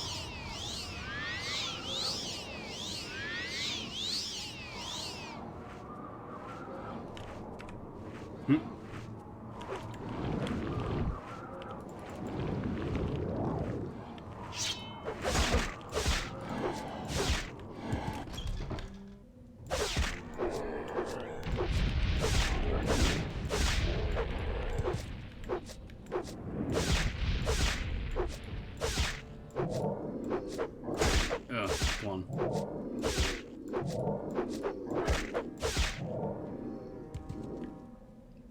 Dagoth Uthal. Belt of Heartfire. Fortify Health. That's pretty good.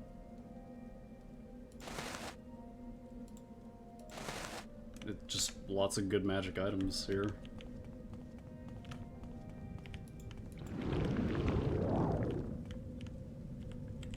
Oh, hello. Oh, you guys. Yeah, the Greater Bone Walkers. Yeah, we haven't seen you yet. You're new. Oh, yeah. Yeah, you're new. I think they're only in this area of the game, too.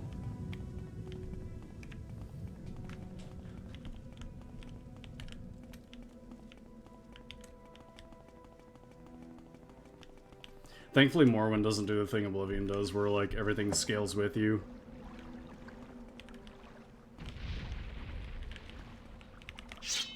So you don't, like, get spoiled on, like, high-level enemies, like, at the end of the game, like, right at the start if you decide to do a bunch of sub-quests. That's, like, the one thing I hate about Oblivion the most, probably. It's like, you can have, like, stone Atronachs, like in the Siege of Kvatch, if you decide to do every, like, side quest first. Partially does, though. I feel like it's not, like, as bad, though. It's definitely not noticeable, to me at least. It's like, we've seen, like, more Daedra around here that's like... Oh, shit! Oh, we're back at Kogarun. Oh, that's where we are. Whoa! Wait, what? I never realized this. Holy shit! Oh, we were... Yeah, I remember this. Yeah, we were here like 2 streams ago. Oh, shit. I guess it is like right next to the... Wow. Wow. Oh, that's kind of cool. I didn't realize that it was that close to Red Mountain. Well, it is, but it's like... Oh, it's unlocked because I went the other way around. Like, the map makes that look like it's way greater of a distance. Oh, that's cool. It's like a backdoor through Ghost Gate. That's kind of neat.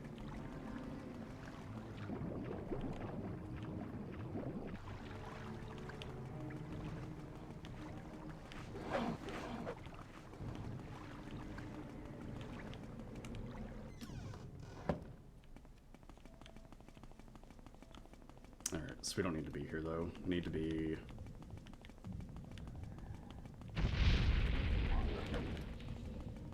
I do not think this is the way I came. Nope.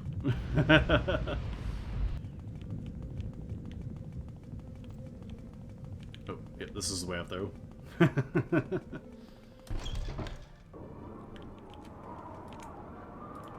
Okay, so it's somewhere over here. Yep, right here.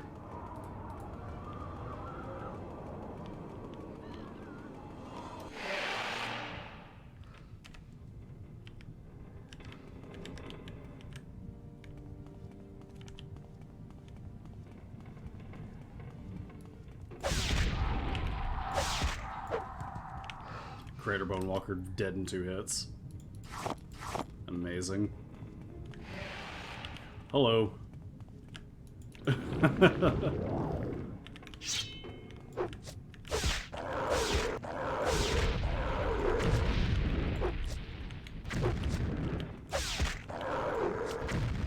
Ow.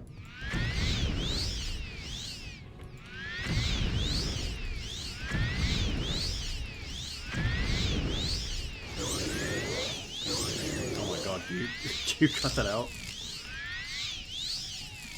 Oh my god. Oh shit, I'm gonna die, I'm gonna die. Okay, we need to... Oh, alright, enchantment on the sword. Gotta start using that.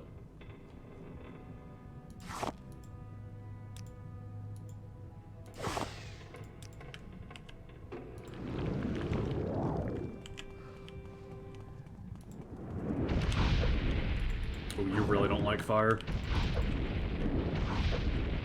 There we go. Alright, and just beat this guy over the head. Let's get the fatigue up first before we fight this guy.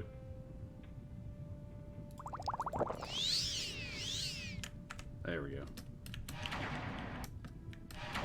Oh, he's blocking the door now.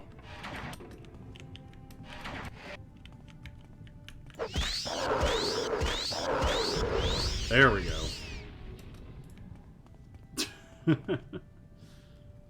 A lot more easier when we have the charge on the sword.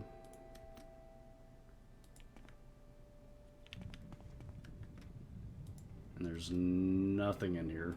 Dwarven halberd, that's cool. There's nothing in here, cool.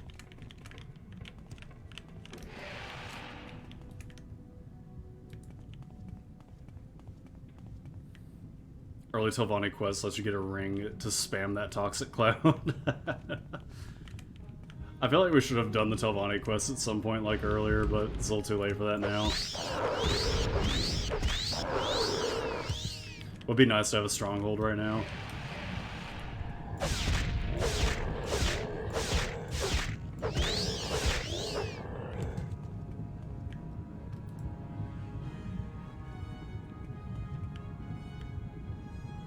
Dwarven short sword. Don't really need that.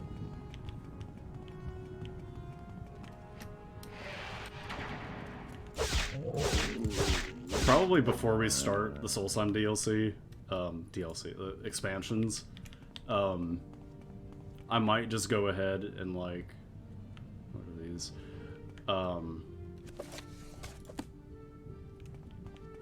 do the Telvanni quests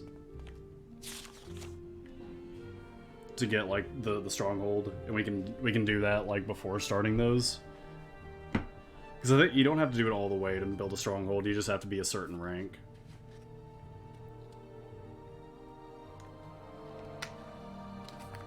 I think we've read these before, yeah.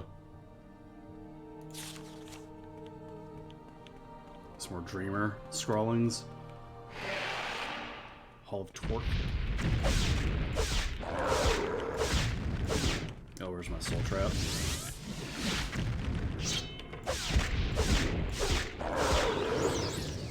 Thank you. Each stage of construction needs a higher rank. If you were to estimate, because I don't think I've actually ever done the house quests. How many streams would that take up? Would you imagine? Because I could do them either off stream or on stream. Doesn't really matter to me. I guess it depends on if you guys want to see that. I'm sure the Telvanni quest is interesting enough to do on stream.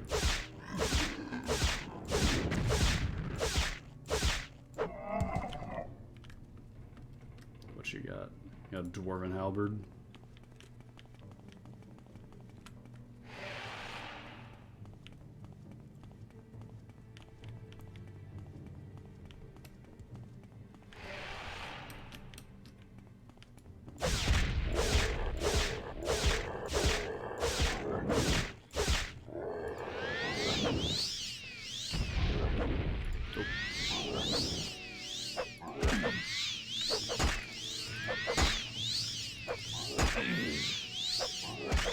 Actually got a decent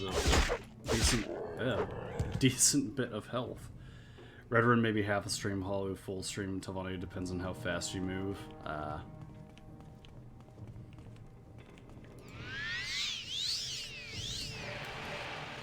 Whoa, hi.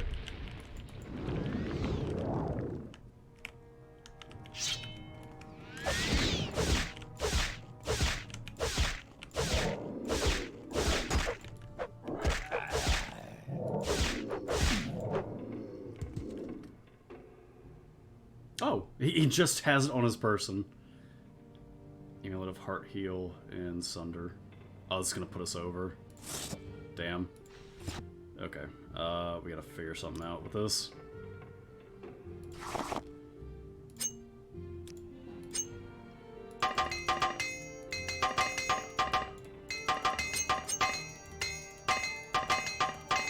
Maybe use up all my hammers. Telvanni one has a corpse with infinite storage capacity.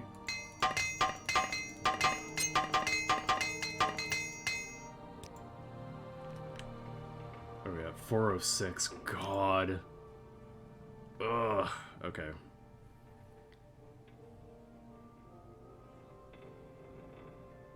Okay, so what do we not need?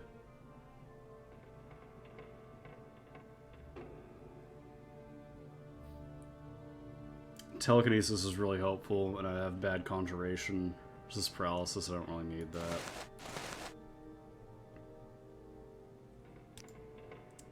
God, this sucks. I just have so much stuff.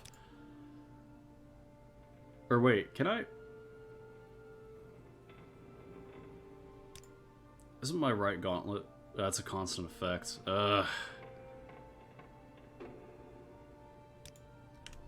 God.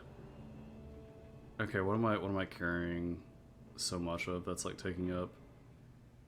Do I just like here?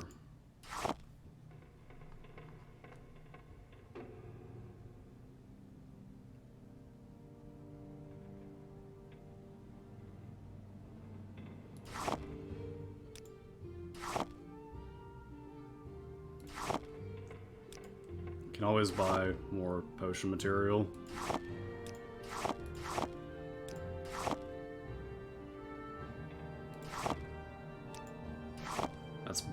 That's barely doing anything.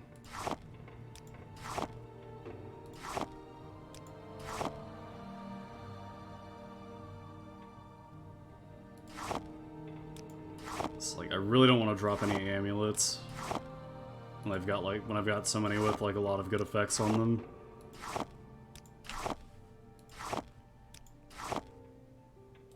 Is it my Oh, I'm being sapped of strength too. That's probably not helping.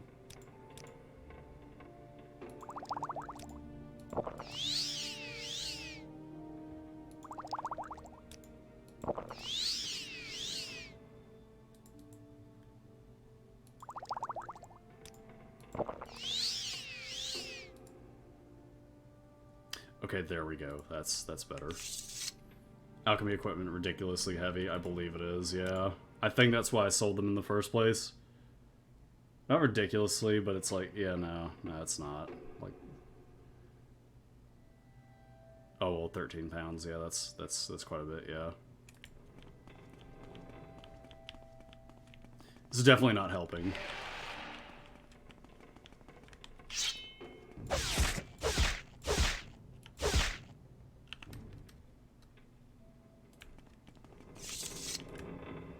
I gotta find something for my endurance because I don't know.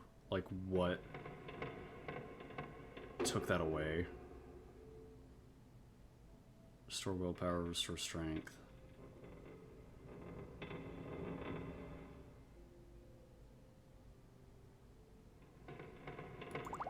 It was only down by 1, so I get, weird.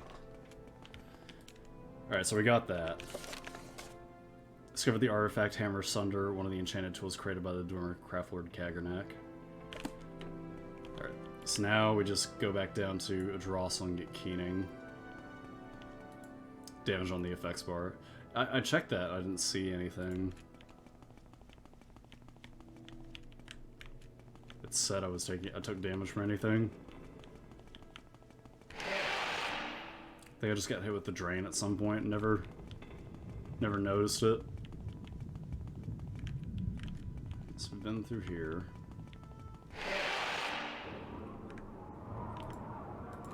So I wonder, I think we can go like back around this way.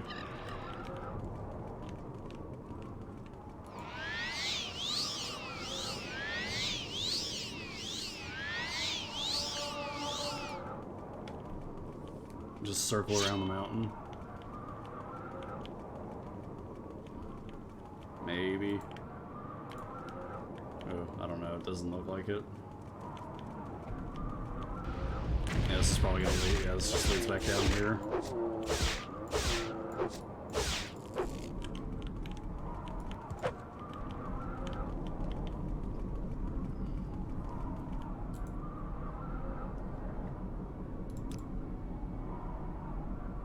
I put Dagoth Felmus in the soul gem. Oh shit. He restored it to full. Amazing. And so that just leads back down there. Okay. So we gotta head back.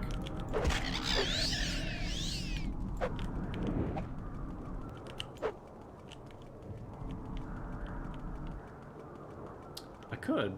Here.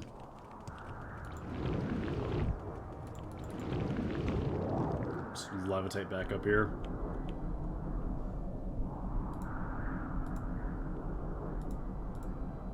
Yeah, Ghost Gate is massive.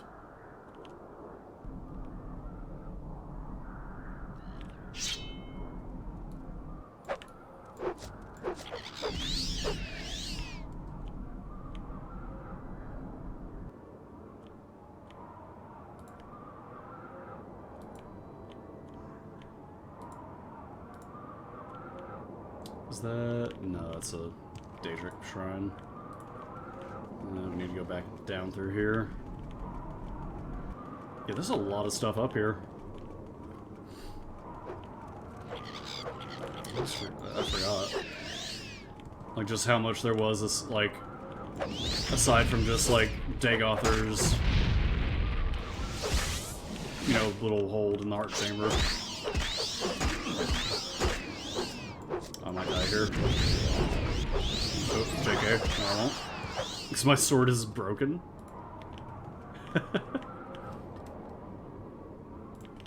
Yeah, we're not picking up any more Daedra weapons. I don't like really getting flashbanged by my own sword though. That's a little much.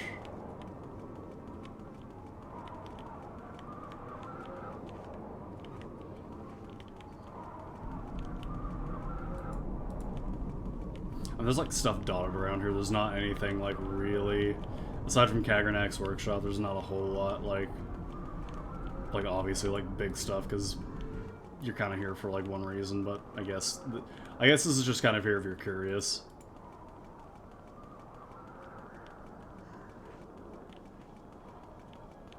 And like last minute exploration before the end of the game, you know.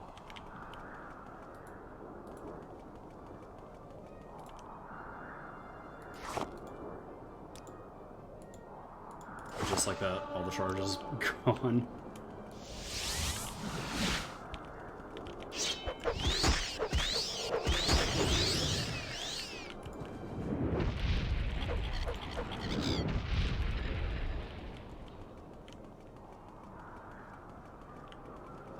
Dagoth or the facility has a temple quest here? What? Okay, that's crazy. Is it just like kill him, or like is it associated with the main quest?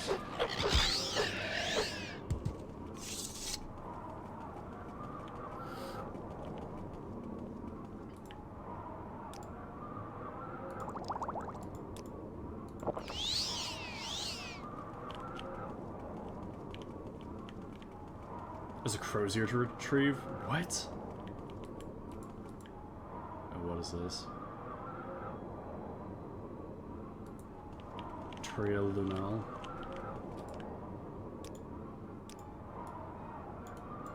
Did I just discover something?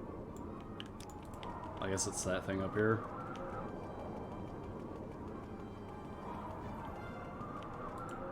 Yeah, okay. What's in here? Oh, okay, yeah, Kagernak's library.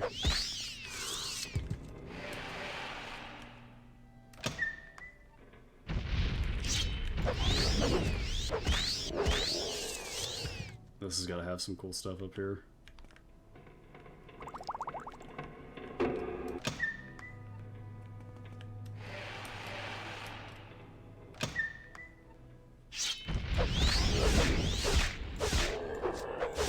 And it's gone.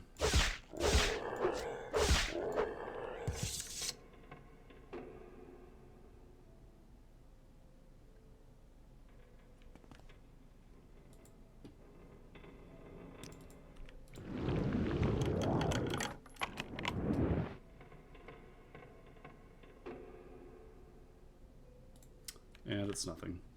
Cool.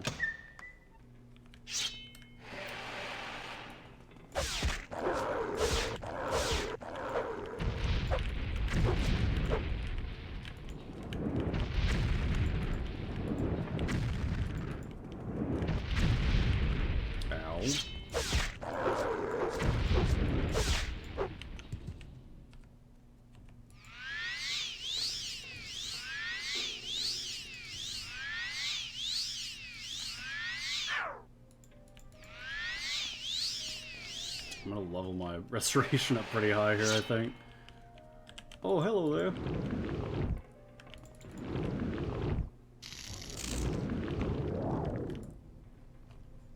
Let's see. We can start using some scrolls.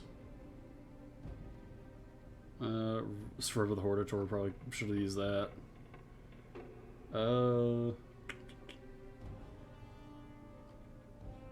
Summon Golden Saint. Oh, actually, hold on. Yeah, go fuck him up. You're not doing a very good job.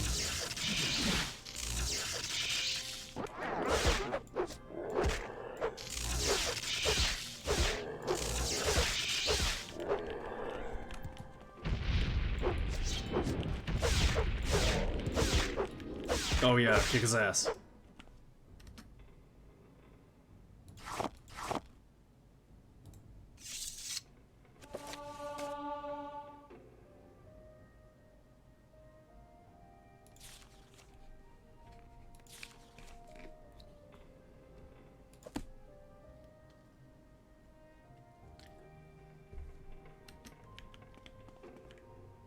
Parchment of the Scrawlings, Blasphemous Revenants, Book of Dawn and Dusk, Bone Part 2.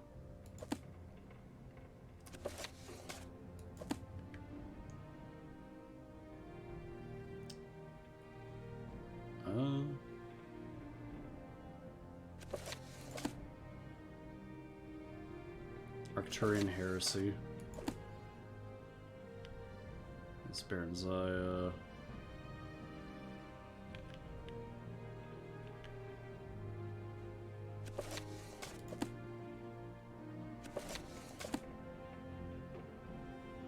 Glass Greaves. Ooh. How are my Dark Brotherhood? Oh, that's right. Didn't I sell those?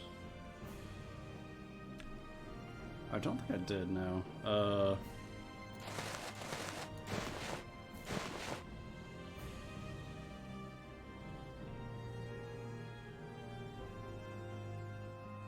Armor rating 87. 145. I should probably wear these over my Dark Brotherhood pants.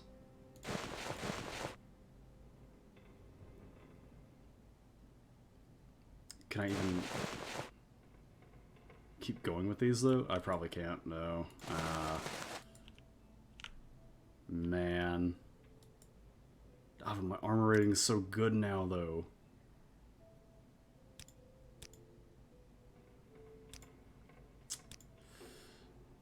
Really sucks having low strength, man. Wait, my strength is... No, it's because it's back down. Fuck. Okay.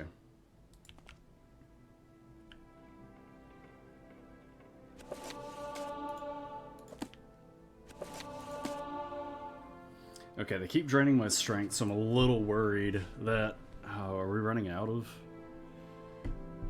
Yeah, I'm out of restore strength. I'm a little worried that that's going to keep happening. You have to use like a divine intervention or something.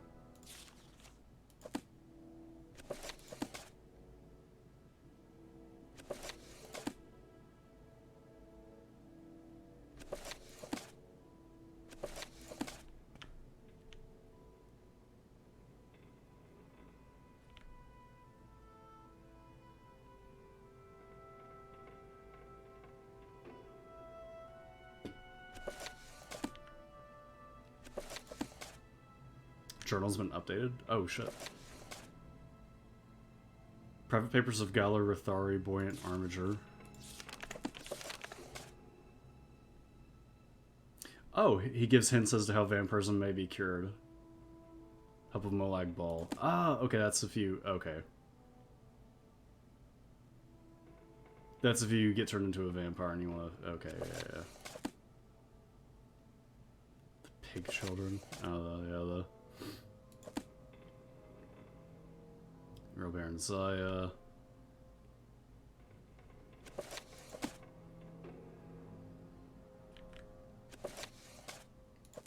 True Nature of Orcs. Yeah, there we go. Alright. Still haven't found Keening yet. I think it's down a little here, a little lower here. Or this thing is... That's taking up some space. Get rid of the crack pipe, finally. Oh shit.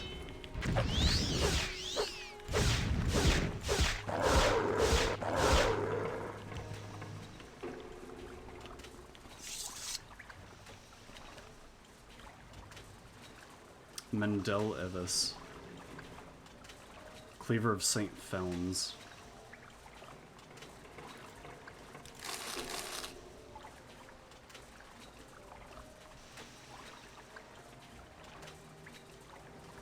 Glass Greaves, Glass Right Pauldron. Maybe hold on to that so I can find a second one. My armor is a little outdated.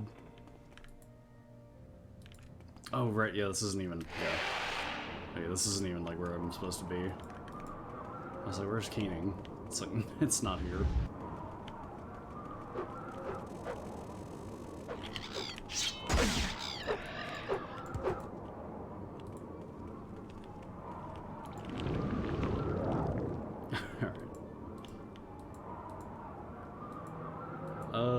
Back over here. Almost there, guys. Well, what I'll probably do after this is, like, we'll head back to Caius's house and just, like, drop off a lot of the stuff that I have. To just, like, get my inventory cleared out a little bit. And have stuff that I want to keep in a space that's, like, still there. Does make you feel like Dagoth is an arena? He is? Oh, are my boots out? Oh, the boots aren't out. Okay. Whew. Whew. I do not want the boots of blinding speed to go out on us. The location? Wait, really?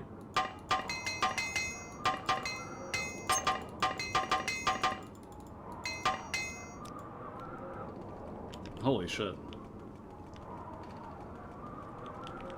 That's actually that's crazy. I'm sure there's a lot of, like, holdovers from Arena that are, like, still around, but, like, in, like, weird ways.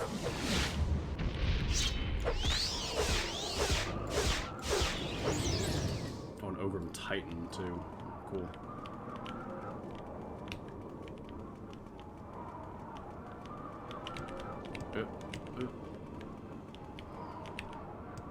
Let's see, where's the entrance at?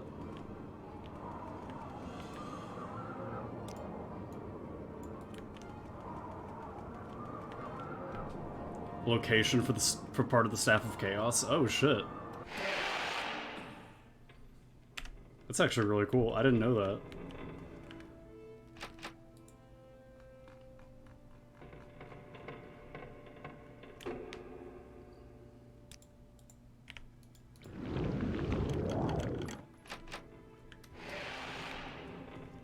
Oh, there's an article for it? Hold on, wait. That's really cool, actually. Oh, wow! Oh, and there's like little artwork for it too? That's actually pretty close. That's actually pretty close to what it looks like in Morrowind too. The final piece of the Staff of Chaos, that's pretty cool.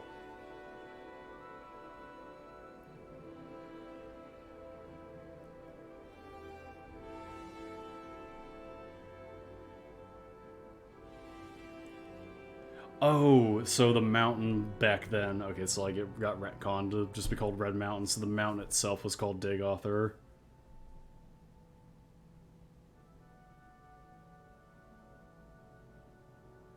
Oh, and the disappearance of the dwarves is still in Arena. That's really cool.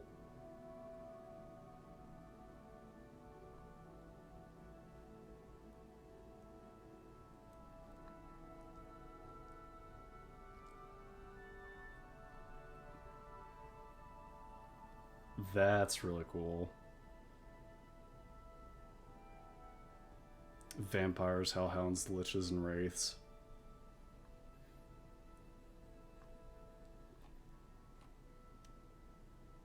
Oh, wow.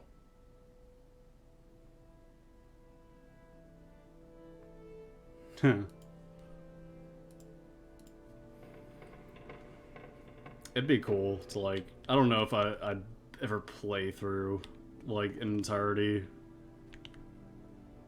Ah, the Dwarven Claymore. I love those. I don't know if I would ever play through, like, the entirety of Arena, but I definitely watch someone play it. Just, like, out of the curiosity of, like, how the game looks. Because, like I said, I've only played, like, the first dungeon, like, probably like most people. It's a little too old for me. I've played, like, old SMT games like that. Arena's a little much for me.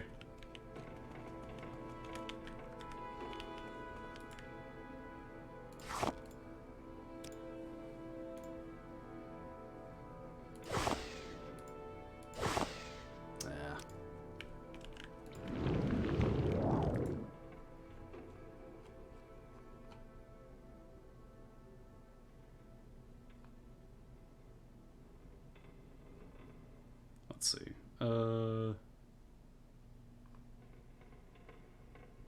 What scrolls we got?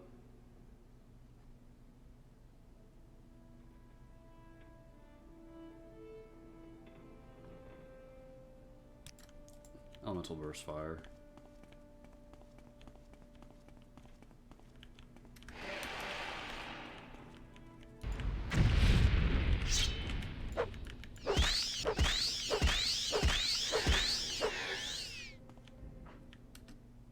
I think that was the only one in here. Yeah, guy's just dead. Okay. Push and jump.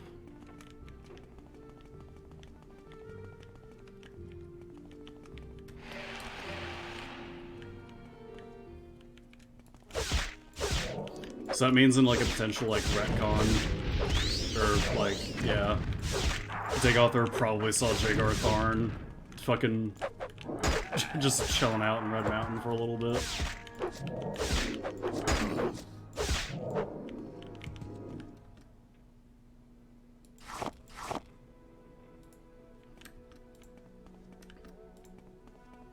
It's like, who the fuck is this guy? The fuck is this guy like stomping around in my home?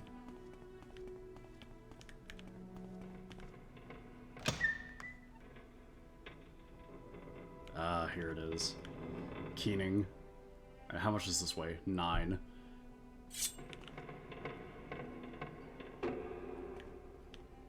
Oh, well, yeah. Yeah, he... Other little ash ashes put in there. Yeah, him, like... Yeah, killing the... trapping the Emperor. He was probably, like, very happy about that.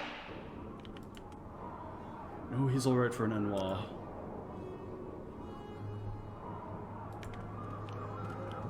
Alright, so we got Citadel Odrossel discovered the artifact Blade Keening, one of the enchanted tools created by the Dwemer Craftlord Kagernak. Alright. Almost there. Alright, let's review the process to kill or to get rid of the heart. Cannot read during battle. No. Fair enough.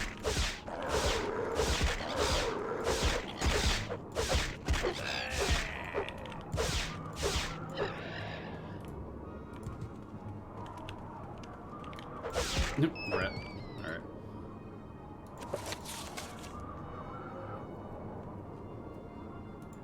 That's not. Alright. So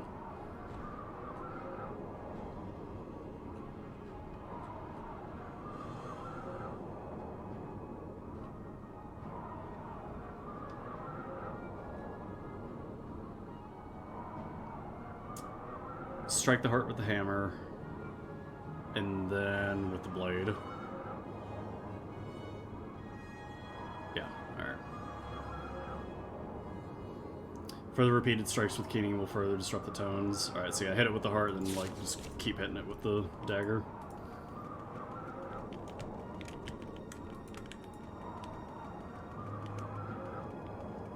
It's like J.R. Thorne is so mixed, he hasn't given a specific race. Interesting.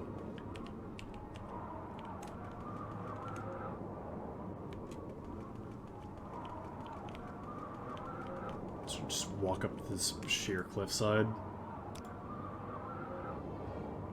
I've got to restore strength. Yeah, we're still might be okay.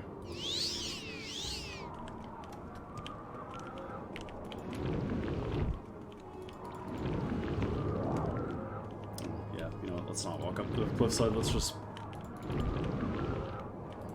Uh-oh.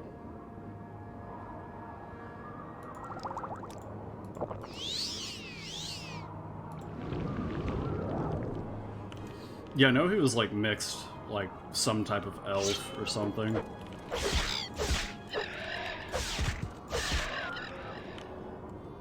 Still in Enwa, in Dagothor's eyes probably. Oh wow, yeah, I forget how fucking massive this place is. Yeah, it's pretty close to the arena art actually still. Obviously like more extravagant, but yeah, they kind of got the idea. Wait, how do you get in here without... Oh, yeah, there's the entrance. I was like, how are you supposed to get in here without levitate? I forget. It's up here. Let's see how you're supposed to come back here through a drossel. You get the cool reveal. Alright, let's find something to charge the sword with before we head in there.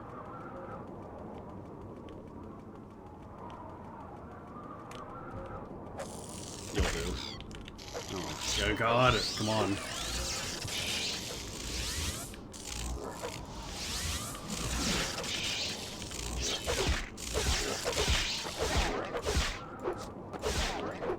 Did you? Okay. Oh, he's getting rid of my endurance. This fucker.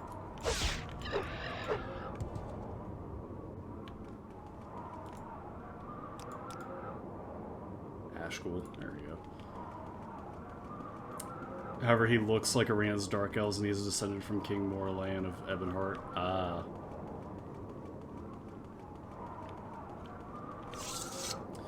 Alright. Fellas. It's been a long road, we're finally here.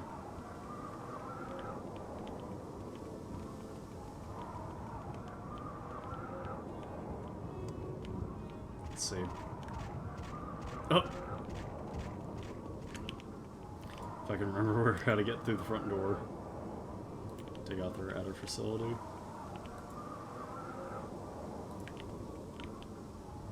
Let's see, there's There's probably a lever somewhere here.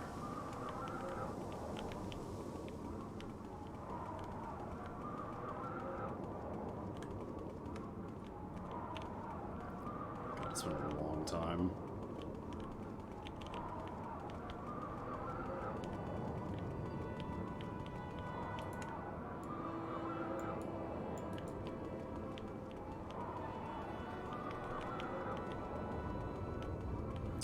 There's not a second way in here, is there? I think it's just the one. Ah, I should have. Here, if we can put you in the soul gem.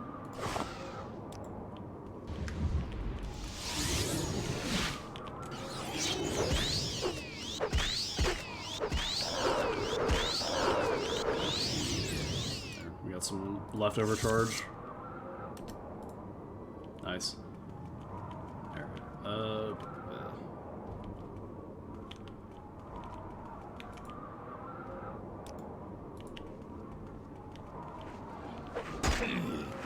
Don't mind me. There's just like a second way in here.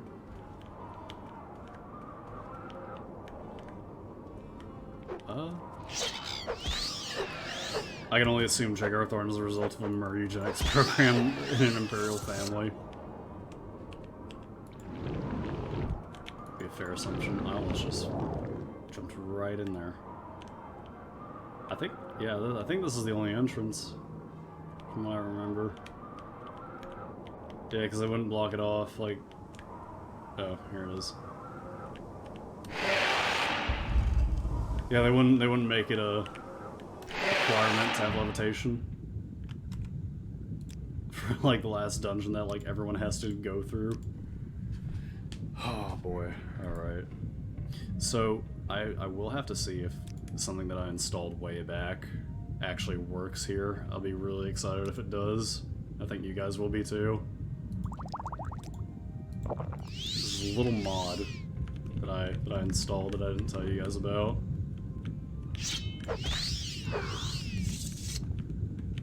That if it works is gonna be really cool. Come to the Heart Chamber. I wait for you there where we last met countless ages ago. Sure thing, buddy.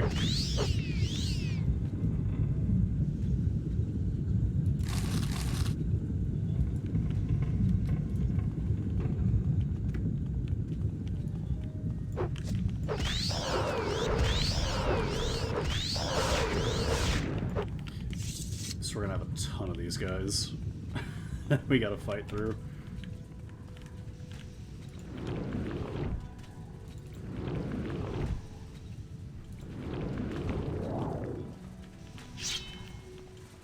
Come to me through fire and war. I welcome you. We finally can hear his sweet, sweet voice.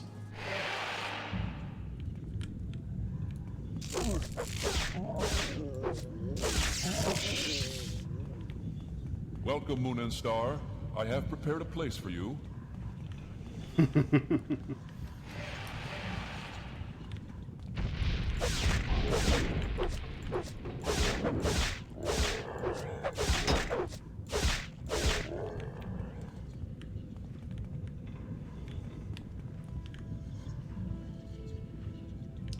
Tube.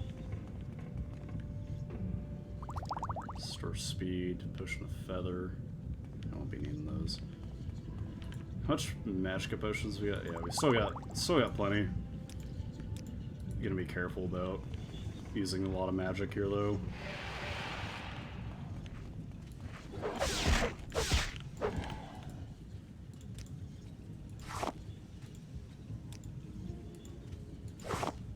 Ah, come on. Telvanni Dust Adept Helm. That's a pretty cool one. Demon Longbow. Master's Probe.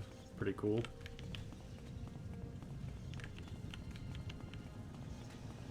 Come, bring Wraithguard to the Heart Chamber. Together let us free the cursed false gods.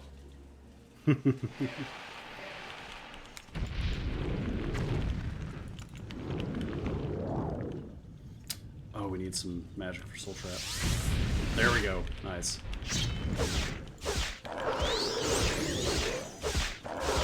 Come on, come on, come on. Nice. There we go.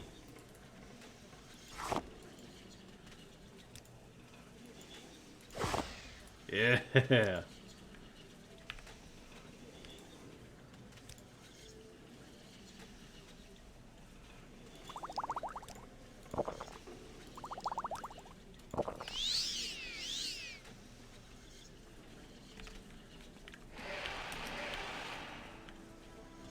Dead hero.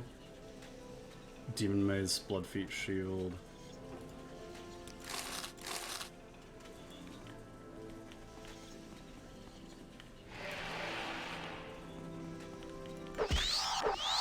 Can only assume there's a bunch more Welcome, dead. Nerevar. Together we shall speak for the law and the land, and shall drive the mongrel dogs of the Empire from Morrowind. More Nerevar, failed Nerevars down here.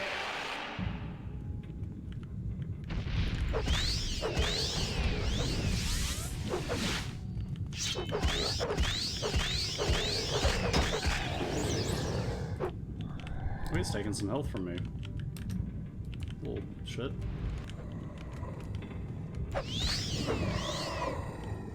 Oh my god, just one-shot him.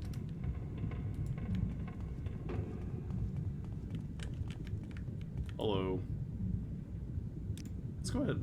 We're gonna put you. Let's put you in the soul gem. Come here.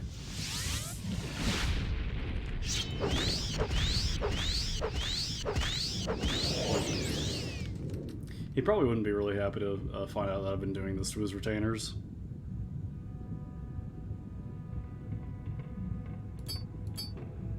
They've got so many good magic items on them too, man. Is this how you honor the Sixth House and the tribe unmourned? Come to me openly, and not by stealth. Lay down your weapons, Nerevar.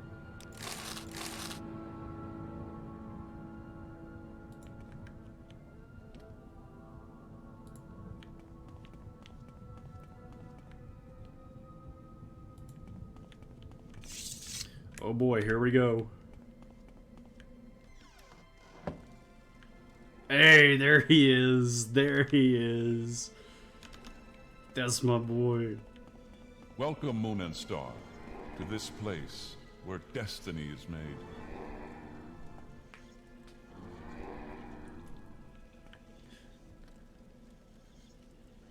Ah, it didn't work. I must have uninstalled it at some point. There's an AI mod where he like it reads off all his stuff.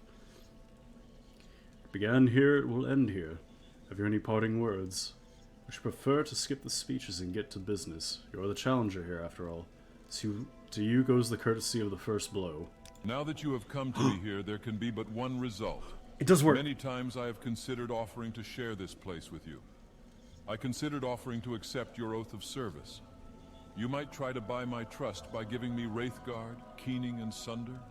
I thought we might once again be friends, comrades, brothers in arms. But I have won this place and power by right of conquest, by right of daring and enterprise. I will not risk it to cunning and deceit. I offer you no deals. If you are my enemy, I cannot trust you. And even if you are not my enemy, I cannot let you live. It will all be decided here. I believe I will prevail, but I cannot be sure. And I am vain enough that, should I fall, I would wish to be remembered in my own words. So, if you have final questions you would ask them now. I have final questions I would ask you, if you would answer. My first question is, are you really Nerevar reborn? Whew. I don't know, guys. Are we Nerevar? I'm feeling pretty confident about it. By the grace of the gods and fate, I am Nerevar reborn. I'm a loyal servant of the Emperor, the self-willed hero, and I will make my own fate. I know no more than you do.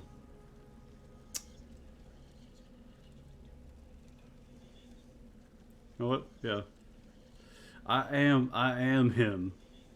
They forgot. That is bitter. The gods and fates are cruel. I served you faithfully once, Lord Nerevar, and you repaid me with death. I hope this time it will be you who pays for your faithlessness. Man, I told you to get rid of the shit. My second question is, if you win, what do you plan to do with the power from the heart? Will you make yourself a god and establish a Thyrchi? Or will you complete Akulakan and dispute control of Tamriel with the Septums? Or will you share the heart with your followers as I have and breed a new race of divine immortals? It's a secret. Well, perhaps there may be surprises in store for me yet. Or perhaps you obscure your plans on principle. Or perhaps you are an instinctive bluffer. No matter. My final question is, if I had offered to let you join me, would you have surrendered Wraithguard, Sunder, and Keening to me to seal your oath?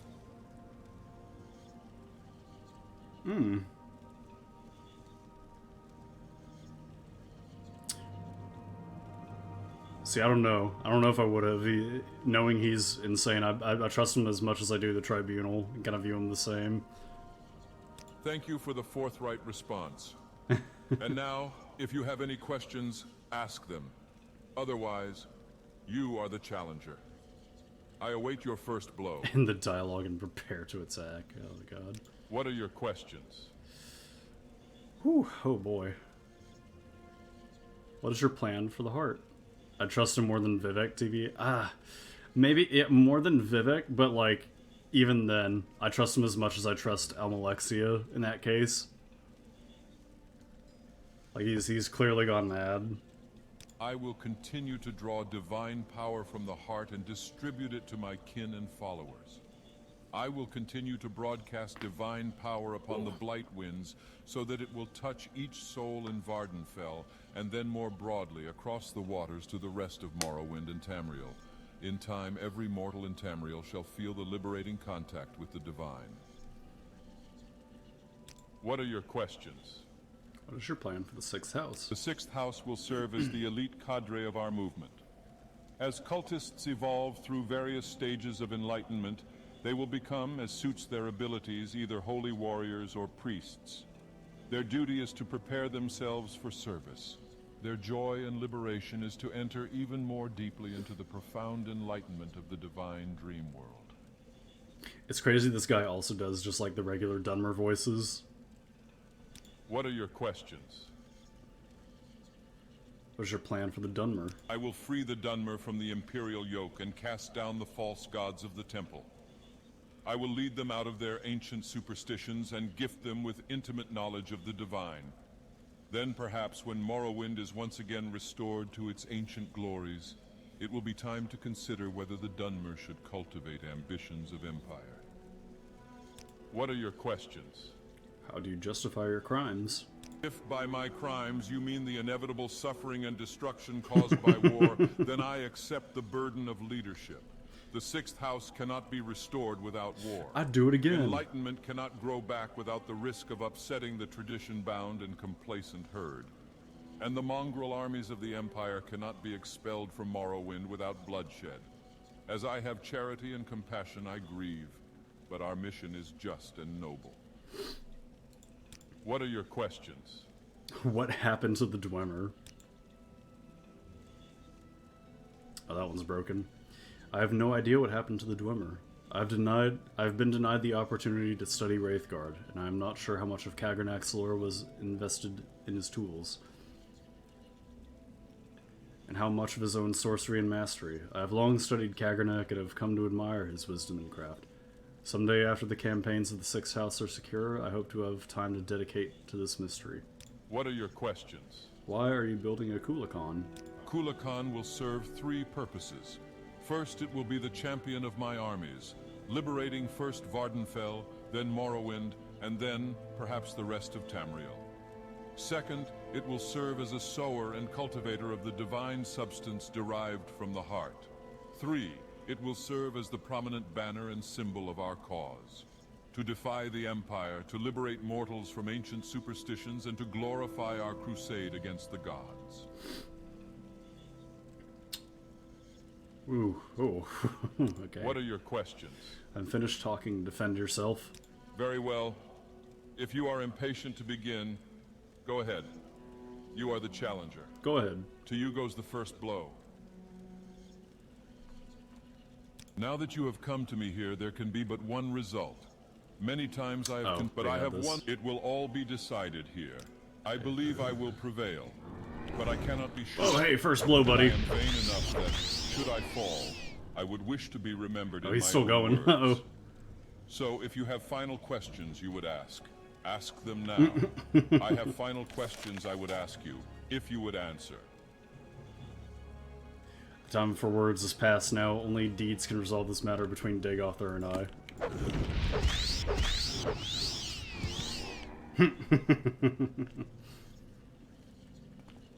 Nah, JK.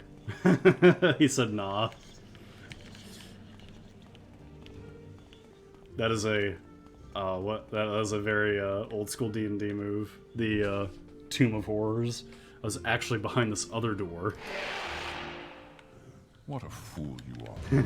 I'm a god. I'm a god. How can you kill a god? How can you kill a What god? a grand and intoxicating innocence. How could you be so naive? There is no escape.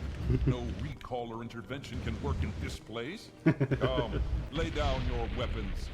It is not too late for my mercy. And you can't damage him. Alright, so we're just gonna do a little bit of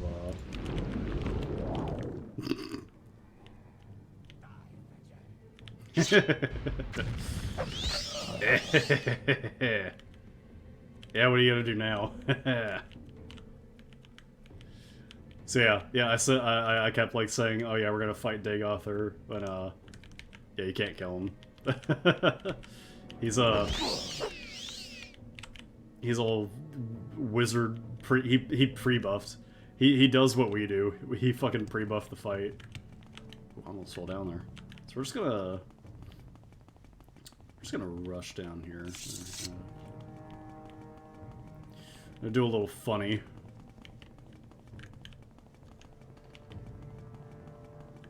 Alright, here he is.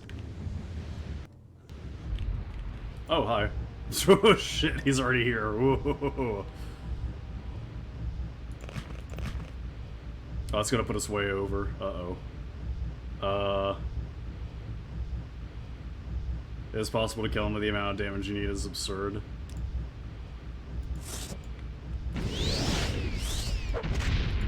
Smack. What are you doing? What are you doing? Fool! Stop! This is the end. Bitter, bitter end. What are you doing? Stop!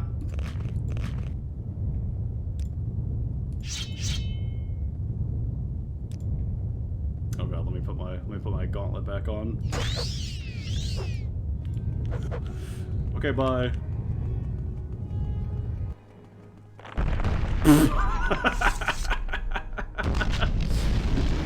Okay, bye. And there he goes. God, that's a rough way to go. It's like lose your immortality and immediately get fucking shot down into magma. Holy fuck. Yeah, the heart just kinda shells out there. I think that might be bugged. I don't know. that looks like it's bugged. That little bit right there. I found the heart of Lorikon within the giant artifact of Kulikon. I struck the heart with Sunder, and struck it again and again with Keening until the enchantment was destroyed. Severed from the sustaining power of the heart, Dagother was destroyed, but its disturbance triggered an earthquake, and I had to flee for my life. I'm almost dead. He hit me a few times.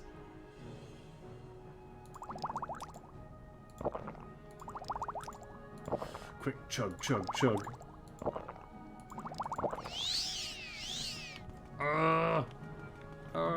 Run.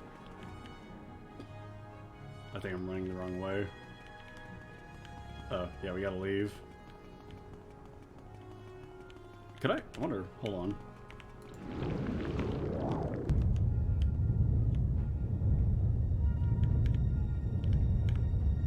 God, it won't let me. I was like, can I like reach out to the... It's like, I wonder if I can like reach out to the heart and touch it again. It's like, I wonder if it'll let me do that. The answer's no.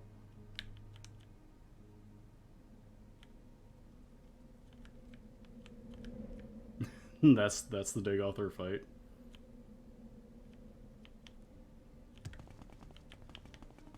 So yeah, if you don't have levitate, he just like chases you around for a little bit and you gotta like run down and like smack it a few times. It's like, what? No! What are you doing?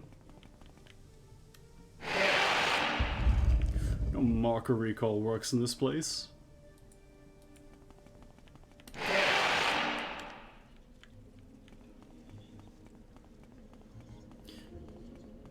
Jump scare. Is there a jump scare? You no longer bear the burden of prophecy. You have achieved your destiny. You are free. The doomed Dweemer's folly, Lord Dagoth's temptation, the tribunal's seduction, the god's heart freed, the prophecy fulfilled. All fate sealed and sins redeemed. If you have pity, mourn the lost, but let the weeping cease. The blight is gone, and the sun's golden honey gilds the land. Hail, Savior, Hortator, and Nerevarine. Your people look to you for protection. Monster and villains, great and small, still threaten the people of Vardenfell. Enemies and evils abound, yet indomitable will might rid Morrowind of all its ills. For you, our thanks and blessing, our gift and token given. Come, take this thing from the hand of God.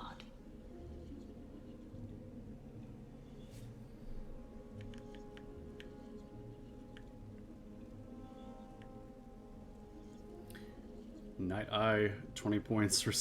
Restore fatigue, 3 points on self. Oh, constant effect. Nice. Thank you.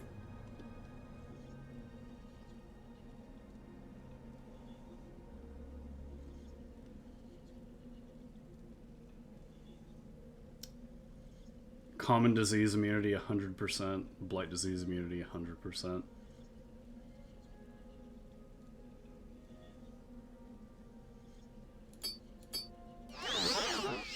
Hell yeah.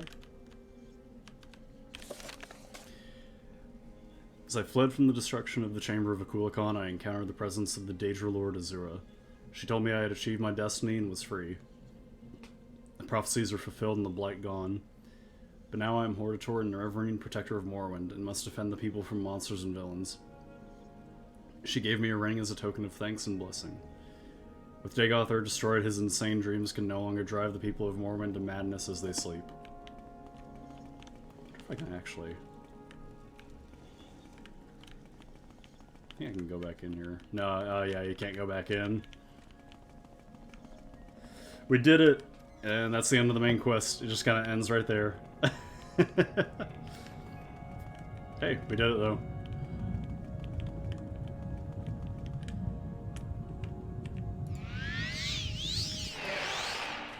So now I can just kind of like sprint forever with this ring on and like not lose any fatigue. It's actually really nice. Yeah, that's the end of the main quest for Morrowind.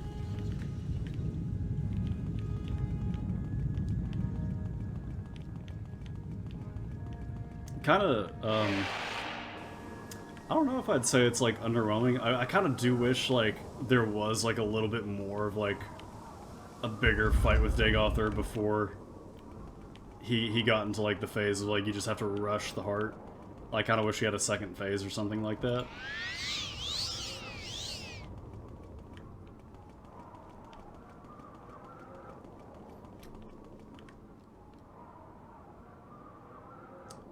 What are you doing? You have no idea, poor animal. You struggle and fight and understand nothing. Think what you do has meaning. You think you slay me, I am dead. It is just a dream and waking, over and over. One appearance after another. Nothing is real. What you do here means nothing. Why do we waste our breath on you? Oh. Yeah.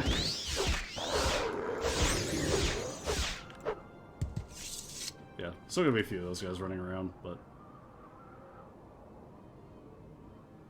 Dude missed the memo. Yeah. He's like, Hey, buddy. Your guy's dead. Well. I guess with that, let's, go back.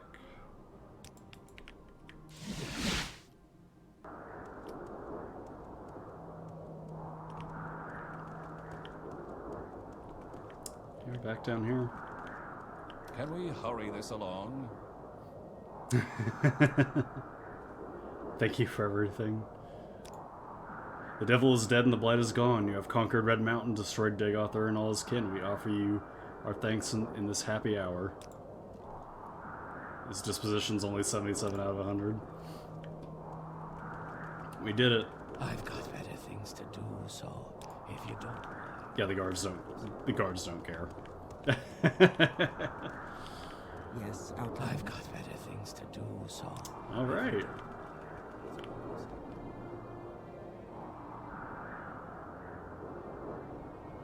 My airship.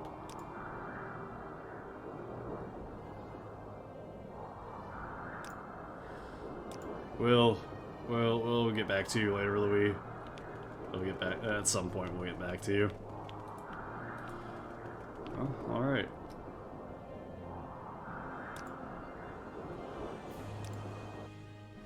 Balmora, home.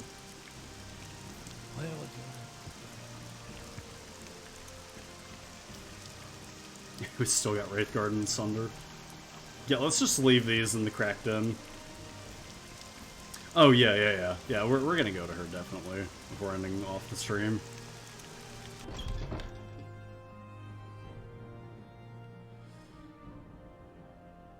Oh my god, I forgot. We have the Sword of White Woe still here. Oh, man. Yeah, we're gonna leave Wraithguard, Keening, and Sunder, just, you know...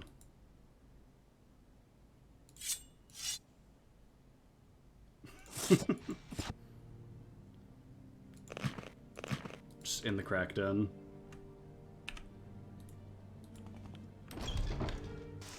All right. How do we get back to Ebonheart again? I think we have to go through...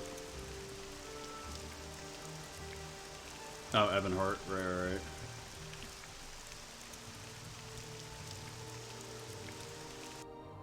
In the crack den would rest for 400 years until Skyrim. Oh, is Wraithguard and Keening actually in Skyrim? I didn't know that. Let's go talk to Vivek, see what he has to say.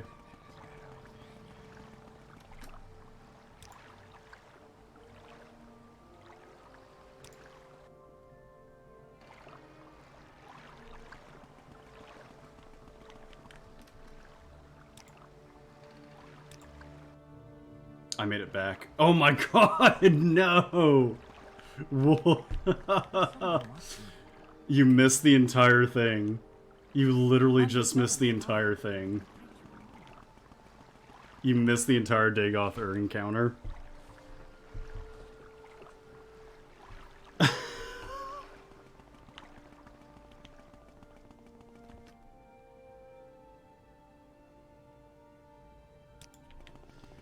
Alright. Let's go tell Vivek it's all done. So at this point also, like, reminder, Vivek has also lost his divinity. He can no longer, you know, bathe in, like, the heart. The blight is gone and we have survived. Now now we must dedicate ourselves to rebuilding the temple, and you must dedicate yourself to your responsibilities as protector of Morrowind. Oh, yeah. We have lost our divine powers, but not altogether. Some token of the people's faith remains, and we shall dedicate it to rebuilding the temple. Now that Dagoth is gone, I don't know if we should do that. We can turn our energies to the more humble needs of the people. It is good, honest work, and I believe there is redemption in it. Vivek's good. He still has Kim. I'm Alexia. Sothasil and I gained our divine powers from the heart of Lorkhan, and we now no longer have access to the heart. So we must lose our divinity. I've always worn my divinity lightly. I'm sure... Oh, yeah. I've always worn my divinity lightly. Fundamentally, I'm not at all a serious person, and I will not miss it. Oh, yeah, nah, don't worry. I'll be fine without my divinity that I betrayed you over to gain. Nah. I've tried to do what is necessary. I'm afraid I have done some harm. I assure you, I'll be quite content to be a mere mortal again, dedicated to my own amusements. Uh-huh. Yeah. We don't communicate. Without the heart, our divine power must diminish. She takes her divinity very seriously, and the loss weighs heavily on her. She tends to brood, and I fear she will do herself and others harm.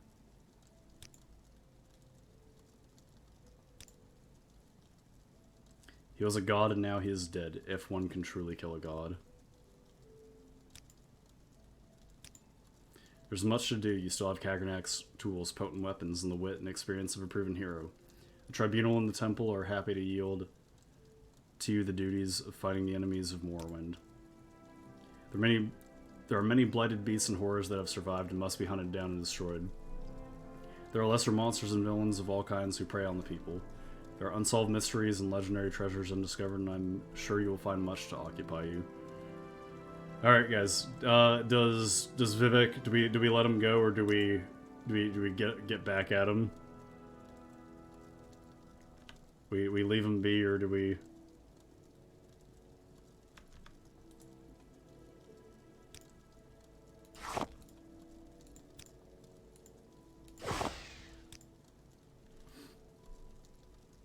Because we don't need him for the main quest anymore. We could just kill him, or do we just leave him?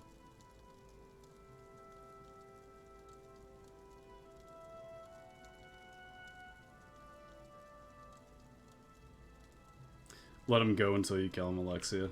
Alright, alright. Yeah, we will. Alright, yeah. We'll wait on him. Oh, whoops. I don't want to do that.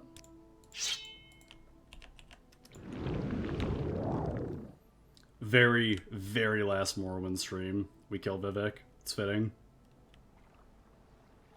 Like the final one, the real final one.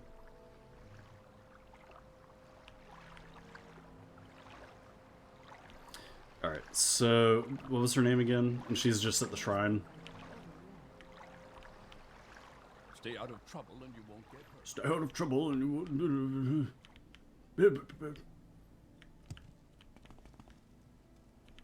This man is using levitation. Someone call the guards. Guards can't do anything. Everyone recognizes me as Nerevar now. It's way too late for that.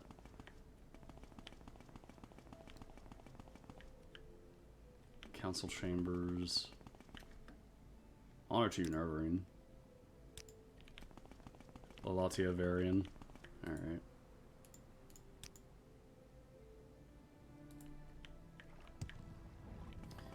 Garrison. Skyrim mission. Argonian mission. And where is she located again?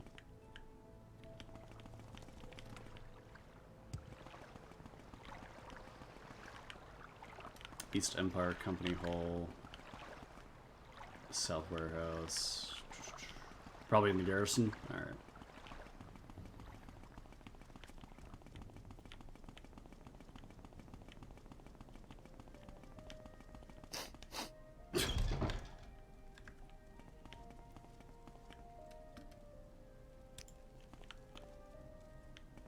Divine Intervention will probably bring you to her. We can go through here. Cerilius Sacus.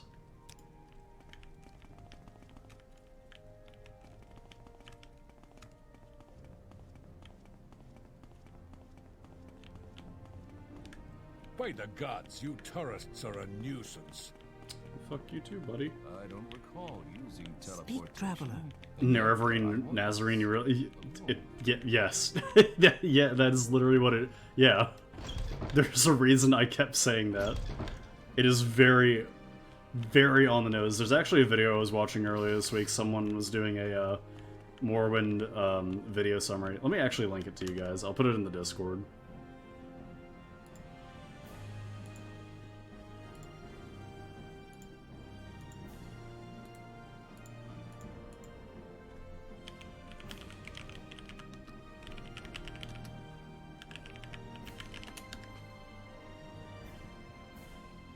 Yeah, we're gonna hear. It is quite literally like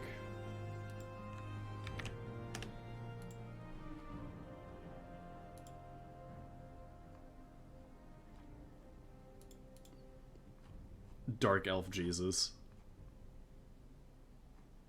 Like, not even kidding. Oh, whoops. Chapels are behind the council chambers. Gotcha. Oh, whoops. Display.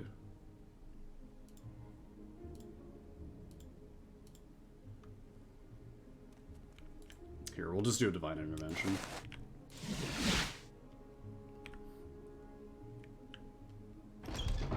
Okay, I'm listening. Hello. Can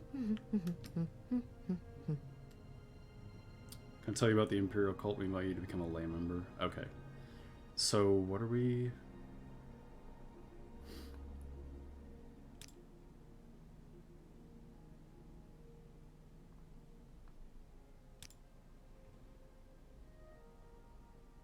Oh, Wolf.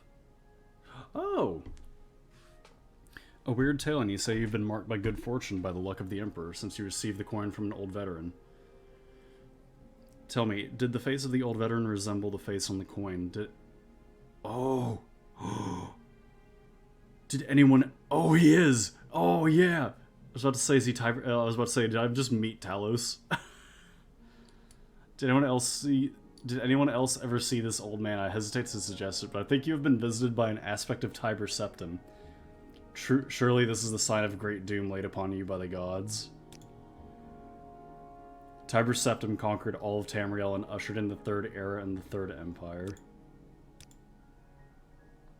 Oh my god.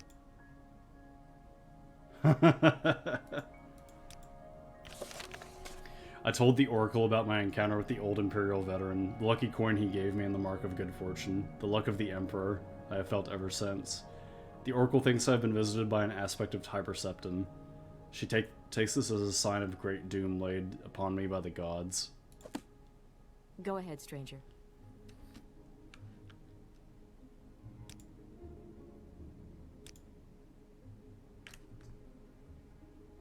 Well.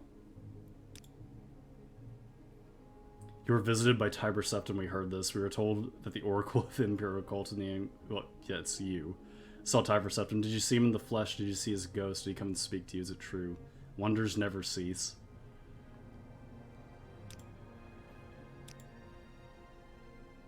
Wow.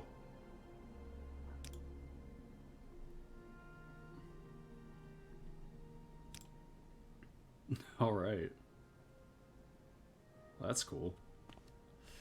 Well, alright. I think... Not a lot of pretty ladies. Strange. Come on, then. Say something. I think that is going to be a good place to end it off here. So, what I think we'll do is... I'll find some time to do some, like, reading over, like, the Baron Zaya books and, like, probably just upload those as, like, separate YouTube videos, because after today and all the reading in Vivek's library, I think it'd be better if I did that, like, separately in an edited format to where it's a lot cleaner, because that was a little rough.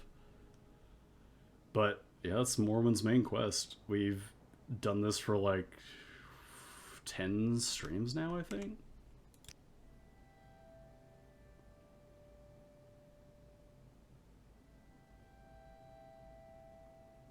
Yeah, we've been at this for a while. But yeah, that's the main quest. We're gonna give the game a little bit of a break. And then ooh, not that way. And we'll come back to it after some other RPG stuff, I guess.